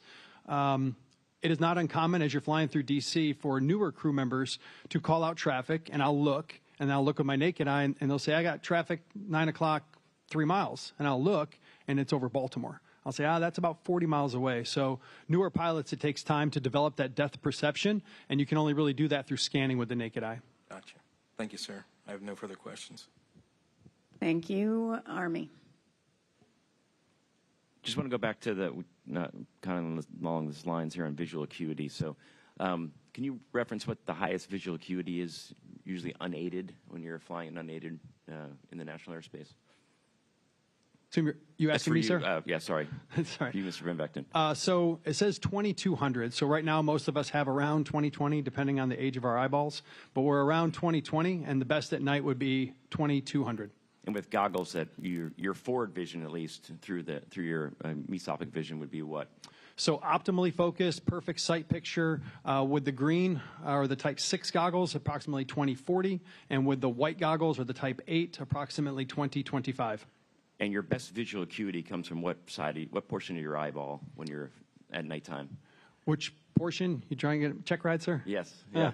So I'm primarily using off-center viewing because of the night blind spot within my eyeball. Right, but your peripheral gives you the highest fidelity of vision at night. Sorry, yes, sir. So a combination of night vision goggles looking forward and your peripheral vision gives you the optimum ability to see objects at nighttime versus the unaided eye. Is that correct? That's correct, and that's why scanning is essential. Okay, no further questions. Thank you. FAA. No further questions, ma'am. Thank you, NATCA. No questions. Thank you, ma'am. All right. We're going to move on to, Board of Inquiry. All right. Mr. McIntosh, thank you for being here, and thank you for participating in the panel. I want to talk about ADSB in and our recommendations and where FAA is. And your Chief Operating Officer at Air Traffic Organization. Thank you. Yes, right? ma'am. Yeah. So the NTSB has advocated for ADSB in technology for a number of years. In a letter dated February 14th, 2008, in response to the FAA's notice of proposed rulemaking to require ADSB out, The NTSB expressed concern that the FAA did not plan to require ADSB in capability because, according to the NPRM, it, quote, has not been identified as a requirement for maintaining the safety and efficiency of national airspace operations. The letter continued that the board believed that this assessment was incorrect and that the equipage of aircraft with ADSB in capability would provide an immediate and substantial contribution to safety, especially during operations in and around airports. The FAA Modernization and Reform Act of 2012 required the FAA to identify the type of avionics required for all classes of airspace. It also specifically required the FAA to initiate rulemaking to require aircraft operating in capacity-constrained airspace at capacity-constrained airports or in, quote, any other airspace deemed appropriate by the administrator be equipped with ADSB in technology by 2020. In aviation, I'll skip ahead a little bit. However, the FAA Reauthorization Act of 2018 repealed the requirement that the FAA initiate rulemaking to require ADSB in technology and instead directed the FAA to ensure that any regulations resulting from that rulemaking had no effect.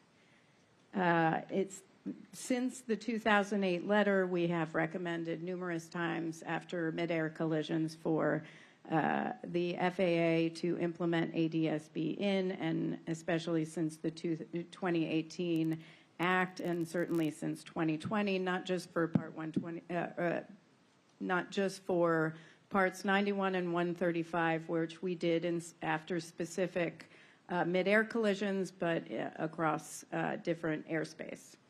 In June 26, 2023, after our last set of recommendations on whether FAA was going to implement ADSB in, the last response that we have ever received from FAA on this is June 26, 2023, and the acting administrator at that time stated, "We have determined that our current ADSB requirements adequately address the needs of aviation safety and will not pursue any additional ADSB requirements at this time."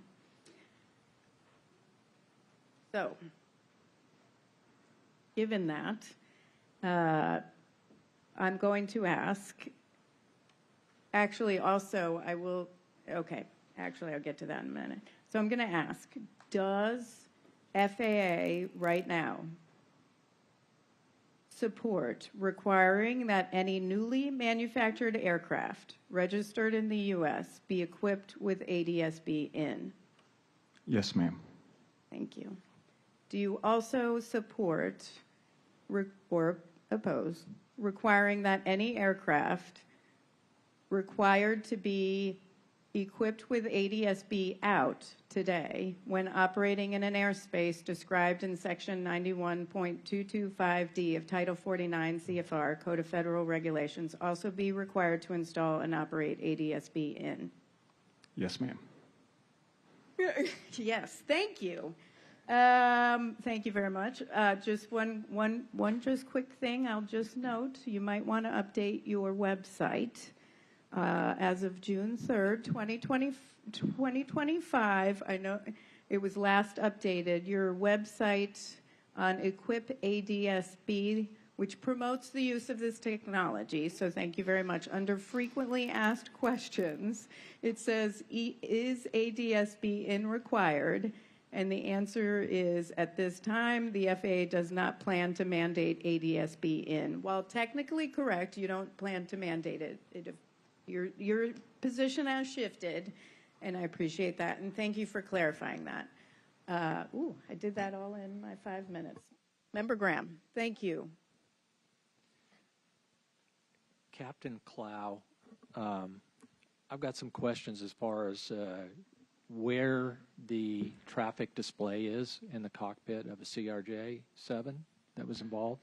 Where would the crew look at the traffic? Where would it be on the instrument panel? The multifunction display, there are two of them, one for each pilot. It's forward in the glare shield. That's the primary reference for TCAS information. I also would like to indicate that there's a small TCAS message area on the primary flight display as well. Okay, so if there was a traffic advisory of the sort, that would come up on that area? Yes, sir. Okay, does that display, the multifunction display, will that only bring up the range ring, and it's selectable in range from 5, 10, 20 to 40 miles, is that correct? Yes, sir, that's correct. So I assume you have a moving map in the CRJ-7? No, we don't. You can't put a flight plan in and it follows? Yes, there is a graphical depiction of the navigation track, but not really a moving map with map reference. But you're not able to overlay traffic on that, is that correct? No, it is overlaid on that. It is overlaid, so you just don't have to look at the round black ring, but you can look at traffic relative to where your flight track is, correct? Yes, sir. Does that give a pilot better situational awareness as to where the traffic is? Yes, normally it would. However, in the accident flight, because the circle to land to 3-3 is a visual maneuver, they did not have they would have basically been flying visual without reference to any navigational path on the MFD. Correct. So that would make that approach much more difficult, and why is that? In terms of flying the approach or in terms of seeing the traffic? How about flying the approach? Yeah, in terms of flying the approach, they would have been flying, again, purely by reference to visual landmarks. There would not have been automation or navigational guidance for lateral or vertical flight path. So they would have been spending more time making sure they had a stabilized approach, I would believe. Yes, the pilot flying, which was the captain in this case, his primary thing would have been controlling the flight path of the aircraft by reference to those visual references. Like I mentioned, the pilot monitoring would have been acutely aware of stabilized approach criteria, helping the pilot flying by monitoring inside reference to the instruments. So flying that approach, I mean, normally at night going in somewhere or anywhere else, I assume your crews would like to have back up a visual approach with an instrument landing system. Is that correct? Our policy is that if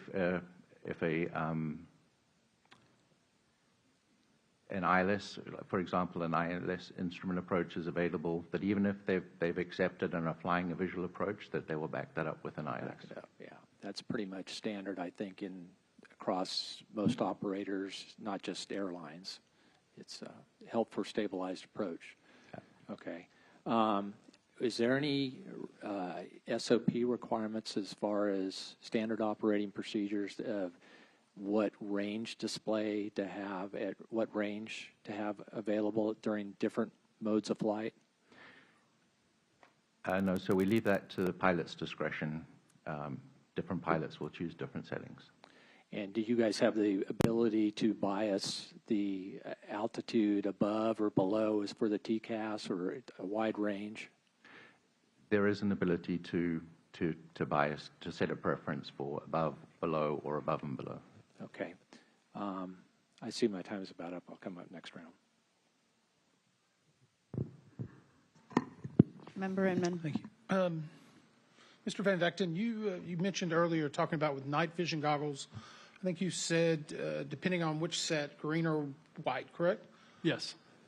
Based on the material you've read, have we been able to identify whether green or white were being used by either one of the operators of the Blackhawk? No, I saw that 2 green and 2 white were signed out. I'm not sure which crew member was wearing which color. So it's undetermined as of yet, correct? Correct. Okay. I want to go to a question that came out in the group chairman report, and it was highlighted, and I don't know the answer, so I'm truly searching here. We were very cautious and concerned in the early days of this investigation of whether that CRJ had what I'll call a traditional light bulb versus an LED light. We determined it did not have LED lighting, correct? Are you asking me, sir? You read the report material, right? I don't remember which type of light bulb the Okay. CRJ had. I can tell you it didn't have LED. So it had the incandescent, is that what it's called? Yes. Okay. Okay, I call it a regular light bulb, sorry. Okay. Incandescent. Why would that be a factor when using night vision goggles, an LED versus an incandescent bulb? LEDs give off much brighter lights. The incandescent are typically dimmer and have more halos associated with them around the light source itself. So to you as an aviator, would that cause a difference in how you might perceive depth perception and being able to get that 20/25 acuity that you talked about?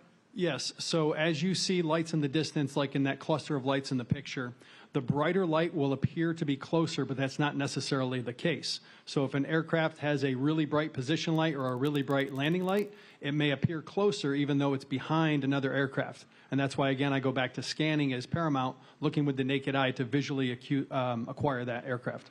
Is that, in your professional opinion, is that a deficiency of night vision goggles? I would call it a limitation. Would that limitation something you would take into consideration when coming into a commercial airport that might have mixed use? Yes, that's common knowledge with all pilots and crew members. Is it? I would, yes. It's when we go Let through me ask you this. Does the Army have guidance and specifications saying that LED lights versus incandescent lights will appear different as part of their training? I'm not necessarily sure if that's in writing, but as we're going through our night vision qualification training, that would be something the instructors would cover, different light sources and how they would affect the goggles. Okay. In this case, we also heard earlier from the NASA expert. I know we let him go, but he was talking about familiarization with the airport being very critical. The left seat pilot of the Black Hawk, do you know how many times they had flown that, let's call it Cabin John route down through 4? I would guess hundreds. Is that based upon the flight training records? There's no way of really tracking that, but based on the hour level of the pilot and the time on station, that was the most utilized route. So I would guess close to 100. Right. Could you take it as a due out to try to look at those flight records? There's absolutely no way of tracking how many times. We don't record our repetitions on specific routes. It would be a complete guess. Do you record your data tracks? Well, I'll take it back. I'm sorry, and I'm not trying to lead you into it. Because you weren't broadcasting ADSB data, it would be very hard to find that data, correct? Correct. It would not exist. Okay. That unit had, we talked about 5 Stratus units, is that correct? I believe this company specifically had 8. Okay, they may have had, 8. There was a recent article in Military Times that there's been an approval, or now there's looking to be purchasing 1,600. Are you familiar with that article? I have not, but Colonel Flanagan's shaking his head yes. Well, step up, Colonel. Yes, sir. Why? So it was identified that the Army is trying to be proactive. ADSB is not widespread, as we've talked about, and we said, what can we do to mitigate this, especially with units that are flying in these high utilization, highly congested airspaces. So the Army decided to buy 1,685 units, iPads and Stratus units, and those are being fielded to a variety of prioritized units. Priority 1 units were completed at the end of July, and all units are supposed to be complete by the end of December.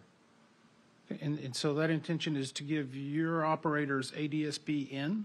Yes, sir. Do you think that's better protection for your operators or for the people, the environment they're operating in? Because we've heard a lot of testimony about ADSB in is good for that aircraft, but if you're not broadcasting out, it doesn't help everyone else. Yes, sir, but half of the equation is avoiding those areas and having awareness of what you're getting into before you're into it. Understandable, but you also said whenever you're in low-level environments in that very densely compacted environment, you're not to be using the iPads. Yes, sir. So it's not just like the iPad airworthiness release specifies. It's not something you're going to be looking at consistently, but my personal opinion, ADSB is more valuable before you get into those congested airspaces. So if I was taking the route, I haven't flown that route personally, but if I was, I would say, okay, we're getting into here. Let's get a sense of how backed up they are, as opposed to just qualitatively listening to radio traffic you could actually see how backed up they are. You can even get a sense of where taking off traffic is departing to without having to infer it from radio traffic. If you'll grant me an extra moment, Chair. In the transcripts were released, the Black Hawk right seat, I believe, made the comment, they're really stacked up tonight.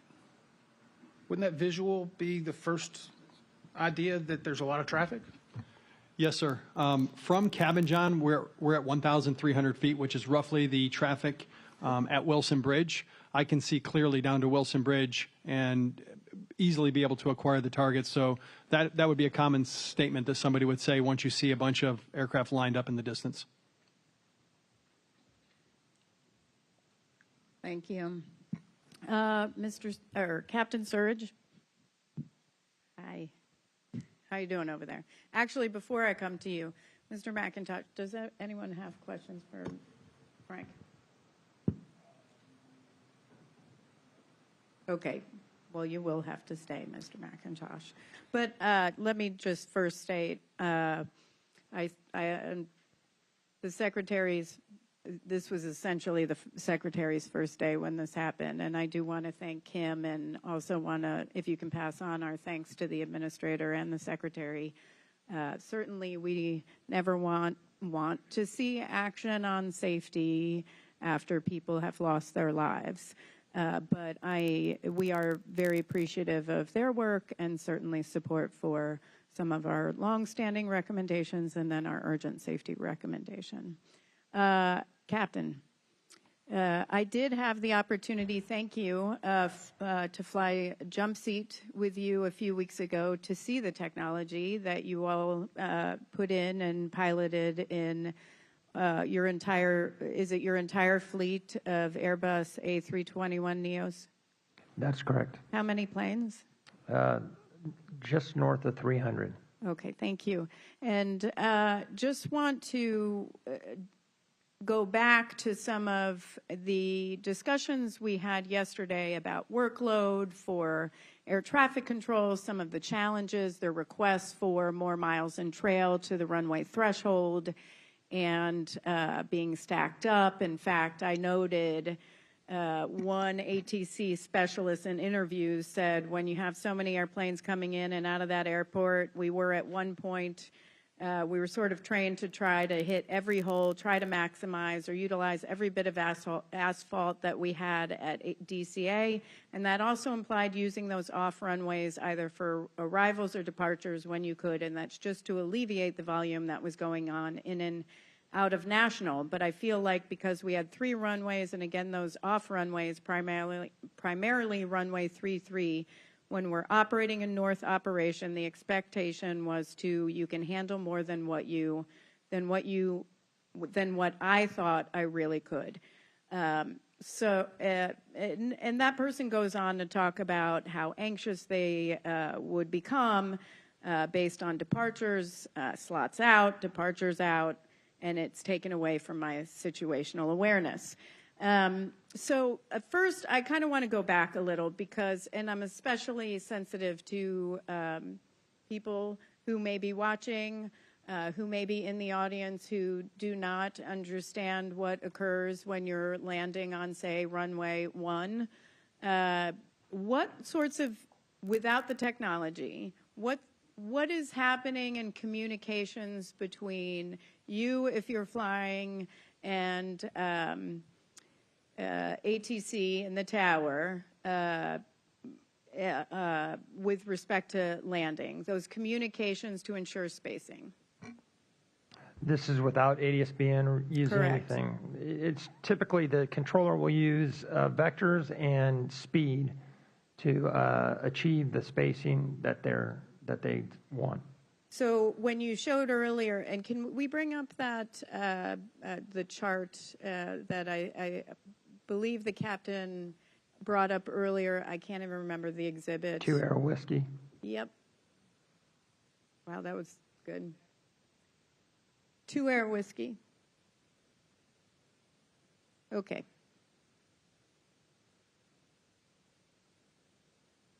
All right, well, so on that chart you had pointed out where there was some at one point it was 5 miles, and then another point it was 8 miles in between aircraft, 7 miles. There wasn't really consistency and precision.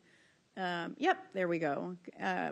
And so, and you said you'd set the command speed, but maybe talk about the technology a little bit more, about how you designate certain aircraft and you're coming in. Sure. So the controller in an interval management environment would first tell me who to designate. I will do that. And then once I do that, information of that aircraft starts to come up.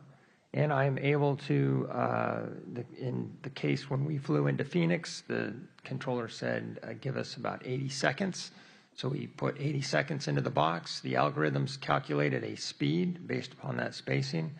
And we were able to achieve that spacing. And if you remember correctly, because I do, when we hit the boundary, we were at 81 seconds. Yeah, you put in seconds and it would take you along. Yes, it would.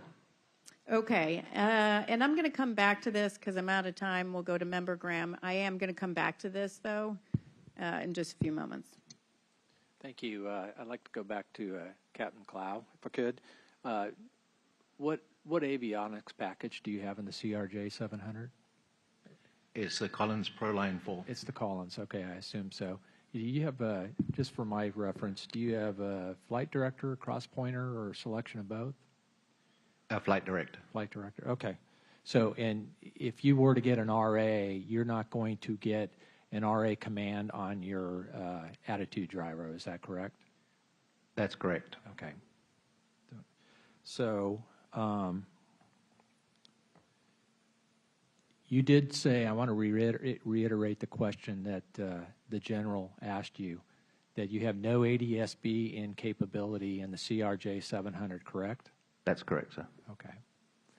And for Collins, Mr. Grease,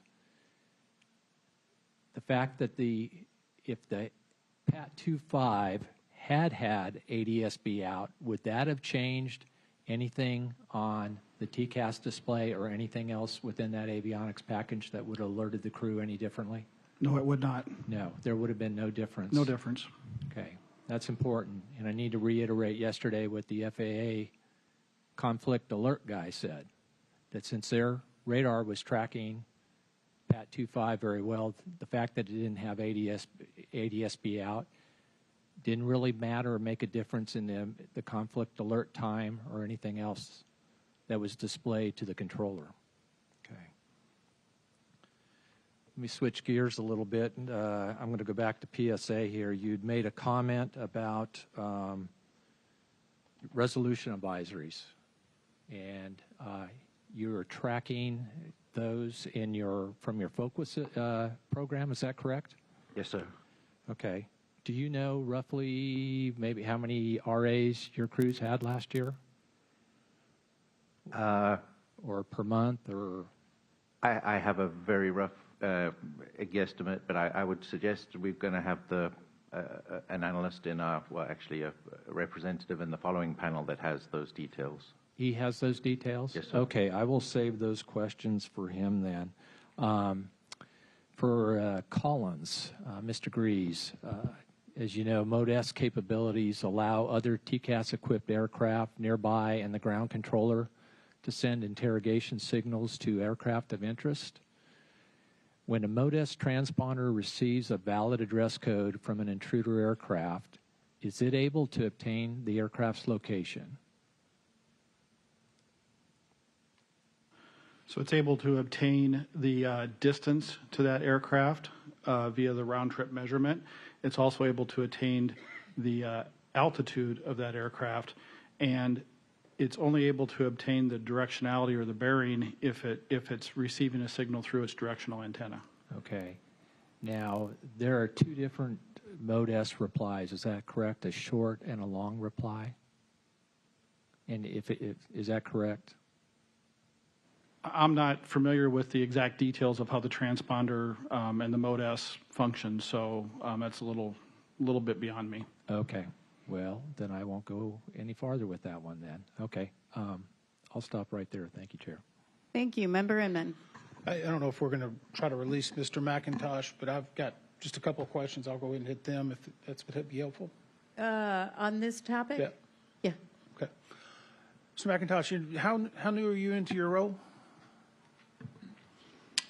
About 2 months. Congratulations. Thank you. Usually when someone steps into a new role like this, they try to identify with their team exactly where they think the greatest opportunities are, where the greatest vulnerabilities are. Can you tell me what you think the 3 greatest barriers are to operating the NAS safely from air traffic? I think our biggest thing right now is ensuring that our QA/QC processes are And solid. that is? Quality assurance and quality control, which is part of SMS and probably part of this next panel that we're going to talk about. We want to make sure that we're twofold in our review. First is compliance to our orders and our procedures, ensuring that we are doing what we said we would do and we're following those. But the other piece to it is risk identification.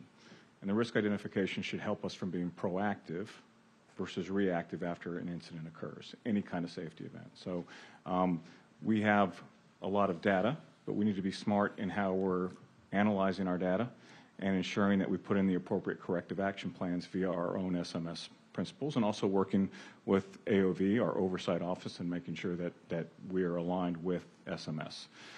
That's something that we've already taken into account. We've already done a reorganization about 30 days ago where we brought our quality control group that was in one line of business or one service unit, and we brought it over. So right now our safety office, which used to be safety and technical training, we've moved the technical training piece out and we put it in a different office, and we're just focused on that one safety office, and that's to ensure that that SMS is aligned. The other big piece for us is, and this has been articulated by the Secretary and by our new administrator, Brian, and that's to make sure that we continue to hire controllers and that we train them the appropriate way, and then also make sure that we have the appropriate equipment to modernize the NAS. We are taking a look right now at least 10 markets where we can find identified improvements, not just with equipment, but also with some of the procedures in place to ensure that we have safety. Okay, I may go back to you on the SMS in the next panel. So I was trying to hit on a little bit is the long-term issue of being able to acquire and adopt new technologies a barrier to safer air traffic control? I think at one time when we were really budget constrained, it was a concern. And the reason why I say that is as you try to invest in new technologies, but you are stringing it along over years, the technology benefits you're trying to gain, you move forward, and you're not trying to get those gains anymore. What should be a 3-year implementation or a 2-year implementation is taking 10 years. That's not going to realize the benefits. And the other piece I really want to stress, approximately 91% of our budget goes to sustainment of the old legacy national airspace system. We need to have a higher investment rate to get to better equipped, better served aircraft, ensuring that we can take advantage of these safety technologies that was talked on this panel today. Okay, I'm going to go back and I heard this from one of the other panel members. For DCA, how long does it take for the radar to sweep and update?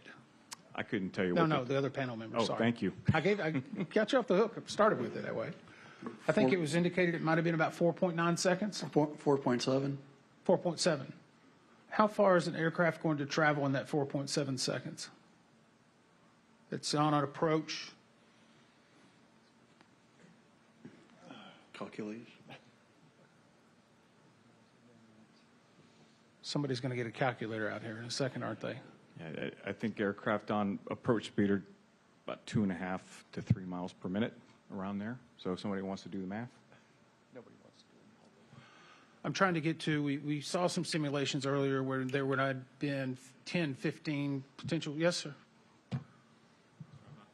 I'll make clear I didn't make this in my head, but we talked about it last night. For a helicopter, which is relatively slow, it's on the order of 200 meters in that period of time. So going at about 70 to 90 knots. And that's going to be roughly half the speed of an aircraft, right? 120, 130, right in there. So not going to take. I go back to the simulations that were done earlier, Mr. Susky, and we talked about how many feet With the current limitations in regard to the radar scopes that what the tower is seeing, would that give enough time for an air traffic controller to literally make that adjustment? We were talking about technology, but I'm talking about the air traffic controllers. Do they see information quick enough to make last-minute changes that are necessary based upon what's operating in their environment? I apologize. I can't speak for what the tower or the controller would have saw. Anyone on the panel? I'm sorry, Mr. Emmett, can you ask that question just one more time for me? I want to make sure I try to address it for you from an air traffic controller perspective. Yeah, and I apologize. It's more about we have some amazing technologies that are getting into the airplanes, but yet on the ground it's still 4.7 seconds to be able to get those technologies, whether it's ADSB. We know the limitations of ground sweep radar, and in the TRACONs it's actually much bigger and much longer for the sweeps. Is the adoption of that technology in the airplanes going to overtake what's in the tower? I think with ADSB in and with the TCAS updates that we're talking about, I do think it'd be much better shared situational awareness that's going in on the flight deck. The controllers are somewhat hampered by the time that it takes for the radar feed to hit the aircraft, the Mode C interrogator, come back, give us an altitude reading. It's going to take a few seconds for that. A controller wants to be able to be proactive in every single instance. So anything that we have that gives us better information real time would be better, but we are somewhat hampered by the lag time that it takes to get the radar feed back. Now keep in mind, a tower controller is also looking out the windows and should be visually acquiring what's going on. I'll go back to that one in the next round. Thanks, Chair. Thank you. And just to clarify, Member Graham had asked about conflict alerting, but in fact our research and engineering team is looking at running some studies and simulations on what would have been seen or not seen had the helicopter been transmitting ADSB out and the CRJ having ADSB in. My question for the captain is, and where I am looking at is, there was so much offloading on runway 33 and so much discussion of offloading on runway 33, especially this night in all the interviews. And so the offloading of runway 33, because they were getting stacked up, whether technology could help improve the spacing, improve consistency or precision in miles and trail. And so that's why I would like you to talk a little bit more on precision and consistency there. When I saw your technology, and I'm not a commercial pilot, but I have a Subaru, and when I said level 2, it's better. I'm kidding. When I set level 2 technology, right, and for people who are not pilots, they might be unable to understand this. When I set level 2 technology, and I set my, you have that or no? I have better technology than you. Aha. So auto cruise control, auto steer, it follows another car in front of me, and if that car slows down, so does my car. And it has spacing. I can say, well, I want 3 car lengths in front of me, I want 5 car lengths in front of me, and I can program it. And I can go 50 miles, which is what I would normally do, without ever touching anything, except for the steering wheel that I have to keep my hands on. And it's pretty similar, because for you would punch in 80 seconds, you would designate an aircraft that you want to essentially follow, and it would keep you at a certain command speed, correct? Correct. There we go. So the pilot, how long was the pilot? What years? The pilot program. I'm sorry. Yes, the pilot program was a 2-year program. What years? It ended a few months ago. Few months ago. Yes. And what's the status now? It's not continuing. Well, let me actually back up. What were some benefits that there were some reports that came out of it and some analyses. What were some of the benefits? How about with situational awareness? So our pilots, we had our Airline Pilots Association interview the pilots. We also had forums. We had everything to figure out, okay, exactly how do the pilots like this technology? And to 100% of the time, when asked, does this technology in the flight deck increase safety? The answer was absolutely. And with respect to go-arounds, you briefly said it could reduce go-arounds. Yeah, so I have anecdotal data, and that's about the best we can get, unfortunately, because we're not sure what caused it. But I've had many pilots approach me and say, I could see that my rate of speed was much faster than the aircraft in front of me. We also have altitude differences. And so all of that information they could bring in, and there were a few times that, especially with the check airman, they would show the pilot and they would query the ATC saying, hey, I'm going too fast. And ATC would come back and say, speed at your discretion. And they avoided the go-around. And it improves safety to avoid go-arounds. 100%.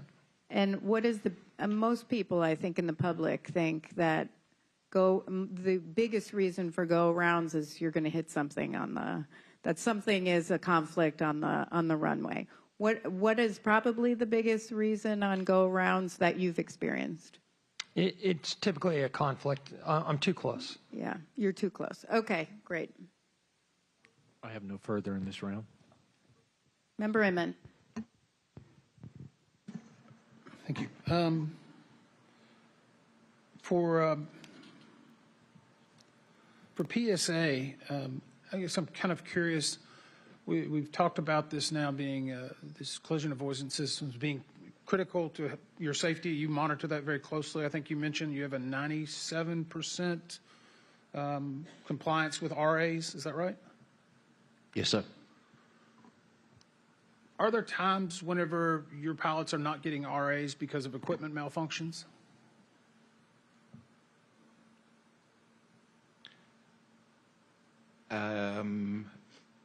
We don't get RAs when RAs are inhibited by design and if the TCAS equipment is not operating, correct? I guess my question is, what is your standard for can your airplanes fly without TCAS?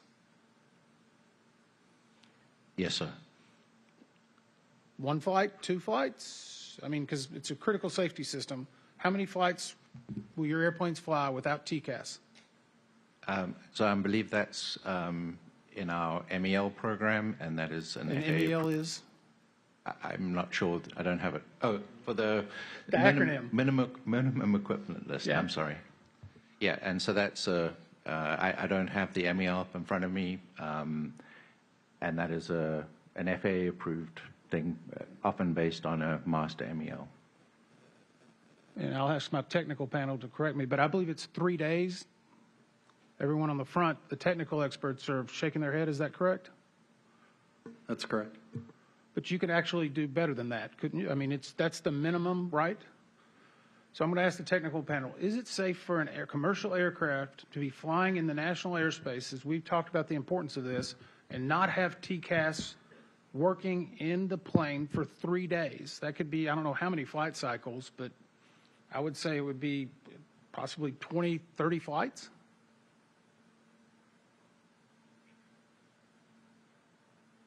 This is for the FAA.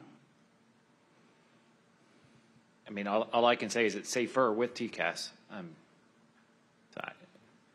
Safety is not a binary, but certainly I think a flight is safer when the TCAS is operating. So. And so right now it's determined, is that flight standards? Who makes that determination that it can fly for 3 days without TCAS? I believe that's the Flight Standards Office. Mr. McIntosh, you know anyone over there? I do know someone over there. Do you think you could make a call and ask a question? Yes, sir, I can. Thank you. I just think it's kind of concerning when we start to read about some of these activities. We talk about the importance, and everyone's shaking their head and agreeing, We all know it's a problem, but nobody wants to say, I'm the one that can fix it. Yeah, I will say this. I do believe, first and foremost, I trust our controllers to get people where they're going. But having additional layers of safety is vital to ensuring that we continue moving the needle and trying to be the safest airspace in the world. Totally agree with you. I think there's some great controllers out there. There's some good people in the DCA. But let's talk about, since you brought it up, let's talk about controllers in general. And right now, the FAA has an advisory that says pilots, and I think Alpha brought this up, you shall comply with any type of RA. Is that correct? That's what the manual was that they brought up earlier. You shall have compliance with all RAs, right? From the controller perspective? It's a FAA standard. You referring to the AC that Alpha was showing? Yes, sir. I forget what was shown there, but for compliance in the U.S., the pilots are allowed to visually acquire the aircraft, and if they deem the deem it not to be a threat, pilots do not have to comply with the RA. Okay. But they should not maneuver counter to an RA, and if they're not going to comply and it's in the direction of counter, they should turn it to TA only. And just save a couple of seconds. I'm going to go back to Mr. McIntosh. If a pilot gets a conflicting message immediately from a controller versus a TCAS, which one takes precedence? So a controller will not interfere with a pilot performing a TCAS RA. How would a controller know that the RA, how do they know which RA they're getting? The pilot would respond on frequency, we're getting a TCAS RA, and the controller allows the pilot to make whatever maneuver is necessary, but we do not give counter instructions or counter clearances. There's a very clear case study that happened over in Europe where a controller did give counter clearances, and it actually resulted in a fatality. So that is something we do not do. Okay. See, I'm over time. All right. Back to you, Captain. Correction, you have the technology not just on your NEOs, all A321s? Correct, all 321s. Okay, thank you very much. The analysis that was done afterward, there were some studies. I like to. We think all life is priceless, and which is why we often get from regulatory agencies we can't do something because it costs too much. What sort of cost savings did you see in some of the analysis? So we saw a reduction in time, first and foremost, 40 miles in. We've seen an improvement in what we call our B0 block times. So those are all cost savings. How many more planes could you get in per hour, per runway? According to the study, they said approximately 5 aircraft per runway. How about fuel savings? Fuel savings, we didn't look at that per se, as time is more valuable because it includes fuel and costs of crew. There's a lot involved with the time. So, okay, I'll look at the presentation that's in the docket. I think there's a number on fuel savings, so I'll come back to that. I do think the FAA might have done that, but American on their own did not. Oh, right. Do you know what that was? I can't remember. Sorry. Do you know, Mr. McIntosh? I'm not sure of the... That's okay. I'll look at it when we go back to member Inman. So the status is the pilot's not ongoing. It ended. FAA either didn't have additional funding or doesn't have it. Is that correct, Mr. McIntosh? As far as why we stopped the trial? Yes. So my understanding is that we did work this with American Airlines. The decision was made mostly because of budget, but because the bigger concern was through most of the study there was an efficiency case versus a safety case. But also taken a look at needing more equipage for aircraft. Because to what you were pointing out via the slide presentation that showed the Eagle arrival via the slider fix, it's great that we can run 81-second intervals, but for controller workload, you want to make sure that you have more aircraft that can actually do that. One of the biggest things that really tie up a controller that makes us busy is compression on final. As Captain Surge was alluding to and actually said, as aircraft go down with less headwinds and they start pulling back on the speeds, you start getting compression. And centers have to feed a TRACON a certain amount of miles in trail, and then a TRACON's got to feed the tower a certain miles in trail to make sure that they're successful. It's the compression piece that actually will start bringing those aircraft closer in. Right. We feel IM will help us with that. Okay. Captain, anything more on this that you want to highlight? I think you didn't. I think there was another phase to this that was planned, but Correct. Yeah, do you want to talk about that at all? Sure. Yeah, so what we did in our first phase was, our first year was to look at the technology in and of itself, some of the algorithms that we saw, and also pilot controller behavior. What we did in the second year is we refined what we found in the first year and learned, grew off of what we did. What we wanted to do in the third year is we wanted to look at how we could space the aircraft, do a variable spacing with the aircraft so the terminal, so now we want to go into the terminal environment so that the terminal initial controller could it would give that controller an easier way to feed two class streams and to sequence them.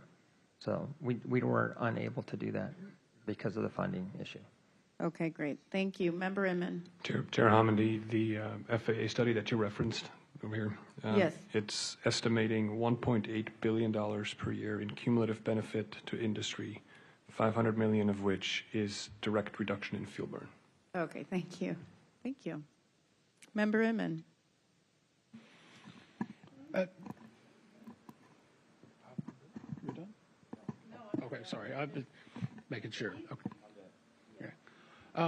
I'll go back to Mr. McIntosh, and again, I'll understand we actually have NACTA is one of the parties, and they're here. Suddenly, they're going to look up from their phones real quick.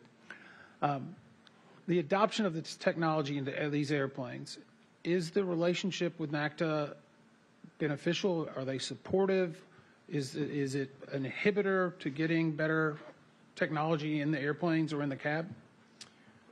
For obviously, NACA's here, but we have a wonderful relationship with our NACA partners, and we have collaborated on a lot of these test phases and which facilities are going to do them and making sure that we work it together. TBFM, time-based flow metering, is another one that if you were to stack that with IM, would you probably big benefits. But we do work that and identify facilities that are in need and work together to make sure that it's rolled out correctly. Do you know if they have an opinion, or have they voiced an opinion regarding time-based flow management or any of these technologies? I've worked this directly with the Chief of Staff of NACA, specifically for DCA, and he was very supportive. Okay. I just go back because at one point, as we understand it, NACTA was very, let's just say, opposed to TCAS in airplanes. Do you remember that time? I don't. Anybody else from the panel? It was before my time. Okay. Well, I'm looking back to their position and policy statements of September 2004, that they are strongly opposed to any FAA policy that requires pilots operating the U.S. air traffic control to comply with RAs received from the current TCAS system that's inconsistent with current ATC clearance. I only bring it up. That position probably has changed. I think it was dropped a couple of years after that. But I'm asking now, is there any opposition to technology advancements that you see from other parties outside of your organization that are inhibiting us to be able to get this implemented? Not that I've seen or witnessed, no. Okay. Do you have any other barriers beyond your labor relations? Do you have barriers in regard to procurement? Because we've looked at TCAS 3 and that attempt. It appears that the private sector is going at a better pace or a faster pace than the government is. And sometimes that's good. I realize you need harmonization, but what are your barriers in being able to get this technology into commercial aircraft or anyone operating in the NAS? From the air traffic perspective, I would look towards our AVS partners to see if there's any issues with the rulemaking or anything along that line. There's got to be a safety case, I'm sure. But I believe everyone's on the same page that we want advancement in technologies to make us safer NAS. So I'll go down through the other FAA. What barriers? Everybody's got to have a gripe. Now's your chance. Well, one of the barriers was discussed earlier where this is international. So Europe had a rule which exclusively called out TCAS version 7.1. So that was the only TCAS system allowed in their airspace. So it takes international coordination to change the rule, and some of that is what has held up XA getting into or being introduced in the airspace. So it's elements like that. It's international standardization. And as we go to that, I'm going to bring up a different aspect. It was mentioned earlier, especially by the Army, spoofing and jamming on certain signals is a real threat, and it's still a real threat currently, not only in other places of the world, but I think in the U.S. Is that an accurate description? Sorry. Spoofing is something we're worried about, but I would say even more important or more worrisome is the fact that everything is open source and beyond the FAA's ground station, TSB or otherwise. There's thousands of commercially available. Anybody in their backyard can have a receiver to get that information and do whatever they want with that information. I only bring it up that it appears CISA, which is the Security and Infrastructure Security Agency for the U.S. government. It was about, I believe, 7 days before this crash, had actually disclosed a flaw in collision avoidance systems, specifically TCAS version 7.1 and before. Has that been completely addressed from the FAA technical review? So I can address that a little bit. So CISA identified basically two flaws. One of which is the capability for someone on the ground to control the TCAS unit, change the settings, put it into standby even. That's something we've known about for a long time, and we've addressed that in ACAS XA. We no longer allow the ground to make changes to equipment in the aircraft. So ACAS XA solves that problem. The other problem they pointed out was basically the fact that it's reliant on unencrypted open source signals. That's how it works, and that is much more difficult, possibly to the point of impossible to solve, certainly without a brand new system.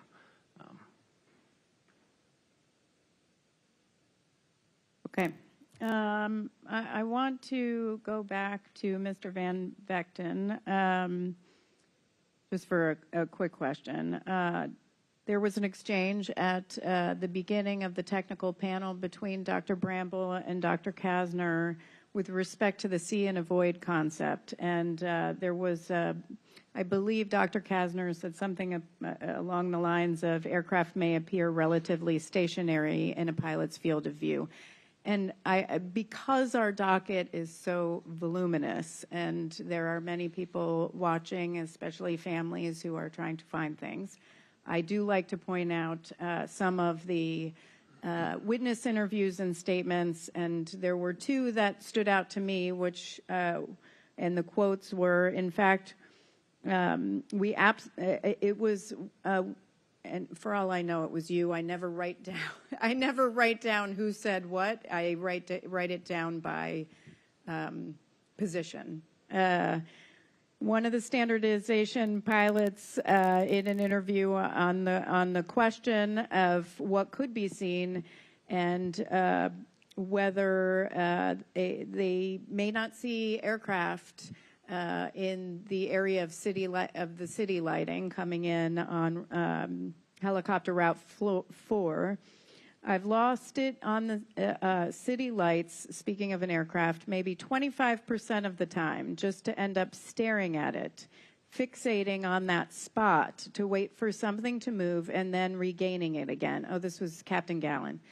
Depending on their level, it's possible for them to be drowned out because we can't tell if they're a tower or if there's relative motion. That aircraft may look like it's actually in a fixed position.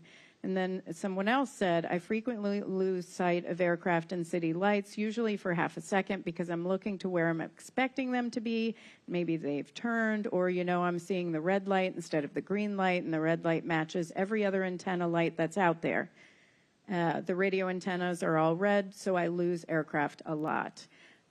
We are doing a visibility study, and we'll see what that brings. I'm curious about, you have night vision goggles on. We've talked about losing sight with city lights. And what about the structure of the helicopter itself? Yes, Does that impact what can be seen? Yeah, so we have several illusions that can happen while we're flying. One of them is structural illusion, and that's just from parts of the aircraft that could obstruct view or possibly cause a false view because of just the way the angle of the aircraft is. Yeah, and the only reason I'm asking is we saw that in our Ketchikan investigation where there was a midair collision between two aircraft, a Beaver and an Otter. Okay, with that, Member Inman. I've just got one, I guess, follow-up, and this is for PSA. On your FOQA data where you identified 97% of your RAs were complied with, can you provide an anonymized data set for our investigators to review that from? I think it's a very stunning stat. I think because PSA asked it of you, you already knew what the answer was. I think it would be helpful for us to see that data. Member Inman, if I could ask you to make that request of our participant this afternoon who's actually in charge of that data. Well, he's a witness, isn't he? Yes. He's in the room, I suspect? No, not yet. Could you? Okay, I'll make it again. Thank you. Let me see. Could I give a little bit additional information on my last statement? Yes, sir. So with the structural illusion, it is not uncommon if I'm flying multi-ship, so I have another aircraft right in front of me, maybe 2 to 3 discs, so 50 to 70 feet away. I look down for a second, maybe write down a fuel calculation or change a radio. I look back up and that aircraft's gone. And that's because the structure of the helicopter blocks it from my view. So you move your head and then it's right there. So at night in this particular situation, I could see where it would be very easy for the structure of the aircraft to block lights in the distance, especially because they'd be much smaller than an aircraft 80 feet away from me. Thank you for adding that, because that's exactly, for many reasons, but that is why we do these visibility studies. So with that, we're done. So I would just ask the technical panel, are you done? Correct. The technical panel has no more questions. Okay, so we're going to break for a late lunch. How long you want? I don't want to shortchange panel 5. 45 minutes is a reasonable. 3:15? That'll work. And we'll go as long as we need to. Thank you.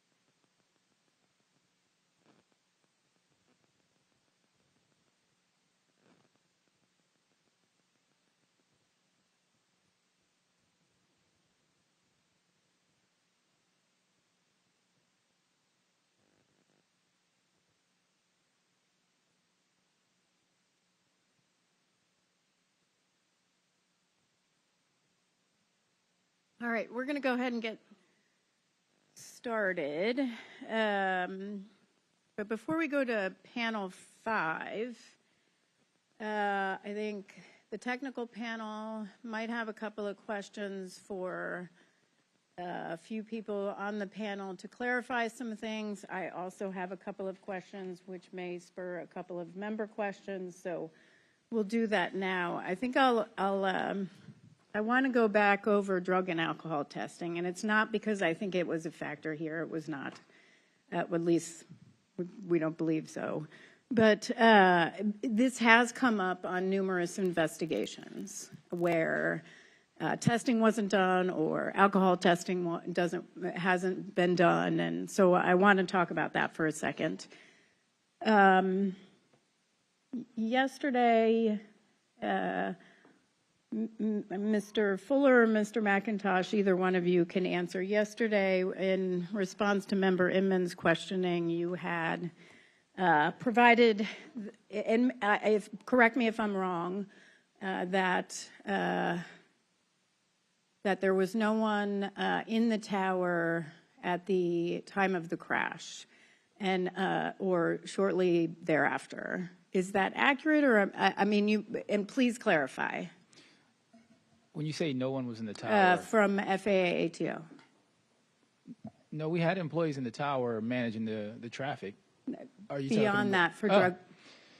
So immediately after, I think is what you're talking about, clarifying, after the accident, we did send some personnel out to the facility to support. A couple of our investigators came over from the command center. Eventually, I believe the vice president of air traffic operations showed up later that night. I don't know what time he arrived. What I think I said was we were drifted out of our normal processes. Normally, we would have support specialists, facility managers that would be pulling data, and we would make that drug test determination much sooner. But because we took those employees that would normally be coordinating the drug test and had them come out there to respond to some of the data requests, immediately start setting up some of those things, we just got outside of our processes and we let the time limit slip. And it pushed back to where it took us 3 hours to get the call set up. Okay, and that is the call for the SRT call? Yes, ma'am. And for everyone, what is SRT? It's a safety review telecon, and it's basically it's a manager's where we immediately gather some initial rough facts about what happened. There's some things in the drug test order that talks about when you would test, and it's based on where you can't discount or the employee working may have been involved, or you can't discount their performance as a cause of an accident, is where you would do drug or alcohol testing. And that's a drug test determination call we do shortly right after the SRT, and that's management only. Okay. So just to clarify, there was a drug test conducted. There was no alcohol test conducted. Okay. And so, and this is where I'm going to get into this. I don't know who is Rolando Caparis? He's the vice president for air traffic services. Okay. So he was there within 18 minutes. He lives within walking distance of the facility. Oh, that's a good area. Nice. Very, very convenient inconvenient for the tower, convenient for him. Karen Seals, Deputy Director of Safety. Alex Nelson, Group Manager, Safety Investigation Group. Sean Mansfield, Manager, Safety Investigation Team, which I think are part of Event Review Team, and they were there by 10:47. Yes, ma'am. Okay. So I'm just trying to understand, because DOT Order 3910.1 Delta, Drug and Alcohol-Free Departmental Workplace Program, Chapter 3, revised on January 30th, 2018, says all federal employees are subject to reasonable suspicion, post-accident follow-up drug testing under Executive Order 12564.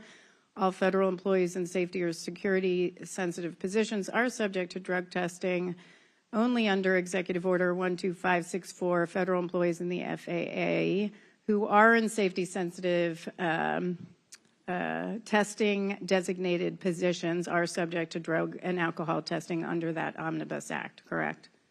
Yes. And, okay, so in your view, when are post-accident and post-incident testing for drugs and alcohol required? Again, it's for a fatality, substantial damage. I believe there's employee injury. I think there's 4 categories when it's required, and it's when you can't discount the employee's performance as a contributing factor to the accident. Okay, because it says all employees in testing designated positions are subject to post-accident or post-incident testing. And the order states post-accident or post-incident testing must be conducted as soon as possible following an accident or incident that involves one or more of the following covered events: a fatality, requiring medical treatment away from the accident site, substantial damage to aircraft or vehicles or other property, or other unsafe practices such as operational errors or runway incursions. So I'm just trying to understand the difference here. It's not really a difference. The part is when we're trying to determine who to test. There's a specific section where it says determining who to test, and that's where it talks about the employee's performance where you can't discount. So while it would have been easy for us to say test the local controller, right, that at the time of the accident, until we listen to the tapes and pull and have the conference, and the local controller may not have been the controller that issued the instruction. He could have just come in there and relieved the prior controller.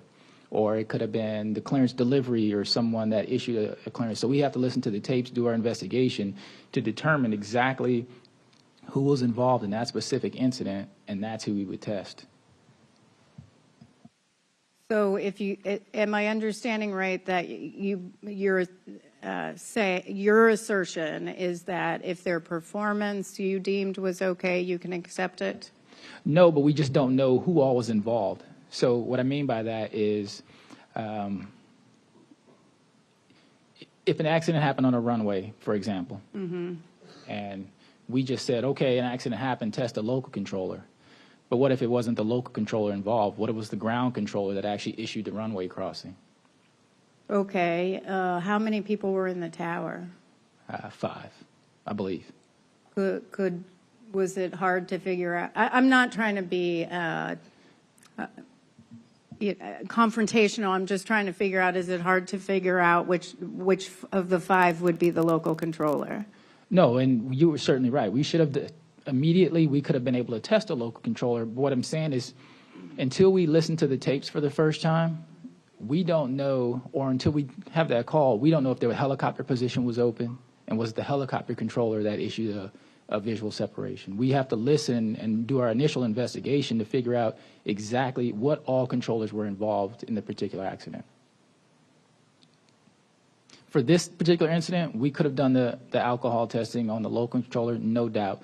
Ultimately, what we found through our investigation, because we didn't know, is that it was broadcast throughout the entire tower cab. So once we found out through that call that it was throughout the entire tower cab, that's what helped us make the decision to test everyone in the tower. I see. And were the 5 controllers, when were they dismissed from the tower? I believe they were allowed to leave at midnight. At midnight. Okay. Do you have any follow-up questions?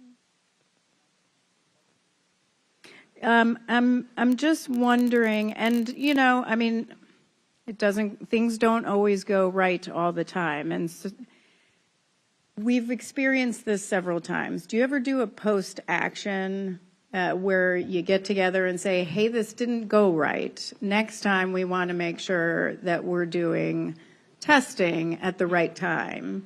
Yes. I'm sorry, I didn't mean to Oh, interrupt no, you. please. Yes, we are rewriting that entire order because the procedures didn't go right at that time. Oh, And I we are see. retraining all of our on-call specialists, getting them up to speed. A lot of things dropped off during the pandemic, one of the things being we had a rotation of the on-call specialists that take these kind of calls, that handle the drug testing. People retired. We got new folks in without the experience. And so they have never been involved in some major accident like this. And so we're trying to get them up to speed. Understood. Okay. So you are rewriting it. Yes, ma'am. Do you have an estimated timeline on that?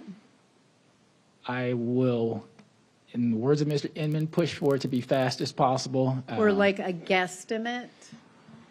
Probably in the next couple of months. when we rewrite an order, we typically have to do a period of review for comment, all the other director lines of businesses, and then, of course, our regulator has to sign off on it as Sure. well. If it's done during this investigation, we'd love to see it, of course. That would be helpful. Certainly, this was an issue in the, I believe, Austin. Is that right, Mr. Sarah? Yeah? Okay. Thank you very much for clarifying everything. I appreciate that. I do have a question. on that, if you Okay. don't mind. Mr. Fuller, do you know why that order was redone in 2018? Which order are you speaking of, sir? The drug and alcohol testing. I do not.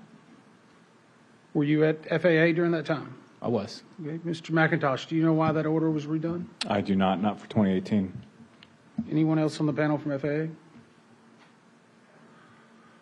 I do. I was at DOT during that time. And it was because the FAA had failed on other occasions to do the exact same thing. And it was systemic whenever you're talking about either controllers, railroaders, it doesn't matter. But it was something that we were trying to address in 2018 because we were told we'll do better. If you give us a different order, we'll update our systems. We'll get a better system together. So now we're 6, 7 years later and we're saying, oh, we're going to go back and rewrite it again. It shouldn't have to be a continual process. If someone's involved in an accident that's systemic or large, test them. They shouldn't be on duty if they have any alcohol in their system to begin with. It won't hurt to rule it out. That way you don't have a presumptive issue. We don't believe we've got one here, but it would be nice if we could just knock that off immediately rather than having to spend time in a valuable investigation discussing why we didn't get it right after as many crashes have occurred in the past. Do better. Yes, sir. Thank you very much to you both. Does the panel have any questions right now? We can come back. Okay. I see none. On this particular, or, nope. Okay, well, we'll come back later. All right, we're going to begin panel 5. Dr. Bauer, will you outline the topics and introduce the technical panel and witnesses, please? Thank you, Chairwoman. Panel 5 will address safety data and safety management systems at the various organizations. The panel will cover safety risk management and safety assurance process, safety data indicators of mid-air collision risk, triggers for safety risk management reviews, awareness of mid-air collision risk at DCA, communication among stakeholder groups about mid-air collision risk, and safety management system activities and outcomes. The NTSB technical panel, starting on my right after Mr. Banning, is composed of Dr. Jana Price, Transportation Safety Specialist, Dr. Lauren Groff, Chief Data Scientist, Dr. William Bramble, National Resource Specialist for Human Performance, Dr. Catherine Wilson, Senior Human Performance Investigator, and Mr. Brian Soper, Lead Aviation Accident Investigator for Air Traffic Control, who is seated behind Dr. Wilson. Witnesses for this panel are composed of the following individuals. From my left, nearest to the board members. In the front row, we have Mr. Frank McIntosh, Acting Chief Operating Officer, Air Traffic Organization, Federal Aviation Administration. Mr. Nick Fuller, Acting Deputy Chief Operating Officer, Air Traffic Organization, Federal Aviation Administration. Mr. Matt Fiskus, Safety Group Manager for the Eastern Service Area, Federal Aviation Administration. Mr. Matt Kabak, Senior Technical Advisor, USCAS Government Co-Chair, Accident Investigation and Prevention with the Federal Aviation Administration.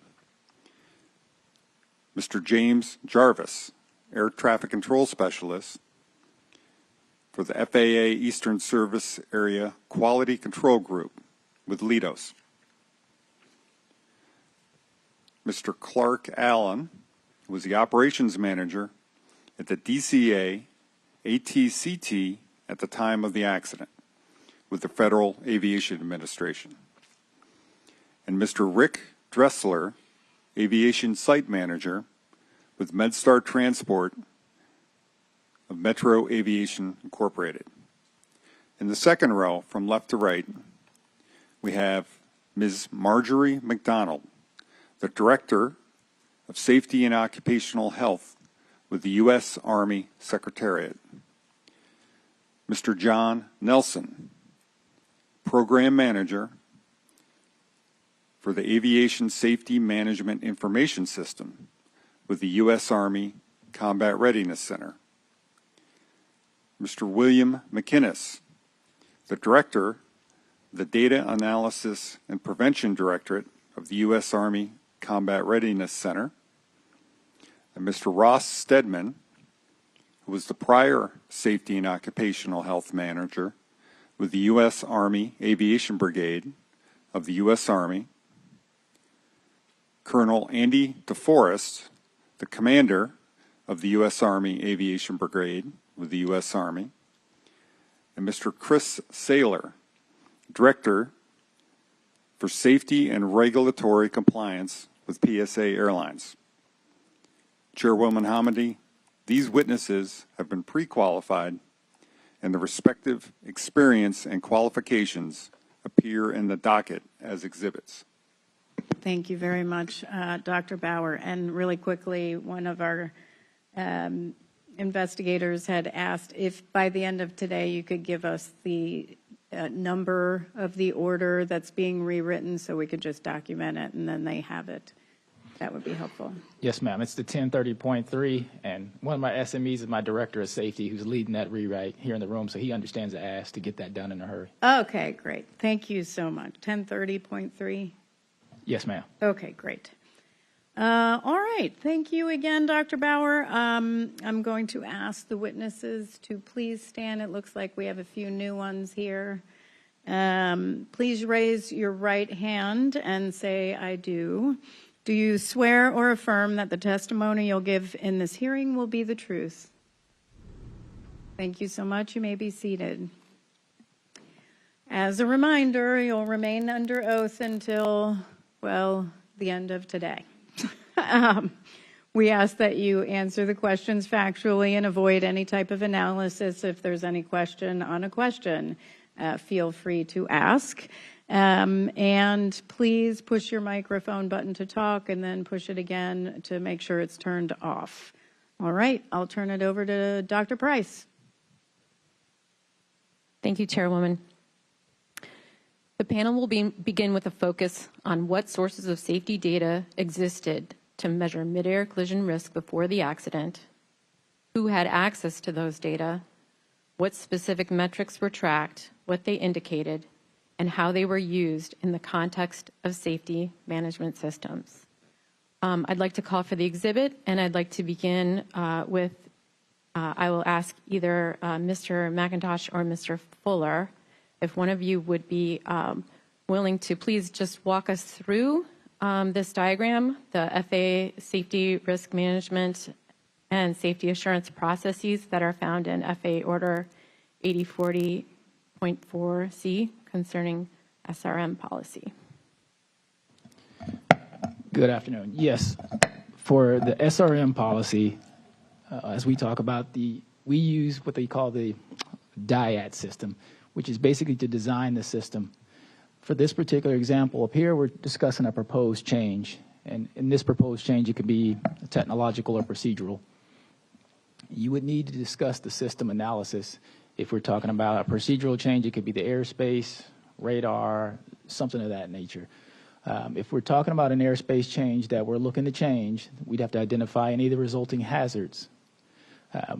That could be unfamiliarity with the new procedures, pushing the aircraft into a different profile. Say we switched from using runway 1 to using runway 33. Those will be some kind of new changes, if we had never done those before, we're taking hypotheticals. When we're analyzing the safety risk, what we're looking for there is the potential, is it the risk of collision? What's the worst possible outcome? When we're looking at assessing the safety risk, it's about the probability of those things occurring. And so we marry those two together, and we have a scale that we put it into. It's low, medium, or high. We can't allow risks to come into the system that are high risk. So we have to treat those risks and come up with a way to mitigate it. If we can't mitigate it, we don't make the change. If we can mitigate it down to a medium or a low, we allow those changes to take place, but we put in a control, some kind of monitoring process, some parameters that we can't exceed.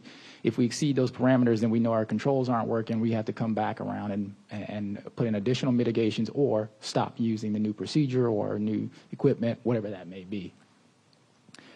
When we go over to the safety assurance side of the house, again, that's the system operation, how the system is designed, how it's flowing. We have to have a process for identifying those outliers. And we have various sources. Matt is here next to me. I'll let him speak to all the different quality assurance database products that we have and we produce in the ATO. But again, they also conduct a data analysis to determine if our controls are working, if the hazard is untreated, or if the risk is still excessive. And then if we exceed our conformance, again, we either have to return to your previous system or put in additional controls, take some kind of corrective action to mitigate or treat the risk in the system if it was introduced by us. And if there's an identified hazard that existed previously, we continuously monitor it. It's not a one and done thing. It's not like we check it one time and it goes away. We continue to monitor the system. We continue to monitor the health of the system. It's a 360 process, and that's basically the ATO SMS process. Thank you. So with respect to safety assurance, and this question might be for you, Mr. Fuller, or possibly Mr. Fiscus. There's a table in the ATO's Safety Management System Manual that contains some of these data sources. I'm going to list some of these sources and other sources. And for each one, could you just answer yes or no as to whether they were being used to monitor midair collision risk as a part of ATO's safety assurance process before the accident? So I'll list them. The Aviation Risk Identification and Assessment System, or ARIA. Yes. The Aviation Safety Information Analysis and Sharing System, or ASIA system. Yes. Performance Data Analysis and Reporting System, or PDARS. Yes. Traffic Alert and Collision Avoidance System Resolution Advisories, or TCAS RAs. Yes, but we have limited access to that information. Okay, we'll go into more detail a little later on that. Great. Air Traffic Safety Action Program, or ATSAP reports. Yes. Aviation Safety Action Program, or ASAP reports. Again, limited access, but yes, we use that. Aviation Safety Reporting System, or ASRS reports. Yes. Mandatory Occurrence Reports, or MORS. Yes. Near Midair Collision, or NEMAC reports. Yes. Thank you. Prior to the accident, did ATO analyze midair collision risks specific to the DCA area? I don't know if specific to the DCA area is an accurate assessment. We analyze midair collision risk nationwide. I wouldn't say we focus on one specific airport. Internally, the facility obviously has the same reporting systems, the same processes. They would be focused primarily on DCA. Also, you have the district that monitors the health of that particular airport.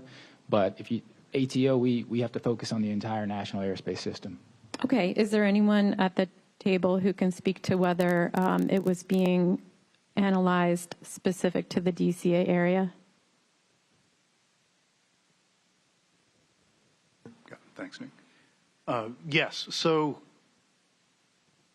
We would provide data, and by we, that would be my office, Quality Assurance Office. So we would provide a portion of that data that would support the ultimate, goal of avoiding a collision. And by that I mean MOR data, which you mentioned, ARIA data, which you mentioned. So embedded inside of both of those reports would be the indicators of a NEMAC, the actual NEMAC definition, and then checking that box yes or no when we review those reports. So we do support that, and we would support that through validation of both of those types of safety entries. So it's somewhat limited, but it's also somewhat specific. And I know you said we were going to get deeper into that, and I'll be glad to explain that later too.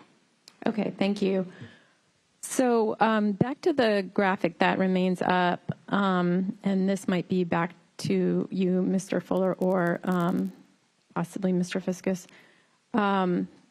So with respect to safety risk management, the graphic identifies two potential types of SRM triggers, plan changes and potential hazards or ineffective controls. And you spoke to those a little bit in your opening remarks, but I'm just wondering if you could give any examples of when plan changes led to SRM panels at DCA.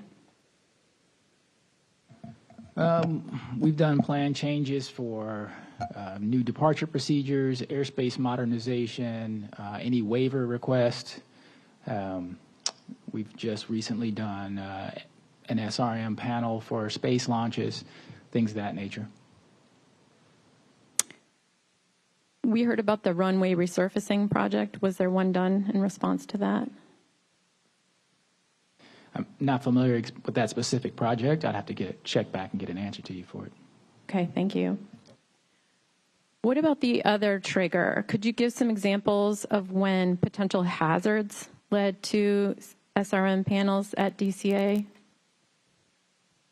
You mean specifically at DCA for potential hazards? Yes, so voluntary reports or potentially concerns from the helicopter working group, things that triggered that kind of a SRM trigger. We changed the procedures there. Recently here, we just conducted an SRM panel on that. Anything before the accident? I would have to go back and validate. Again, I don't know about specific DCA SRM panels, but I'm certain when we've done things like put in stars, we've done, I know they had a runway closure prior to, we have certain triggers that will automatically require us to do an SRM panel. For DCA specific in the past, I don't have that inherent knowledge. I'm going to look to the members to the left and see if anybody has any specific knowledge. Maybe James. Good afternoon. When looking after that district, DCA specifically, the way the system works is quality assurance would validate a particular issue. Let's say it's a near mid-air collision. They would then forward that to my office, Quality Control Group, and then we would look into that. And between the two offices, we communicate if there's been multiple events or are there similarities to those things. And from there, we kind of determine, and we work with the facility to learn more specifics. Like one that comes to mind was there was a particular pilot that seemed to always think everything was a near mid-air collision. And then, so their office would determine whether or not it was, kind of let me know along those lines of, hey, this looks similar to what we heard from before. And then I would look into it a little further and work with the facility to find out if there's anything we can do. Thank you. Yeah, that segues to a follow-up question that I had, which is just in general, is there a process for deciding what rises to the threshold? Because it seems like there are probably a lot of day-to-day issues that you could be considering. What's the process for deciding that something rises to the level of an SRM panel? If you're speaking to an existing hazard in the NAS or something like that, we look for outliers. And so what we do is we have a baseline for certain things like runway incursion rates or ARIA encounters, airborne proximity encounters for a specific facility. If there's an outlier for some reason, that would be the trigger for us to start analyzing, okay, what's causing this? At that point, that we would dig into the data a little further using our safety assurance processes, our QA and QC groups, along with our safety and technical training, just safety team now, to further analyze what's causing this. And if that same group determines that there's a particular procedure or airspace change, then we'll run that through our SRM panel process to figure out how we can put effective controls in. Thank you. Yeah, Dr. Price, if I could give you one current day example of that would be what we call closely spaced parallel operation. And very specifically, that would be Class Delta runways, parallel runways that are less than 1,000 feet. So that is something that we saw and was detected via ARIA. We've done quite a bit of work in following up on that, done validation on that. And so where I'm going with that whole topic is that would be an example where you see something that is a day-to-day operation. You note that there's a potential existing hazard there. There were actually 2 collisions that involved that specific type of operation. And so what we would do, and what we're currently in process of doing, is compiling that data before we do SRMs. That would be an existing hazard, obviously, to be evaluated through that process. Before we do that, we're in the process of looking at that through a safety assessment. So that would be the most current, at least that I can remember, would be a current example of how that would work. Thank you. Yes, I believe we have some of that documentation about that example. Now I'd like to go into more detail about some of the specific data sources I listed and how they were used and what they can tell us about potential mid-air collision risk. And Mr. Fiscus, you had the opportunity to brief us on this, the Aviation Risk Identification Assessment or ARIA system. So if you could just give a brief summary of that system and why it was developed, what data it uses, and how it's used by ATO. Sure. So I'll begin with the purpose for ARIA, and I believe to this day that ATO is one of the only ANSP or ANSPs in the world that uses that type of system. So, and by that I mean ARIA is not driven by a lateral or a vertical standard. It doesn't look at proximity as a way to generate something for, in particular, my office to look at. So it moves beyond the compliance standard, and it looks at the interaction of aircraft. So how are they moving towards each other? And then it generates a report, if you will. We call it an encounter, and we would look at those from that aspect. And I know during our briefing, one of the things that we wanted to emphasize is that just because an ARIA encounter was generated, it does not necessarily mean that there's something wrong or that a hazard or that risk exists. It's just an example of something that you may want to look at. And so further along those lines would be, if you see something through encounters, there's groupings of them, what we would really want to do is analyze that and see what particular barriers are in place or are not in place. And then that would trigger further possible corrective action, or it may not trigger anything at all if we determine that there's sufficient operational standards, LOAs, SOPs, the National Air Traffic Order in place to mitigate that operation. I'll be as brief as I can, and I'll remind you all too, I am not a programmer, but I have been a heavy user of ARIA. All 3 of our service area offices are. So essentially, ARIA utilizes offloaded en route radar data and also offloaded terminal radar data. So it goes through the SWIM, the system-wide information management system. That is then ingested by NOP, the National Offload Program. And so ARIA that is an algorithm. We've often had folks say, can I see an example or can you show me ARIA? Which you can't do. It's a mathematical algorithm. It uses that NOP data and ingests that information, and then it starts looking at interactions between pairs of aircraft. It starts at 8.33 miles. So if you, let me back up just a minute or just a second. First, you need a full data block.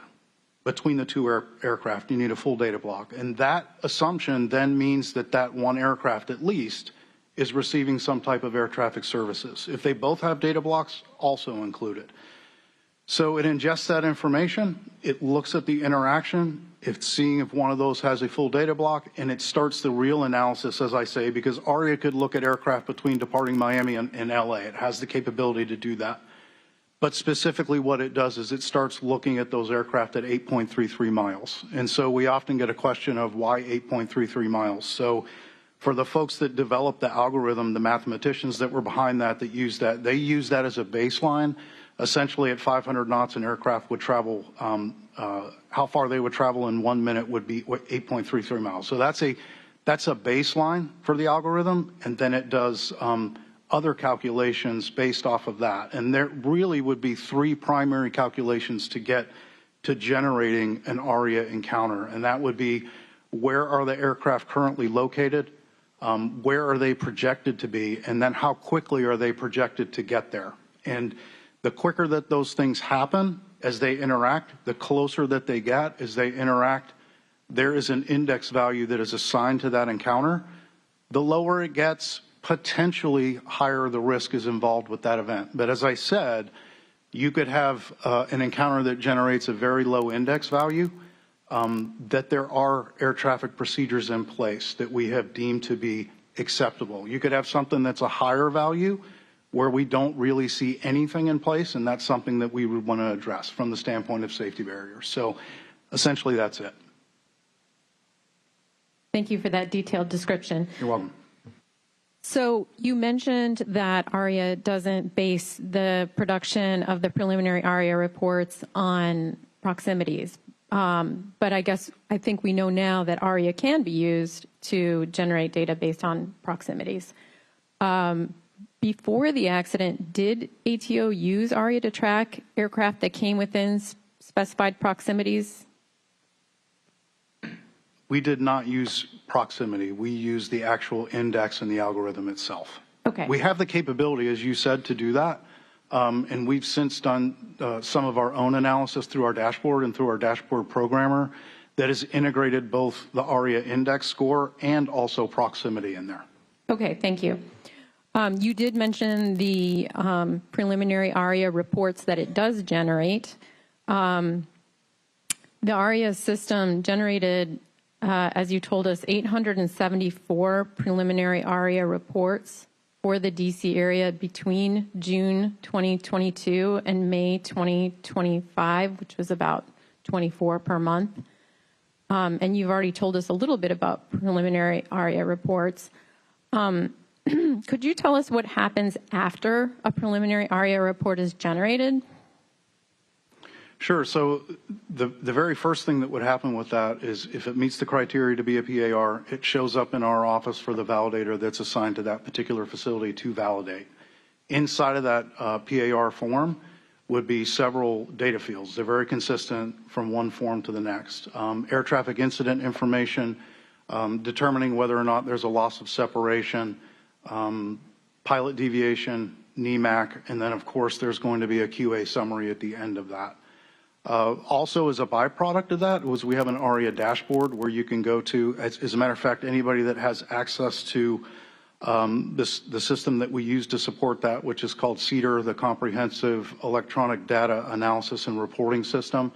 Anybody that has a next generation account that can access CEDAR can also access that ARIA database. So that would include local QC, the QCG, and of course QA and other folks that are in the field. So we validate those individually, and then we would look for patterns, consistent patterns related to a particular operation.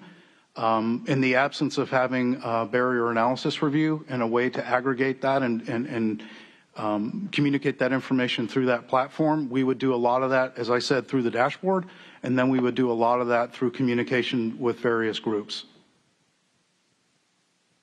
For the 874 that I just mentioned, and you mentioned your classification system, how many of those were classified as near misses? Out of that grouping, none were classified as an actual NEMAC, using the very strict definition of a NEMAC, correct. It's 0. Okay. And I can't remember if you said this, but how soon after those PARs or preliminary ARIA reports are generated are they being analyzed by the QA folks? Yes, and I've got a little bit of an update for you on that. It used to be under the older system before they updated the way that data is moving through the SWIM system to NOP and then offloading to ARIA. It used to be next day, roughly. I'm told now normally it is almost real time. There is some delay in some of that. However, to answer your question specifically, some of those based on workload of my staff could be done the same day and some could be done 3 to 4 days later. So say an encounter happened on a Friday, Monday was a holiday, you could have a delay there. We could also be backed up a little bit in workload and you could be delayed. But generally it's going to be within a few days of that ARIA encounter would be reviewed.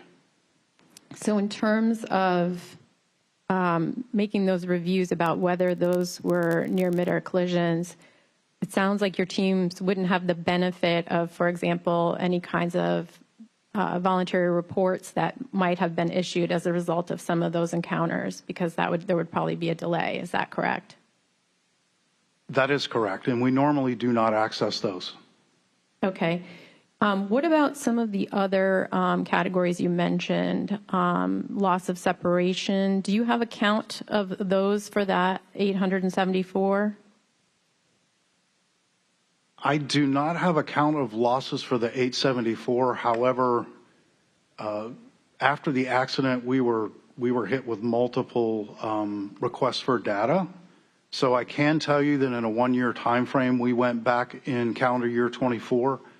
I believe it was in the June time frame, and we looked forward up through the date of the accident, so 8 months, and we looked at PARs, and then out of that grouping.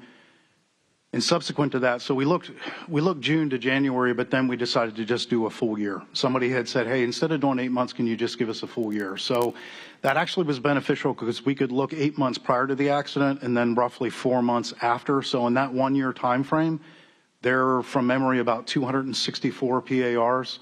Of those, 38 were fixed wing to helo encounters, and of those, 5 were losses of separation. Okay. Well, with your dashboard, it sounds like you can do roll-ups of these. Do you track these over time, some of these different metrics, some of these different counts of loss of separation or PARs? We can do that. Traditionally, though, and by traditionally I mean most recently, we've tried to move away somewhat from just counting pure numbers and trying to get more context. So I'll give you an example. If you compared one facility to another facility purely just by the numbers of losses they had without context, you could be misled that one facility was doing or having more of a risky situation than another. And I'll give you an example. So one facility had 15 losses, one facility had 5 losses. We could be tempted to say that that facility with 15 losses is more risky from the standpoint of QA. But when you look at the context of that, there could have been a technical violation, missing call sign. Somebody pointed out traffic. It was a very good application of visual separation. Call sign was missing, so technically we called that a loss. So without that context, you could get lost in numbers. So to answer your question directly, we do look at that. I'm not putting aside that you could absolutely have an outlier in numbers, and that would be indicative or could be indicative of some kind of an issue. But normally we do not do that. But we have the capability of doing that. And one caveat, one extra caveat there. That is actually what the dashboard is for. So when we go into the dashboard, if somebody wants to go into the dashboard, they are going to be looking at numbers, but they're going to be looking at numbers of groupings of encounters, and that would be very much beneficial. So if you had a grouping here or a grouping there, depending on where your airspace was, that could be beneficial. Thank you. Yes, I mean, part of the panel is looking at how we track safety assurance data over time within a facility, for example. So that was why I think I was interested in understanding how you might be looking at, for example, the number of losses of separation over time at one facility. It sounds like that isn't happening systematically. Is that correct? So we do have some features that look at a rolling average. We have a surface safety metric and we have an airborne safety metric that we monitor on a rolling average. We also have what we call the safety trending and analysis dashboard that almost acts as a heat map for certain facilities, and it's normalized on a rate per, I think it's correct me if I'm wrong, Matt, per 100,000 operations or per million operations. I can't recall what the rate is, but it's a rolling average, normalized rate, and the facilities are given a score where we can kind of track. And again, if we see an outlier in one particular area, maybe they're doing well in the airborne metrics, but in the surface metrics, there's something that's causing them to jump off the charts. And that gives us a reason to have our runway safety team have maybe a special focus RSAT, or which is a runway safety action team meeting, and do deeper dives and analysis into what is causing that surface metric to be off a little bit. Thank you. Yes, and in a few questions, I'm going to show a picture of the airborne safety metric, and then I'll ask you to go into more detail about that. But for now, let's just finish the discussion of ARIA. Mr. Fiscus, I just have one more question about ARIA. FAA Order 7210-633A describes a process for reviewing the preliminary ARIA reports and referring them for barrier analysis process. And we were informed that this process was instituted in 2022 and then discontinued several months later and has not restarted. Can you describe why that process stopped and what changes are being made? Sure. So I was not involved with the management of the bar program at that time or the development of that program, but to my understanding, it was stopped because, and you're correct, it was a 2021-2022 timeframe when it was implemented. We ended up doing, or at the time the bar team did some analysis at two separate facilities. I believe the first one was Aspen in Colorado. The second one was at JFK. No, actually that's incorrect. It was at Teterboro. And my understanding is that the context, so back to my point earlier about having context related to information, not just pure numbers. What we're striving for is context, and the context that came out of BAR was not beneficial. The team at the time determined that it was not beneficial, and so the program was stopped. And so you're absolutely correct. Those reports, those referred ARIA reports, are what were going to be used to generate BAR requests, and those would come through the process of QA validation. But those don't exist at this time. And BAR actually, since its moratorium in the past couple of years, when we started, and that's where I was working collaboratively with NACA on the newer BAR process that we have, a reinvention or the redistribution of BAR. We have since then worked that process, whether it's platforms, data platforms to support it, work instructions SOP to support it. We're through all of that, and we've started implementation in one district out in Western Service Area, which would be the Oakland district. Okay, do you have any documentation of the new process that you can share? We have a lot of documentation concerning that, be SOP, work instruction in particular. Okay, it would be great to have some of that. Thank you. Okay, next topic is near midair collision definition. I'm just going to read the definition from FAA Order 80-2011 of near midair collision. It says it is an incident associated with the operation of an aircraft in which a possibility of collision occurs as a result of proximity less than 500 feet to another aircraft, or a report is received from a pilot or flight crew member stating that a collision hazard existed between two or more aircraft. Is that correct? That is correct. Okay, so just to clarify, because I think this can be a little confusing, if two aircraft come within, say, 400 or 300 feet, is that automatically counted as a near midair collision, or are there examples when they come that close and are not so categorized? It would not be automatically categorized. Yeah, and a few examples of that would be VFR to VFR helicopter interactions, passing and diverging. So say one aircraft passes another and separation was to decrease at that point to less than 500 feet. Applications or proper applications of visual separation, that could be another one. So the key to that piece, and often when we categorize something as a near midair collision, it's going to come from the pilot report. It's going to come from them either calling the facility directly via phone or them saying on the frequency that was close, that was a near midair collision, or we almost had a collision. So those types of things are very straightforward, and they're very simplistic, if you will, to categorize as an EMAC. Where it gets to be gray is in the very definition of itself, where it says that there's a possibility of a collision. And so if I'm validating, or Mr. Fuller's validating, for example, from one validator to another, or from somebody that's looking at that report, their perception of what is the possibility of collision may be different, if you will. So very easy, as I said, when it comes from a pilot, but when you get into the possibility of a collision, it gets somewhat gray. But you're correct. Those would be the two exact examples. I would love to add on to that just a little bit. Like an example would be Van Nuys, where the two runways are separated by 350 feet. They're parallel runways. If you just strictly went by distance, they wouldn't be able to run an operation there. And so that's why we wouldn't call those mid-airs. But of course, if they're turning base towards each other and don't have each other in sight, then you do have a potential for a collision there, because they're such close proximity, traffic hasn't been issued, they don't have each other in sight. It could be a near mid-air collision. But if traffic has been issued, they understand it, they have each other in sight, then it's not. And so that's the kind of gray area that Matt is talking about. So in the context of ARIA, we heard that, it can be difficult because with respect to the timing, we don't know what those pilots may have been reporting for near mid-air collision categorization. So some of that appears to rely on just judgment calls, looking at the radar data.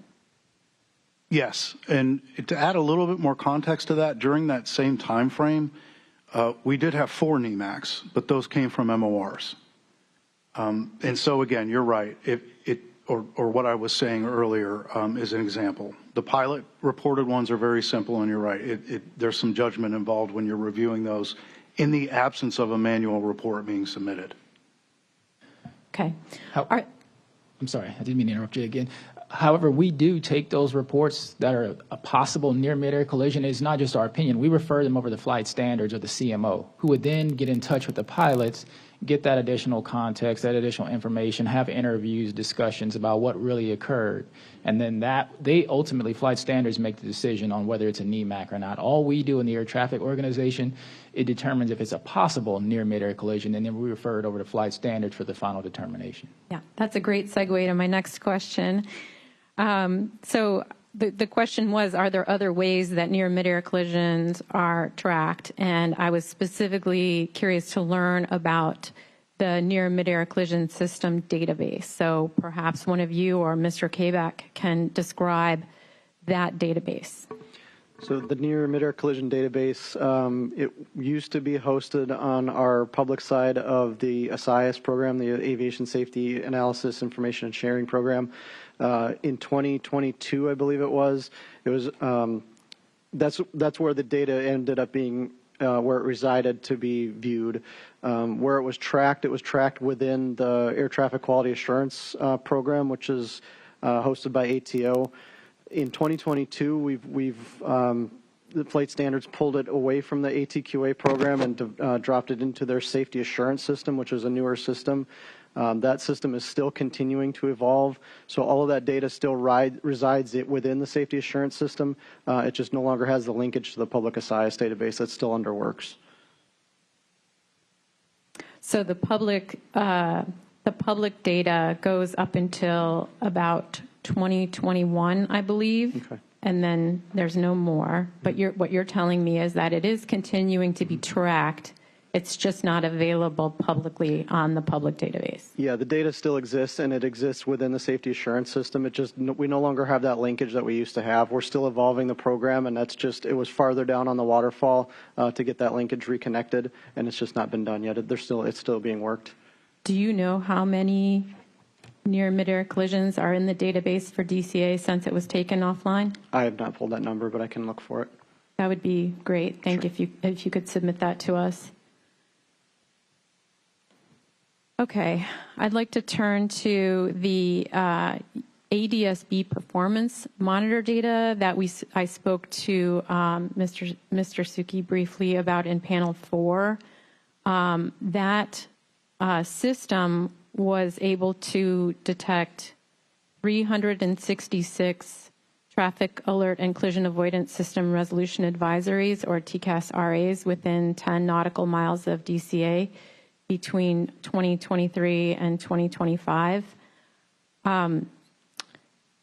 Were data such as these tracked as mid-air collision risk indicators prior to the accident by ATO? We monitor the data. I don't know if it's totally an indicator. So often you'll still get a TCAS RA when there's visual separation properly being applied. And so that's, you need to have some validation from Matt's team, things of that nature, before we totally just count a TCAS RA in and of itself as a near mid-air collision indicator. So just to paraphrase, you're not looking at TCAS RAs over time for different places as potential indicators of mid-air collision risk? We monitor the performance of every facility, and I think DCA for TCAS RA rates was probably middle of the pack, 117th or something like that. Out of 313 facilities, I think it's 247 towers. They were pretty much dead in the middle. And so what we look at are the outliers, like I spoke about, Van Nuys, the Aspens, those facilities that jump way off the charts, and we try and figure out what's driving those indicators and mitigate those high, those outliers, and then work our way down the list. So DCA, yes, we were monitoring it, but the data didn't support that they were an outlier, if that makes sense. Thank you. In the case of the 366 TCAS RAs that were identified, we discussed how only about a third of those threats that cause those RAs could be positively identified. And I'm guessing that some of that has to do with the ADSB out of certain aircraft that fly in that region. But for those that could be identified, the 123 where the threats could be identified, 56 of them were helicopters, and some of them were involved in multiple RAs. So my question is, before the accident, did FAA have any process or policy to notify aircraft when they were involved in TCAS RAs? The threat aircraft, that is. I don't know if we had a process to notify an aircraft that they were involved in a TCAS RA. Typically, especially with DC, our data indicates that the vast majority cause a TCAS RA with an aircraft in the south flow on arrival to runway 19. They typically involve helicopters that are maintaining visual separation from that commercial aircraft. It still may trigger a TCAS RA. It was a compliant operation. But we won't go back and tell the helicopter, hey, you caused an RA for that commercial aircraft. We would not normally do that. Now, if that helicopter aircraft did something wrong or violated the Class B airspace, busted their altitude, we would then notify them of a possible pilot deviation and then take potential enforcement action from there. Thank you. Mr. Dressler, I think that in the case of the this accident, or prior to this accident, did Metro Aviation ever learn of involvement in TCAS RAs from FAA or any other source? No, we did not. Not prior to. How did you, or did you ultimately become aware that MedStar helicopters were involved in TCAS RAs? I did, via the Washington Post article. Okay. So if you had been notified just along the way, would that have affected your operations? How could you have used that information? So I think in collaboration with DCA Tower, we would have performed an analysis that would have made clear what Mr. Fuller said. Were we on visual separation at the time? Were we converging, diverging? Did we follow in behind?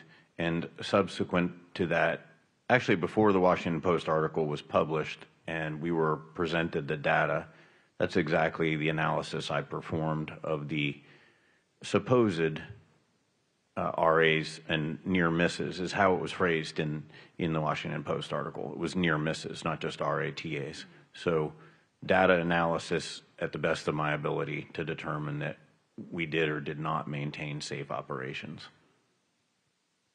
That's useful to understand. Thank you. Okay. Back to FAA. Next, I'd like to talk about voluntary safety reports described in FAA Order 7220B. As discussed, some of these reports are protected. However, ASRS, or Aviation Safety Reporting System reports, are available to the public and have been useful in understanding previous near-miss events near DCA. Can you talk about how ATO uses information from ASRS or other voluntary safety reporting programs in its safety assurance and safety risk management processes? Yes, it's going to take a while. ASRS, I am on a distribution list where I get emails of specific ASRS reports that concern air traffic operations. When I receive those reports, I know the members of ATO safety also receive those reports. We distribute them out to the particular, say if it was involved in something at Chicago, if it was an air traffic operation, I would distribute it to the director of operations in that specific district, asking them to follow up. If it involved signage or runway markings, I may distribute it to the airport's operators there for those specific ASRS reports. Also, they hold a monthly telcon, which we participate in and listen in, where they discuss ASRS trends, any kind of specific reports or examples they may cite, and then from those we'll develop corrective actions and we'll follow on from there. When it comes to ATO internal voluntary safety reporting programs, we have a lot of mechanisms which we use that information. First and foremost, the facilities have access to those reports through their local safety councils. And so the facilities, management, and labor representatives can get facility-specific data that submitters are reporting to modify procedures, conduct training, various analyses, so to speak, to mitigate risk within the NAS. At the higher level, we have the Event Review Committee, which may see a specific trend related to a facility or a district or a nationwide issue that they could then submit a corrective action request. That corrective action request would go to a VP of a line of business, and it's tracked until its resolution. It could be from anything as minor as the tower cab shades cause visibility issues, or as large of an issue as air traffic controller training on the appropriate way to issue weather information or disseminate weather information to pilots. And so we get quite a robust reporting system from ADSAP on very specific issues. Where we still have room to grow is how to be more proactive with executive data sharing. I get the information, but I have to ask. I have to know there's a problem to request information. And so I have to say, hey, get with my NACA partner. I need information on DCA to see what kind of reports are there. And they'll feed me back a report. We'll both get the reports and see all the specific issues about DCA, and then we can work together on the best path forward to mitigate them. The next level is to be proactive, where ADSAP is coming to us directly, and we have that trust and confidence where they will say, hey, here's an issue that we're seeing at this airport. We feel you all need to take specific resolution. We'll work it. I think we're finally getting there with trust. I mean, it's not like the ATO in the past has not done things to discourage that trust, but I think in the past 10 years we've established that we're using voluntary safety reports for positive means, and I think we're closer to getting to that next level of trust. You asked specifically about voluntary safety reporting systems, and so I'm assuming that includes the ASAP programs and our confidential information sharing. Yes, I had a question about that, about confidential information sharing programs, so this would probably be a good time just to explain who has access to that system and how you use it. So we have information sharing agreements with certain airlines. I want to say it's in the hundreds now of the different users of the confidential information sharing program, and they work through a team of analysts that we have that are in the voluntary safety reporting program. They share reports with us. They link up if we have matching controller reports so that we get a 360 view of the scenario.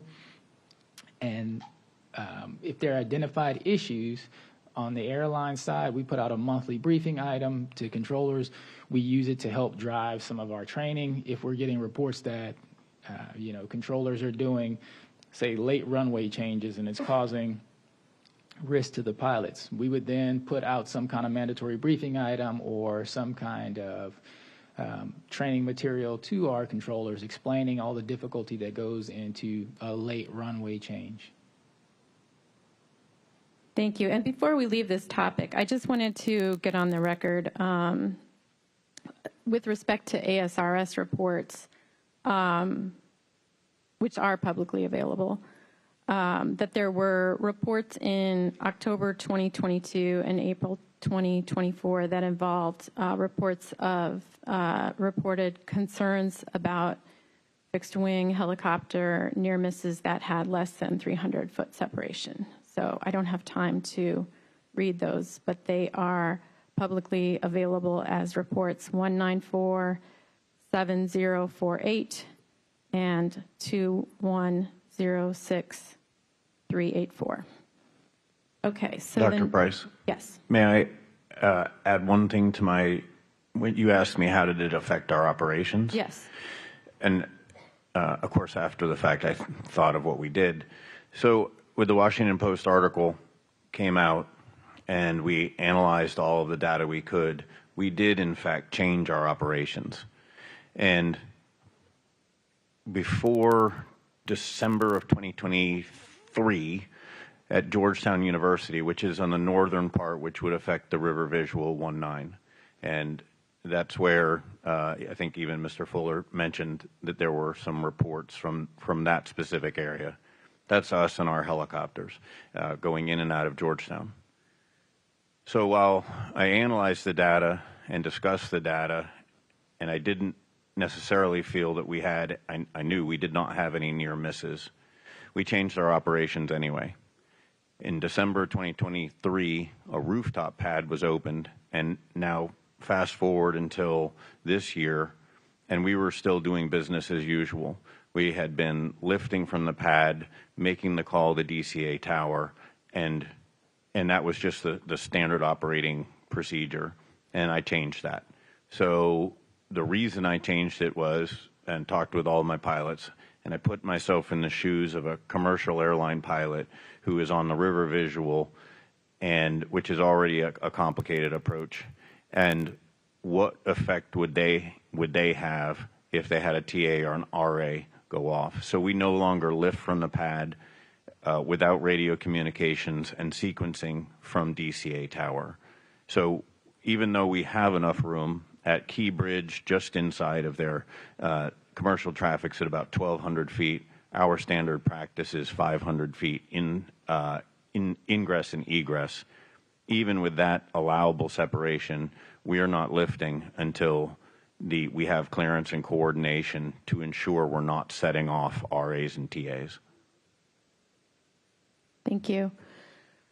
I feel like I should also ask, since I asked you, Mr. Dressler, to our Army colleagues, even though I think in the present day it might be difficult for the ADSB performance monitor system to identify Army aircraft, if they were identifiable, would you see value in learning about your involvement in TCAS RAs?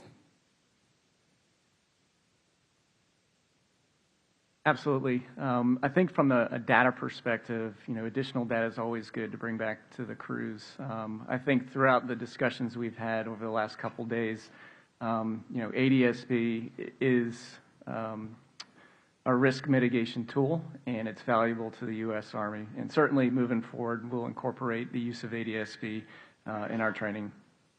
Thank you. Okay, I have two other topics, and then I'll be finished. Mr. Brian Fuchs, could you please bring up Exhibit 17W, page 5? Thank you. And you referred to this before, I think, Mr. McIntosh. This is a presentation to the U.S. Senate and House of Representatives Aviation Appropriations Subcommittee. Could you provide an overview of what's in this presentation and how often such presentations are made to Congress? So we do this presentation bi-monthly to Congress. Initially, the ATO was tasked after, I believe it was an OIG report, with doing a rolling surface safety metric. We developed an airborne safety metric on our own afterwards to support it. Again, it's a rolling 12-month average to gauge our performance. We have a commercial airborne safety metric and a non-commercial. And the reason we split those out is because we track the non-commercial, but we may not have had much involvement with some of the non-commercial, but we still track the airborne encounters. And so if it's an IFR aircraft that has an encounter with an unknown VFR, we track that. If there's a fatal accident, obviously they have a significant effect on the rolling 12-month average, which is why if you look at our commercial airborne, it's up 164%, obviously because of the tragic DC accident. So the y-axis for that graphic says airborne risk per million airport operations. Is it possible to describe what goes into that metric here, or if not, can you submit that for the record? Yeah, we can certainly submit it for the record. It's a formula. We have some data scientists and mathematicians developed it. It factors in fatalities. It's a weighted score of fatalities, injuries, aircraft damage, airborne IFR or airborne encounters, things of that nature. But we can certainly submit it for the record. It's much easier than me trying to explain it. Thank you. My final questions concern the FAA National Airspace System helicopter route analysis. On March 27th, the acting FAA administrator then told a congressional subcommittee that FAA had a task force studying so-called hotspots at 10 locations with mixed traffic. Is the helicopter route analysis the result of that effort? It's part of it, yes. Do you want to explain what other parts resulted from that? So one of the things that came up was we discussed Van Nuys and the challenge we have with Van Nuys and Burbank, per se. I think Van Nuys accounts for, I want to say, almost 7% of all the TCAS RAs in the NAS, even though they're such a small facility. Part of it is because of their runway, how small or close their runways are to each other. The other part is because the departure for one of the runways is right underneath the arrival for Burbank Airport. And so arrivals into Burbank get a significant amount of TCAS RAs with Van Nuys pattern traffic. And so some of the things we've done is, I believe, July 7th, we've lowered the pattern altitude at Van Nuys by 100 feet for 90 days to test and see if that's going to lower the amount of TCAS RAs. When that 90-day test is complete, we're going to go down another 100 feet.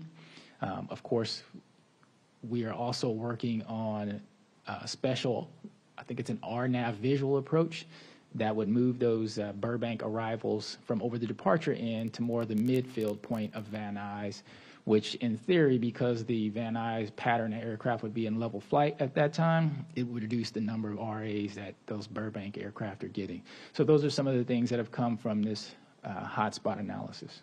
Okay. And to be clear, we heard the term hotspot earlier this week with respect to charting, and as I understand it, this is a different definition of the term hotspot. This hotspot is not an FAA term. It was something that MITRE, working with ASRS, I believe, created and distributed, and so that's how it became a hotspot thing. But it's definitely not a title I would have called it, but it is what it is. The administrator said we'd work on it, and so that's what we're doing when we're tackling these issues. Thank you. The report analyzes data from 16 airports in 10 major cities. For Washington, D.C., Dulles, BWI, and Andrews Air Force Base were included. Can you explain why DCA was not included in the analysis? We did a DCA-specific analysis. So it's not being compared to the other airports? No, it is on its own, and we track specific mitigations for DC, and we do a monthly report on DC alone. Thank you. The methodology section of that report describes a database of helicopter, and helicopter fixed-wing encounters. Can you tell me how those encounters were defined and what system was used to generate them? We use ARIA data along with any of the mandatory occurrence reports to go along with it, to supplement it. So is it a specific distance used in ARIA, a specific proximity distance? I don't know about the specific distance. I have to refer to Matt because Matt is the one who I ping every month with my data. But what we did is track. There's a way you sort ARIA data, and you can sort it by just fixed wing and helicopters or fixed wing only. It has a lot of filters. If Matt wouldn't mind explaining those for me. Well, I'm less interested in sorting it by the types of aircraft and more interested in whether encounters is defined as a certain proximity between two aircraft. Yeah, I have not seen the final report on that yet. If they're using the term encounter, more than likely that is coming from an ARIA encounter minus some kind of lateral distance. However, there was some subsequent analysis that was done, and it could be included in that report. I've not seen the final that includes that type of information. It also could include PDAR's information as well. Okay, yes. Yes, I think it would be very useful for us to be able to get a definition of how encounters were defined in that report with respect to ARIA or PDARs. So one of the things that it's been, I don't want to say difficult, but it's been a good problem to have post-accident, is we are looking at all the ARIA encounters post-accident at DCA. We've only had one in that time frame, and that's the measurable encounter where it triggered a PAR for our employees to review. And that was actually an aircraft that was in one of the prohibited areas for presidential movement that was permitted and was properly applying visual separation. And so while we're looking for any encounters that would create a preliminary ARIA report, and I believe the score is 15 or lower for IFR-VFR? IFR-VFR is 5.5. Okay. Okay, I think what you're saying right now, Mr. Fuller, is you're defining encounter as the generation of a preliminary ARIA report.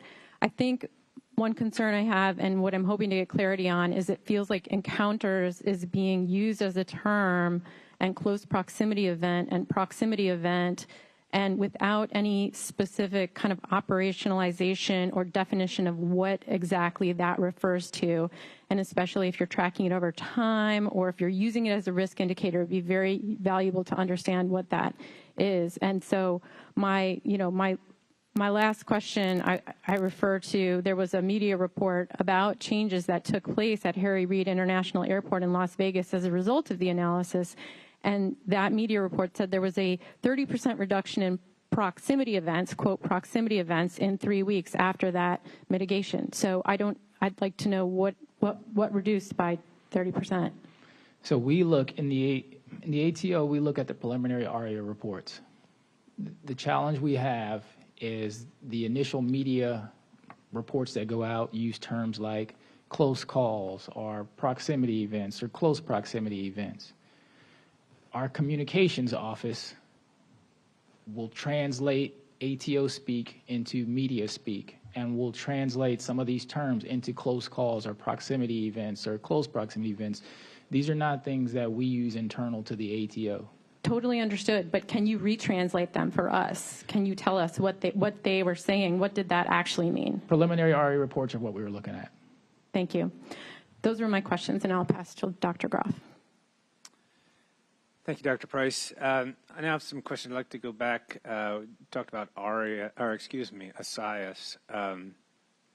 Mr. Kabek, could you briefly describe the Aviation System Information Analysis and Sharing, or ASRS program, and just if you want to include kind of the purpose of the program and characterizing the participants in the program? Sure. ASRS program was developed in 2007 as a public partnership with private industry. It was an evolution of the previous process with a commercial aviation safety team that was developed in 1997. Up until ASRS became viable, the commercial aviation safety team, as they were looking for ways to create safety enhancements, the only thing they had available to them was accident data. And as we evolved further along the century, we recognized that we've become increasingly safe. We needed something else to look at since accidents were starting to dwindle off, thankfully. The advent of the ASRS program gives us the ability to look into precursors based on voluntarily submitted information from stakeholders. It includes flight operations quality assurance data from over 45 air carriers and a number of GA partners as well, and includes aviation safety action programs from air carriers and GA partners, and it also includes air traffic safety action programs. So we blend all of that data together to give us a holistic approach of what's going on. By using that de-identified data in a protected manner, we can really start to understand where there may be risk in the system, and we offer that information back out to stakeholders that participate in the program so that they can benchmark their own internal safety metrics against NAS metrics. Thanks. Mr. Fuchs, could you bring up Exhibit 17, India, please? Page 16, just the bottom half of the page. Yeah, thank you. This is actually taken from an ASRS presentation slide. It might be difficult for some of the folks in the room to see, but it's a listing of various data sources used by ASRS. Could you just maybe provide examples of a couple of those that would be used or could be used to assess potential air traffic conflicts or mid-air collision risk?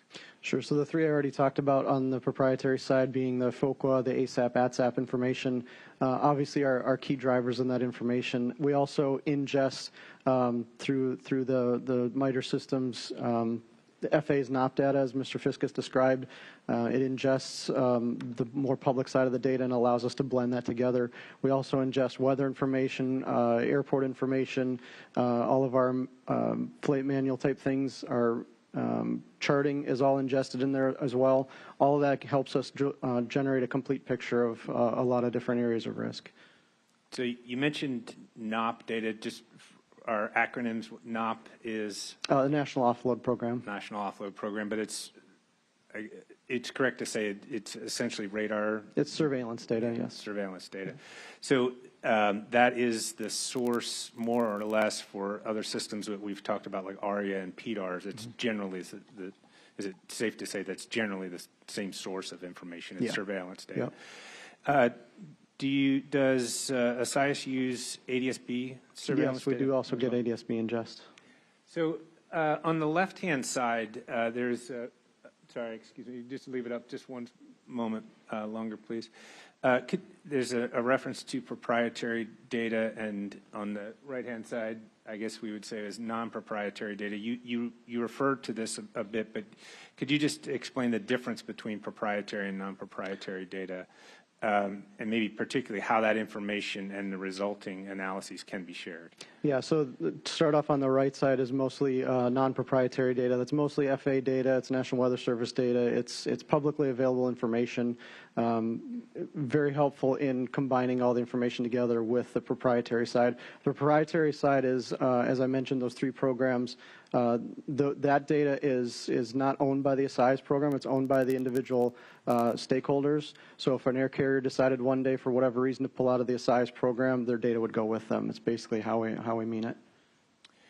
And so there are restrictions then on how any of those data or any of the resulting analyses can be shared. Is that correct? Yeah, because it's blended with the proprietary data and the voluntary safety data, it is protected under 14 CFR 193 and a few other 49 CFR codes as well that basically say that We will protect the data because it's voluntarily submitted, and we will protect it in the effort to continue to receive it. Obviously, some of it is much more data than is required by regulation, so, but we need that information to help us make good decisions on risk. And the threat of a possible leak or spill of the proprietary data, it could jeopardize the security of the program.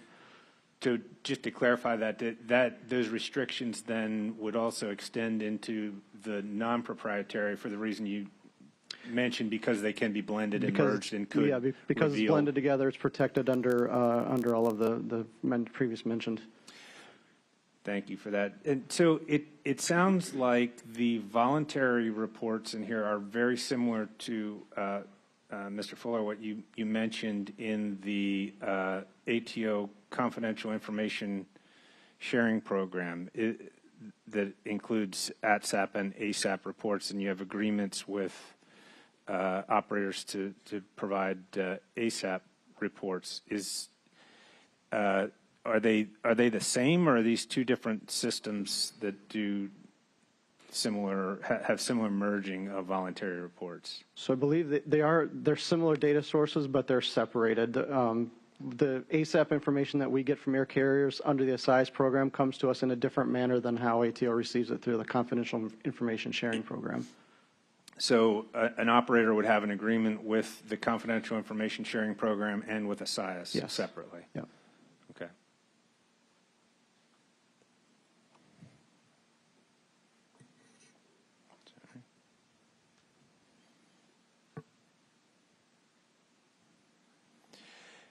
Can you share any examples prior to the accident of potential air traffic risks that were studied by ASRS?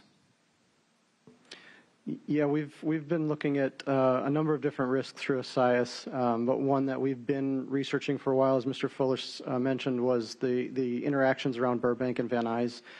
That's one of our ones that's higher up on our exposure list. And knowing that there's mitigations in place, we recognize that. We're still monitoring it very closely to see how those mitigations are going to take effect. Matter of fact, under the U.S. Aviation Safety Team umbrella, we're doing a safety risk assessment out there in 2 weeks to sort of combine some of the data sets that we have together with ATO and with operators. A number of the air carriers that operate into Burbank have their own data, and it's benchmarked off of our SIAS data as well. It highlights an area that we need to go take a look at. So that's one of the ones that we particularly were using, and that was in place before the accident. So maybe more on that. Prior to the accident, was ASRS routinely tracking any metrics related to mid-air collision risk specifically? We do track exposure to TCAS RAs within the ASRS program, yes. TCAS RAs. Any other metrics specific to mid-air collision? That's probably the biggest one that we use. Okay. Prior to the accident, had ASRS conducted any analyses of mid-air collision risk that included the DCA area? We did not. No. Who can request an ASRS study or data summary? So any stakeholder of the program can request a data summary, and we've worked through numbers of those frequently. Reference this accident. NTSB is a stakeholder of ASRS and did submit a summary information request that was provided. How many requests do you process, let's say in a typical year? How many? It varies from year to year, and it's slowed down recently just because we've been in transition in the ASRS program. We're transitioning to a new platform, and users recognize that. So it could range from a few to 10 to 20, I think, is probably our max. And you mentioned the benchmarks and metrics that are being tracked.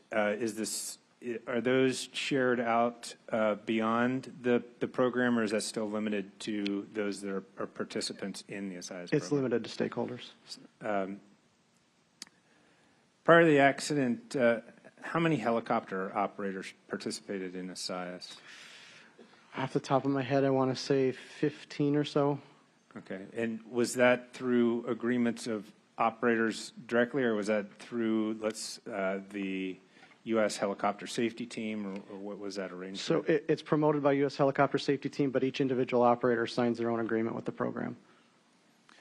Does the U.S. Army or any other military branches participate in SIS? U.S. Army does not, but we do have Air Mobility Command is in there. I believe it's Naval Air Force. Atlantic is also in there, and the Air Force Safety Center are three DoD partners. Is there any specific challenges I could imagine just because of mission-sensitive information, anything, how you could separate that information if they were to participate? So we're working through that, actually. We're in the process of meeting with DoD folks post-accident to see if we can get more DoD participation in there. We recognize that there are some challenges that we'll need to work through. I don't know what they are quite yet.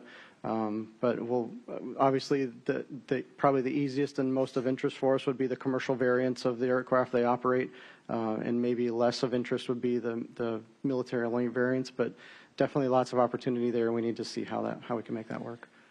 And if SIS identifies a safety issue, what options or processes do you have to mitigate a problem? So normally the way it comes through is the individual safety teams, whether it be Commercial Aviation Safety Team or U.S. Helicopter Safety Team, General Aviation Joint Safety Committee, they're looking through the data on a regular basis. They're the ones that are really manipulating and understanding it. I'm the commercial or the government co-chair for commercial side. If we find a risk that we think might be needing more additional information, we have a certain gate of information where we can get to the SIS program without needing any further approvals of any kind. If we believe, or if our MITRE counterparts believe that the study or whatever research we're asking them to do is over a certain threshold, we need to get approval from the U.S. Aviation Safety Team, which is the overarching governing body of the program. We had the previous discussion of the SRM process, SMS process. Within the FAA's SMS structure, would that sort of a review kick off an SRMP, or would that count within the SMS process of an acceptable review? Yeah, so FAA is members of the U.S. Aviation Safety Team as well. As we work through the process, if there's something that highlights a potential risk, FAA could take interest in that, obviously, and trigger their own internal processes. So it would then carry over then to be yes. FAA process. All right, thank you. I just have some questions now I want to open up to maybe Mr. McIntosh, Mr. Fuller, and Mr. Fiskus, even particularly, about the interactions between SIS and the analysis activities that occur within the Air Traffic Organization, or ATO. Since they share similarities and, as we've seen, data sources, how do the data analysis activities of the SIS program differ or coordinate with those of ATO for safety issues, particularly related to air traffic?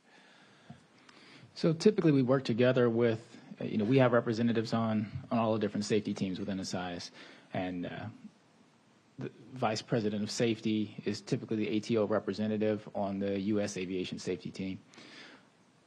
If there's a safety enhancement that's recommended out of one of these SIS meetings, the ATO can choose to run it through an SRM panel. We can choose to provide our own corrective action and just report back to the SIS team until we get a specific resolution. And one that comes to mind is the Denver TCAS issue, where SIS identified to us that they were receiving reports for, I think, 12 years of TCAS RA pushdowns going into Denver.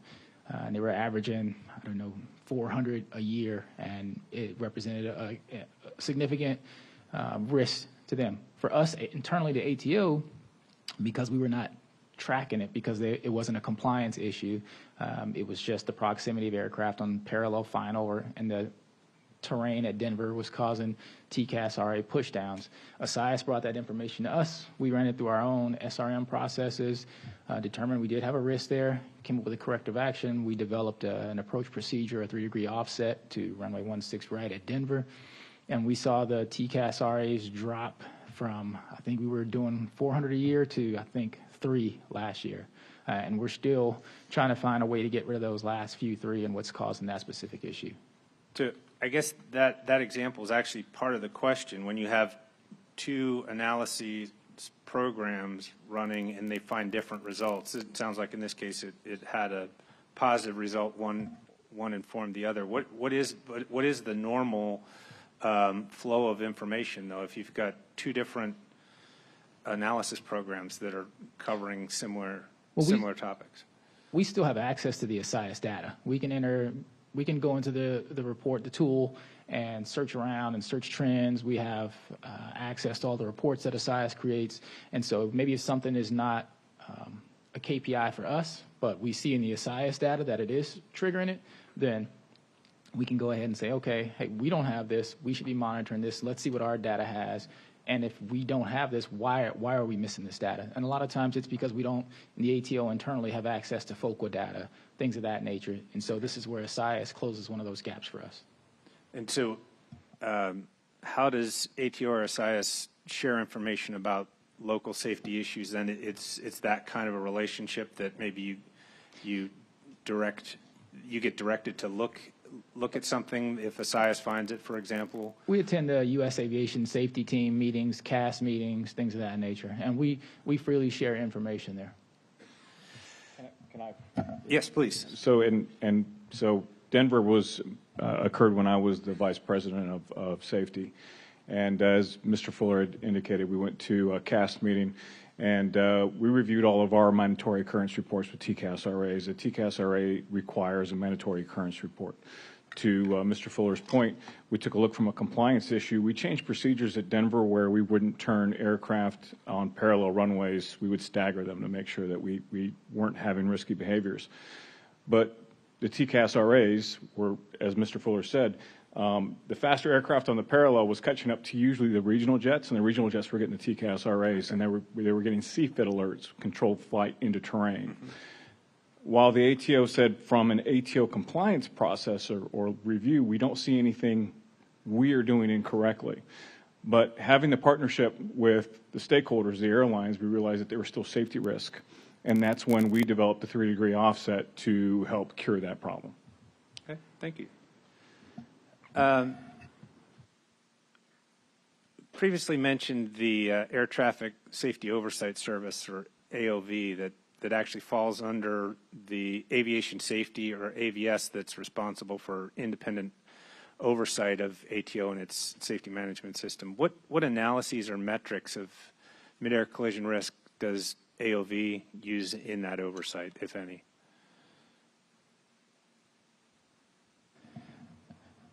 So I'm speaking out of a job that I used to have. Yeah, I'm glad you're on the panel, because yes. if you to share, what was that position that you formerly had? Prior to this position, I was the executive director for the Air Traffic Safety Oversight Service, and so AOV is not fully equipped to produce their own data.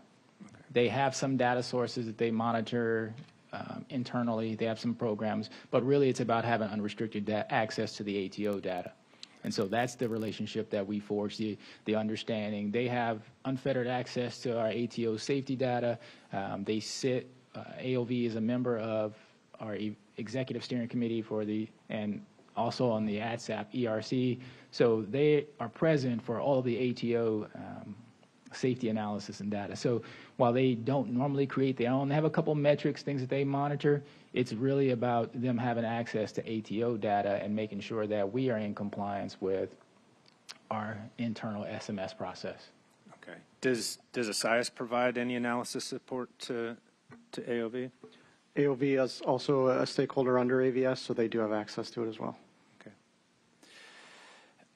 Are there any other programs or processes that we haven't mentioned here or discussed to ensure information relevant to mid-air collision risk gets communicated to everyone involved, particularly for those that don't participate in confidential sharing programs? We still have some other probably programs we haven't really touched on. We have representatives that sit on the International Civil Aviation Organization Regional Monitoring Agency, I believe is what it's called, and it's for oceanic safety monitoring. And so some of the large height deviations, things of that nature, turbulence reports, TCAS alerts over the oceanic or the international environments, we still monitor those. We have representatives that meet on a monthly basis. In addition, we have just now recently started to transfer some of those duties over into ATO safety. So we're getting real time instead of waiting for the regional monitoring, the RMA meetings. We are starting to do real time, real time, I say the next day, data gathering and analysis here internally, and we're working out that process now. All right, thank you. Mr. Kabak, I want to go back to you. Just a couple questions specific to analyses that were conducted to support this investigation, or in light of this investigation. After the accident, ASRS conducted a retrospective review of safety information for the DCA area. What sources of data were used to conduct those I was using TCAS RA data as well. TCAS RAs, and was the ARIA system used? Yeah, we did. So I think I know where you're going. We did use information that we get out of ARIA. We don't. It's a component of ASRS. We don't actively monitor it, but when we need to use it for analysis, we can jump into it. Yeah. So this was an analysis in response to the accident. This was not out of routinely monitored data. So the results of that analysis included proximity encounters between fixed-wing airplanes arriving or departing DCA and helicopters from between October 2021 and December 2024. And one of the numbers from that analysis that was cited in the preliminary accident report that received a lot of attention was 15,214 proximity events. Can you explain what that number included? Yeah, so when we went to look through that, we started sort of high to try and bucket it down to understand where the risk was. Class B separation between IFR and VFR is 1.5 miles and 500 feet. So we looked basically the next level down would be a mile and 400 feet. Within that data set, that's where that large number came from. The number is merely a count of proximity. It's not indicative of risk. It doesn't include the other context that may have been visual separation applied or some other separation requirements.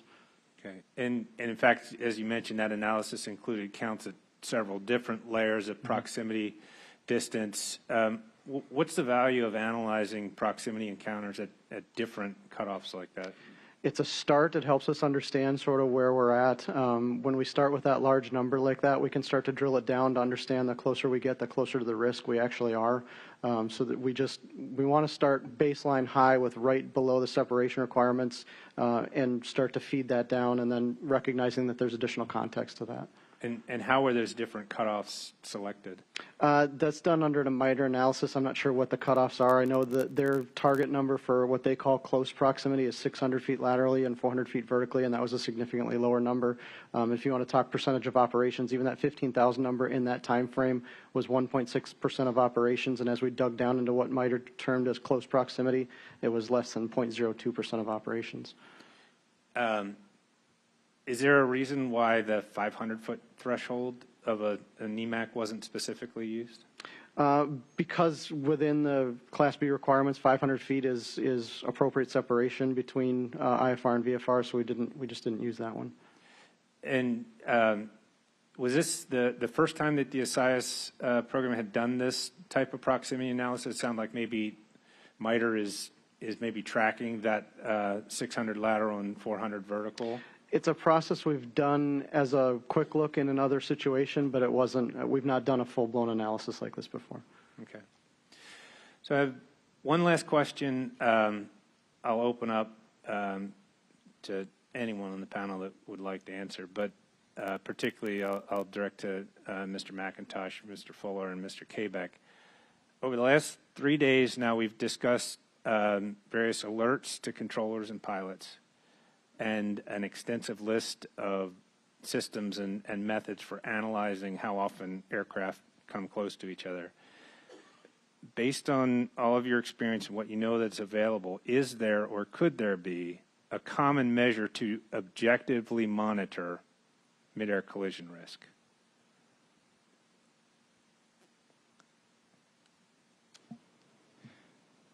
I don't know that there is one singular answer right now. There are a lot of different indicators and a lot of different scenarios.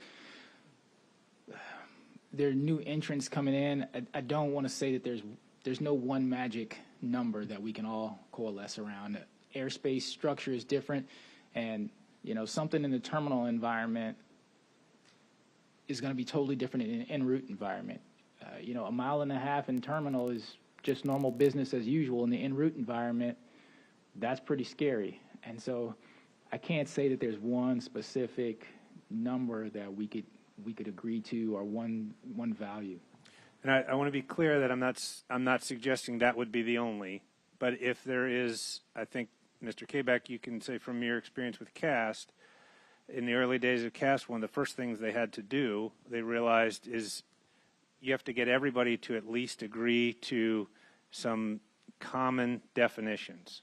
Everybody does their own analyses to manage the piece they have of the system, but when we come all together, is it possible to have one common objective metric that could be shared among the groups, even if it was just limited to the terminal environment? Yeah, I agree with Mr. Fuller. It would be difficult to get to. We maybe could with a lot of effort and research and thought on it, but in my mind at the moment, it would be really difficult to get to.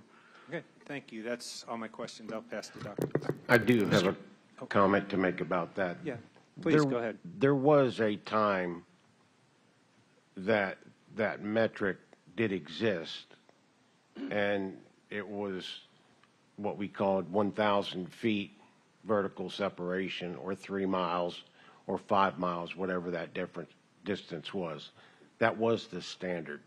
And from that point, we've gotten to where we are today. Thank you.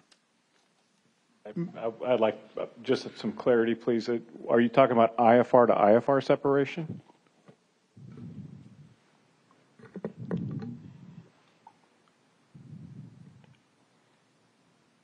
IFR to IFR was 1,003, and there are some other separation standards based on the, we'll say, class of service area you're in, A, B, C, etc.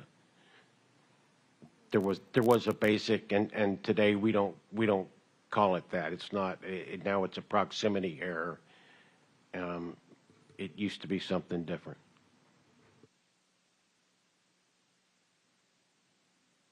And Dr. Groff, if I could add to that, because that's an excellent question. If you could come to an agreement on some form or some standard lateral value, and then you could pull in context. So there's an effort right now, it's called ARIA in context, and it's pulling in metadata from ARIA. And one other key piece to that would be if you could pull in reliable voice analysis. So say you chose a value of 400 or 500 feet, and it's a slant range, and then you pulled in the voice data that also indicated that a visual separation clearance was validly given. And then you pulled in context that indicated the aircraft that were involved were VFR or IFR or something like that. I think that could be an answer to doing something like that. But it's the reliability of that context related with the slant range that would be the key piece. Thank you. I'm going to switch gears away from data just a little bit.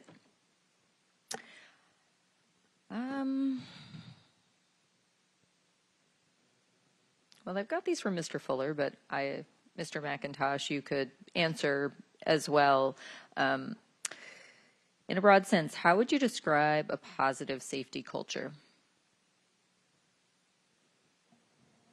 Positive safety culture would be non-punitive, educational, continuous learning from systemic issues. When a safety event occurs, we should learn from it as a whole national airspace system.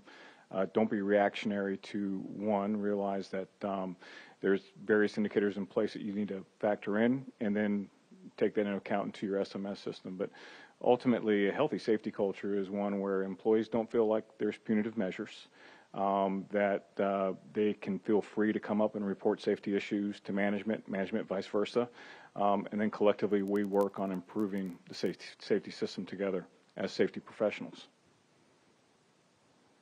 Anything you'd like to add, Nick? Well, Mr. Fuller, my next question is actually for you, because when I read your bio, You actually state that in your previous position as the Vice President of Safety and Technical Training, your efforts in that position helped to foster a positive safety culture. So I was hoping you could expand on what sort of things in your role you felt contributed to a positive safety culture. We did national training on voluntary safety reporting. We have held numerous symposiums with commercial operators, helicopter operators, where we came in and discussed ideas for improving the safety of the NAS. Previously, after the Austin runway incursion, we participated in the huge lift to reduce the runway incursion rate, especially around A and B errors, and getting the surface awareness initiative, the approach runway verification tool, all of those sprints through. We had to do SMS and SRM panels on some of the specific initiatives we were doing, and so those are some of the activities that I supported as the Vice President of Safety.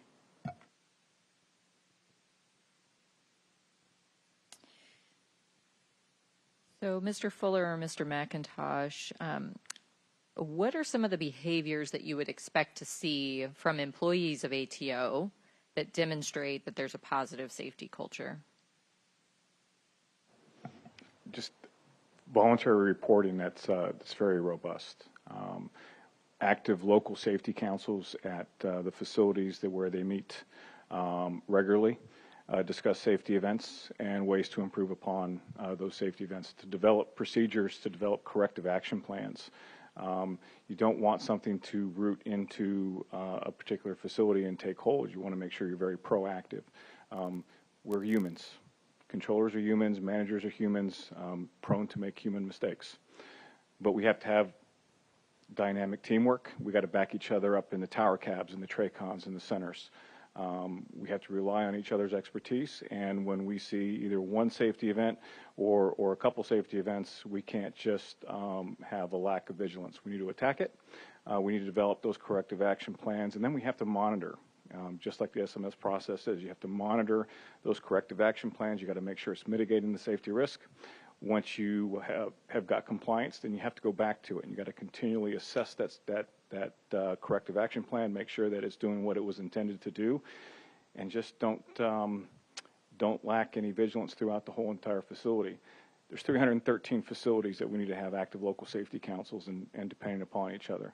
And one thing that somebody once told me was a really good leader does not,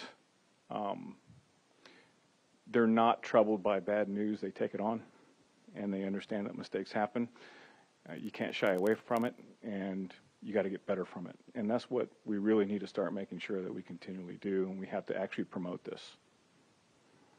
Do you think that the ATO does promote that? I think the ATO does a very good job at promoting it at senior leadership levels. I think they do it very well in the district levels. I think when you talk with our labor peers, they'll tell you the same thing.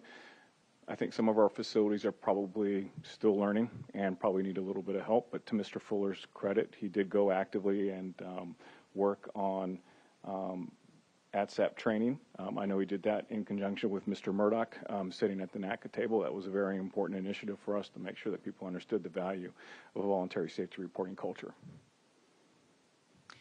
How do you think your definition, and maybe it doesn't, but how do you think your definition of safety culture compares to a just culture? I don't think we would talk about safety culture without saying just as a part of the definition. I have some more questions, but I know that before I get too far, I know that Mr. Soper has some questions regarding that topic, so I'm going to turn it over to him, and then I'm going to come back to the rest of mine. Thank you.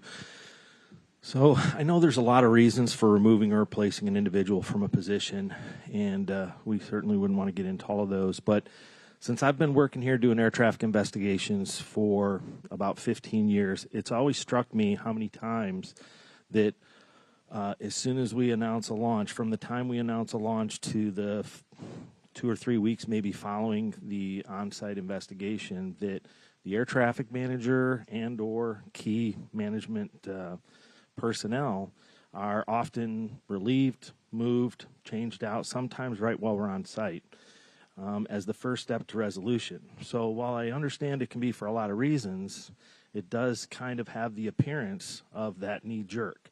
And do you believe that this is aligned with the ATO's just safety culture that you mentioned? No, I don't believe removing a person from a management position based on a single event is warranted. I would classify that as a knee jerk. I would hope that when we're taking a look at the performance of a management team, are they promoting safety culture? Are they promoting corrective action plans? Are they ensuring that they're following our QA quality assurance and our quality control processes? Are they making sure that they're actively engaged with the local safety councils? Are they doing all the right things to ensure that those facilities are doing the right thing for the American public and for the controllers involved? Okay, thank you. So the most recent case of this, in the case of the DCA Airport Traffic Control Tower, and in the wake of January 29th, the FAA has removed everybody from the general manager to assistant general managers from the Washington District, as well as the air traffic manager and the operations manager from DCA Airport Traffic Control Tower, effectively removing all of the institutional knowledge at the management level that existed there in a time when we are trying to make corrective course correction. All personnel were replaced with individuals that don't, while they have great resumes, and I'm sure are great in their positions, and I commend them for stepping up to come in and help with the situation. However, they don't have the skill set or the experience from DCA Airport Traffic Control Tower as they try to navigate all these new procedures and changes that are coming down the pike. Can you please help me understand how this will provide an orderly and safe transition to the new and still evolving operational procedures, a decrease in risk of a reoccurrence, and an increase in safety? Brian, so the individuals that I know came in are what I consider to be change agents and understand the importance of shared safety culture, that understand the importance of a quality control program, understand the importance of a corrective action plan, and more importantly, following up with that corrective action plan. The individuals that were put into that place, as you said, their resumes were not just impeccable, but they actually shown as proven leaders that can actually effectuate change in a positive manner and ensure that safety is not compromised. Okay, thank you. Do you feel that the control workforce and facility management's faith and confidence in their senior leadership is important and essential in a just safety culture? Absolutely. In my experience and observation, this practice it actually works in contradiction. And I'm going back now to the change out in people. It actually works in contradiction to building a true just safety culture. It seems to illustrate to the workforce that it's not real, because a system failure absolutely resulted in what appears to be blame and even punishment or retribution in their eyes, resulting in the workforce's loss of faith and confidence in their highest level of leadership, which can have broad negative effects. If you're still committed, which I feel you are by your responses, to a just safety culture, how would you explain this to your air traffic control workforce to prevent that loss of faith and confidence? And many of them are listening right now. And I respect the controllers that work at DCA just like the controllers that work at my other 312 facilities, and I'd be more than willing to sit down and have that conversation along with my NACA counterpart. We have been committed to visiting DCA on a biweekly basis with senior leadership. I've required the vice president and deputy vice president to go there on a weekly basis, check in, do what I consider wellness checks, make sure everybody's doing all right. But I've been there a couple times myself to show that we are committed to the controllers that work at DCA. We care about them. We care about the jobs that they do, and we know that they're committed. They're going through a very hard time now, and rightfully so. This was a tragedy. And we make sure that we go over there and they understand the importance of what we're trying to build, and that we're not going to shy away from things, but we're going to stand with some resolve and make sure that we make the right decisions for the right reasons. And I'm willing to sit there and have those conversations with any of the controllers that want to talk to me. Great. That's great to hear. Thank you. I appreciate your responses for that. Kat?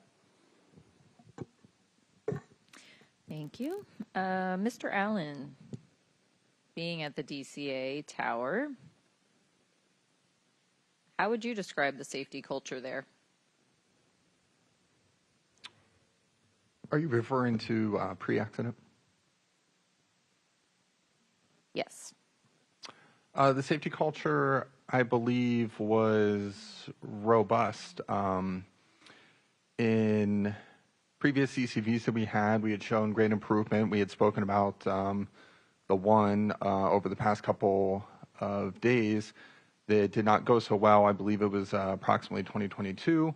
But the subsequent ECBs 2023 and 2024, there was great improvement across the board in all categories. QC was 100%, as one of the ECB team members is a quote.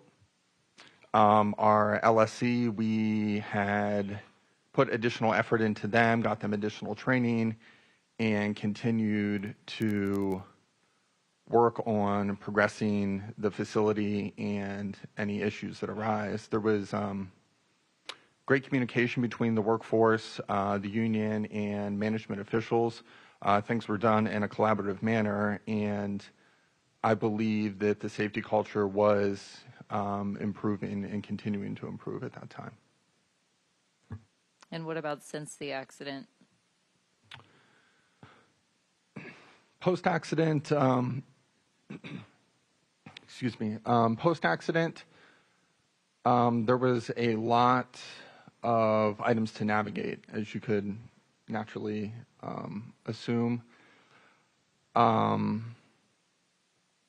This safety culture had shifted from the facility driving safety to outside the facility was driving safety. Up until the point of my departure, that's how it appeared to me.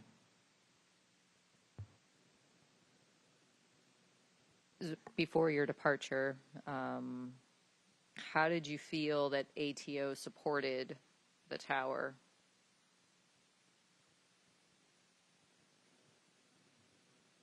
You mean the time frame between the accident and when I left? Correct. The support did grow, as stated throughout the past couple of days. Resources were being deployed with additional support staff. Equipment is on the way. Things of that nature were helpful.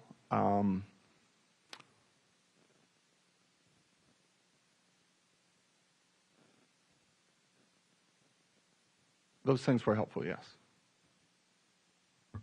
Were there things that you felt, areas where you felt the ATO could have supported you more, you and the staff, the personnel? Yes. I believe they could have listened and heard what we said and allowed us to be part of processes to make the facility better and safer.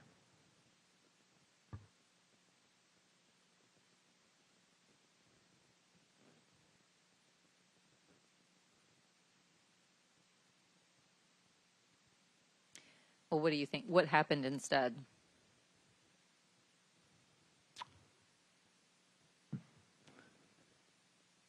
Instead of a discussion occurring or a collaborative process to occur, directives or rules of that nature were just handed to the facility.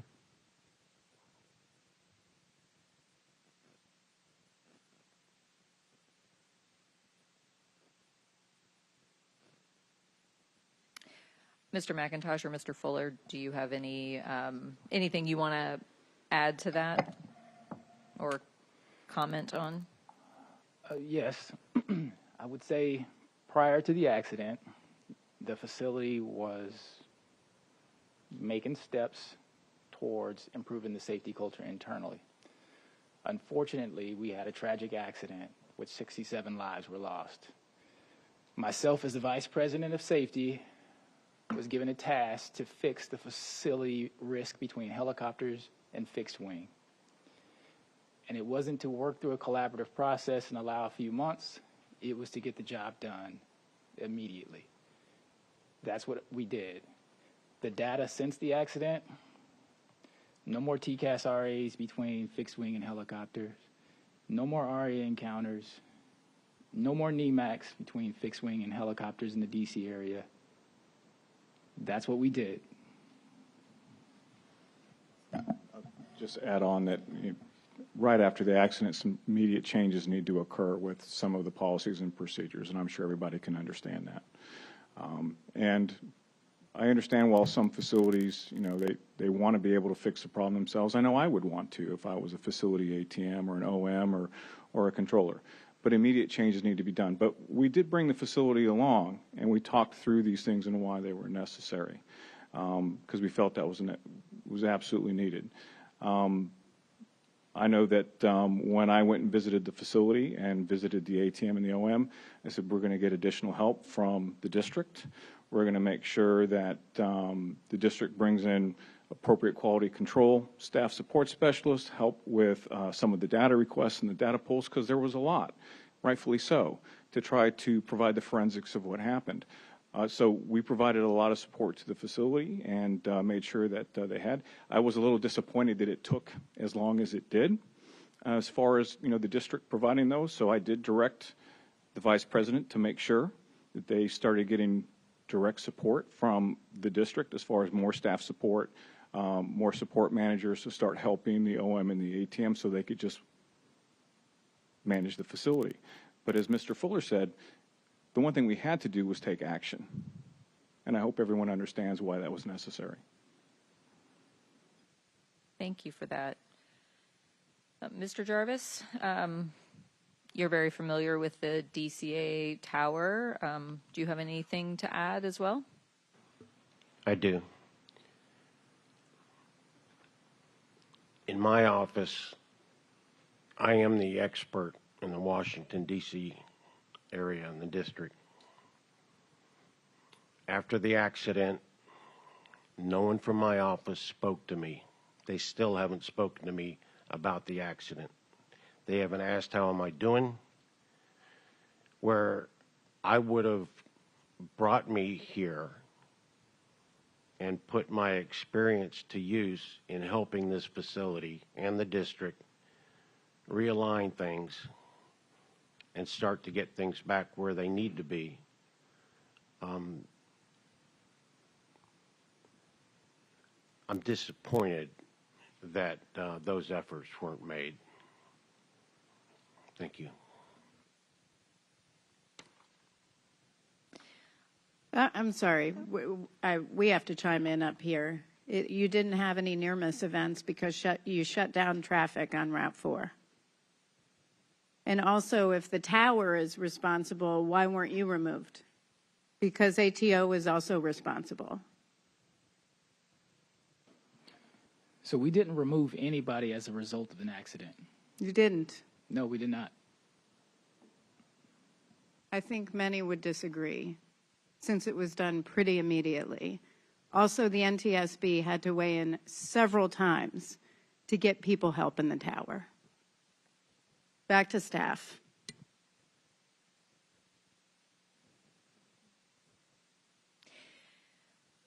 Okay, I'm going to switch gears a little bit. Let's go back and broader. So if you could, Mr. Fuller or Mr. McIntosh, if you could please describe the safety management system at the ATO.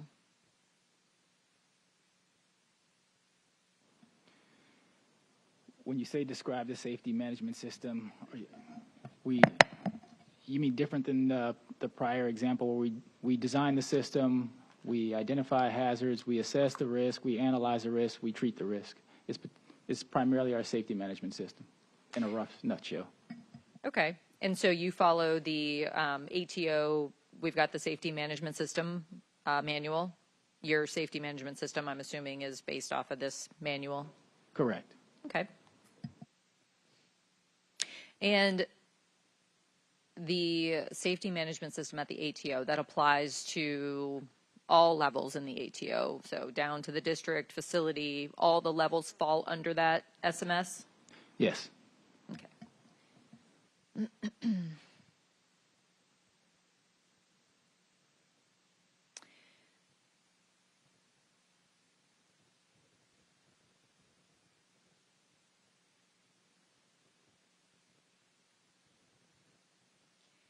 How are your expectations about safety management communicated to those within the ATO?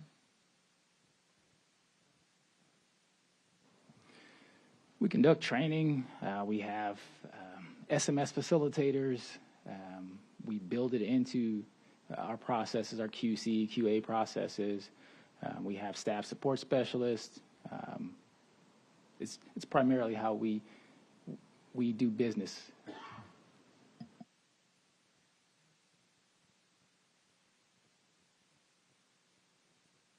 And the manual, the safety management manual, is that something that, is it expected that a facility level, let's just say, would this facility be familiar with the SMS manual?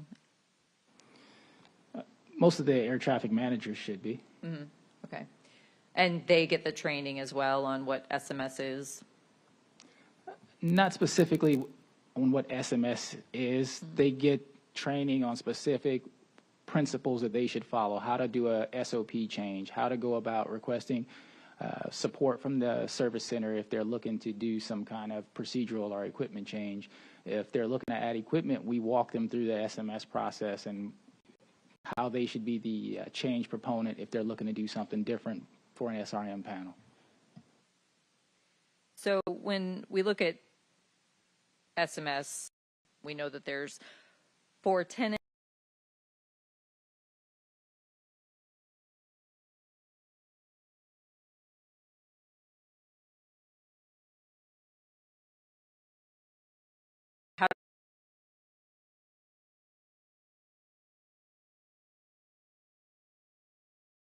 Go through as they progress.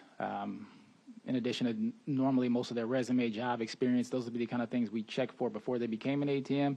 But if they didn't, we have additional courses. We have management courses they can go to and get some of that initial training. I'd like to speak to that also. Part of the quality control group is we are, in a way, support to the facility. And in the quality control group office, we have a safety risk management team. And as we build relationships with these facilities and the air traffic managers, we communicate to these managers of the support, the SRM support that they have. And once we kind of put those parties together, the SRM team or the SMS team will then forward a bunch of information to them and demonstrate how things are to be done. And back at the ATO level, is there somebody on like a day-to-day basis who's in charge of SMS? When you say day-to-day basis, we do have a director, AJI3, that their team specializes in SMS and SRM for the ATO. Okay.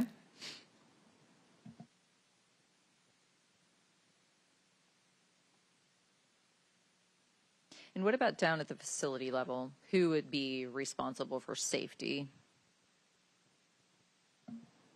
So ultimately, every employee is responsible for safety at the facility level. But all of our facilities are required to have a local safety council. You have an ATM that's the ultimate decision maker at the facility level. But they have a principal fact rep that they work with as well. Every district also has a quality control manager, a QC manager. Most districts have at least 2. And they look at all the facilities, look at the data, make sure corrective action plans are in place. And the intent is that you have more of a neutral view. And what you want to do is you want to bring all the standards of quality up. And by having a neutral view, you kind of lose some of that looking through a keyhole. You might be a little myopic. So that's what the intent is. And the QC manager should help us with that as well. I appreciate that. So how does the FAA determine, or the ATO, how do you determine that the SMS is working? Again, it's that continuous monitoring that we do. Continuous improvement is what we strive for. We've got our quality assurance, our quality control groups. We recognized after the accident that we did have some gaps in some of our processes, which is why we did a realignment. We're doing standardized training for all of our QC and QC specialists. We're rewriting that particular order as well, updating that and giving them recurrent training. because we identified that some of our QC specialists in the West may be doing things or evaluating things differently than our QC specialists in the East. And so in an effort to standardize things, we've made some of those changes as well. And you mentioned that there is some training provided to personnel regarding SMS. Is that a one-time training? Is that incorporated into recurrent training? How often are they getting that? I don't have the specifics on how often they get it, but we do refresh that training. We've got some ELMS courses they can take if they need to. In addition, if someone's going to participate in an SRM panel, there are online courses they can take. There's various avenues of being refreshed.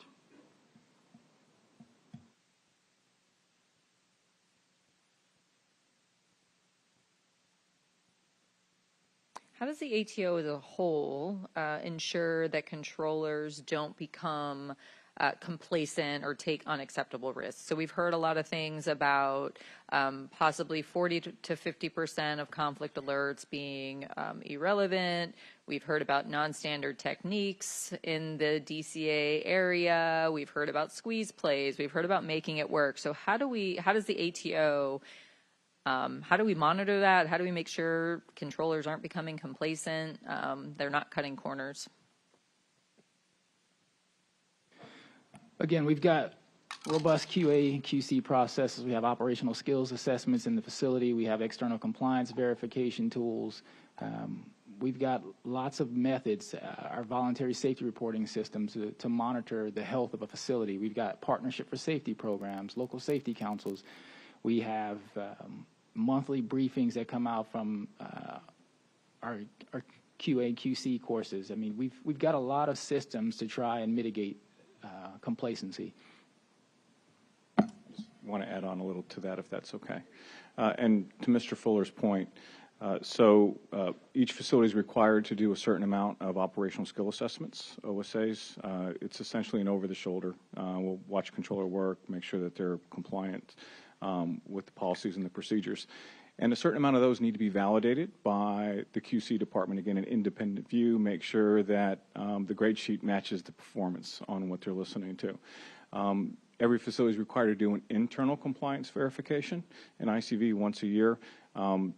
It's something where they take a look, but it's very similar to an external compliance verification where an outside source comes in and takes a look at the same things. And the external compliance verification and the internal compliance verification, they'll compare notes, they'll make sure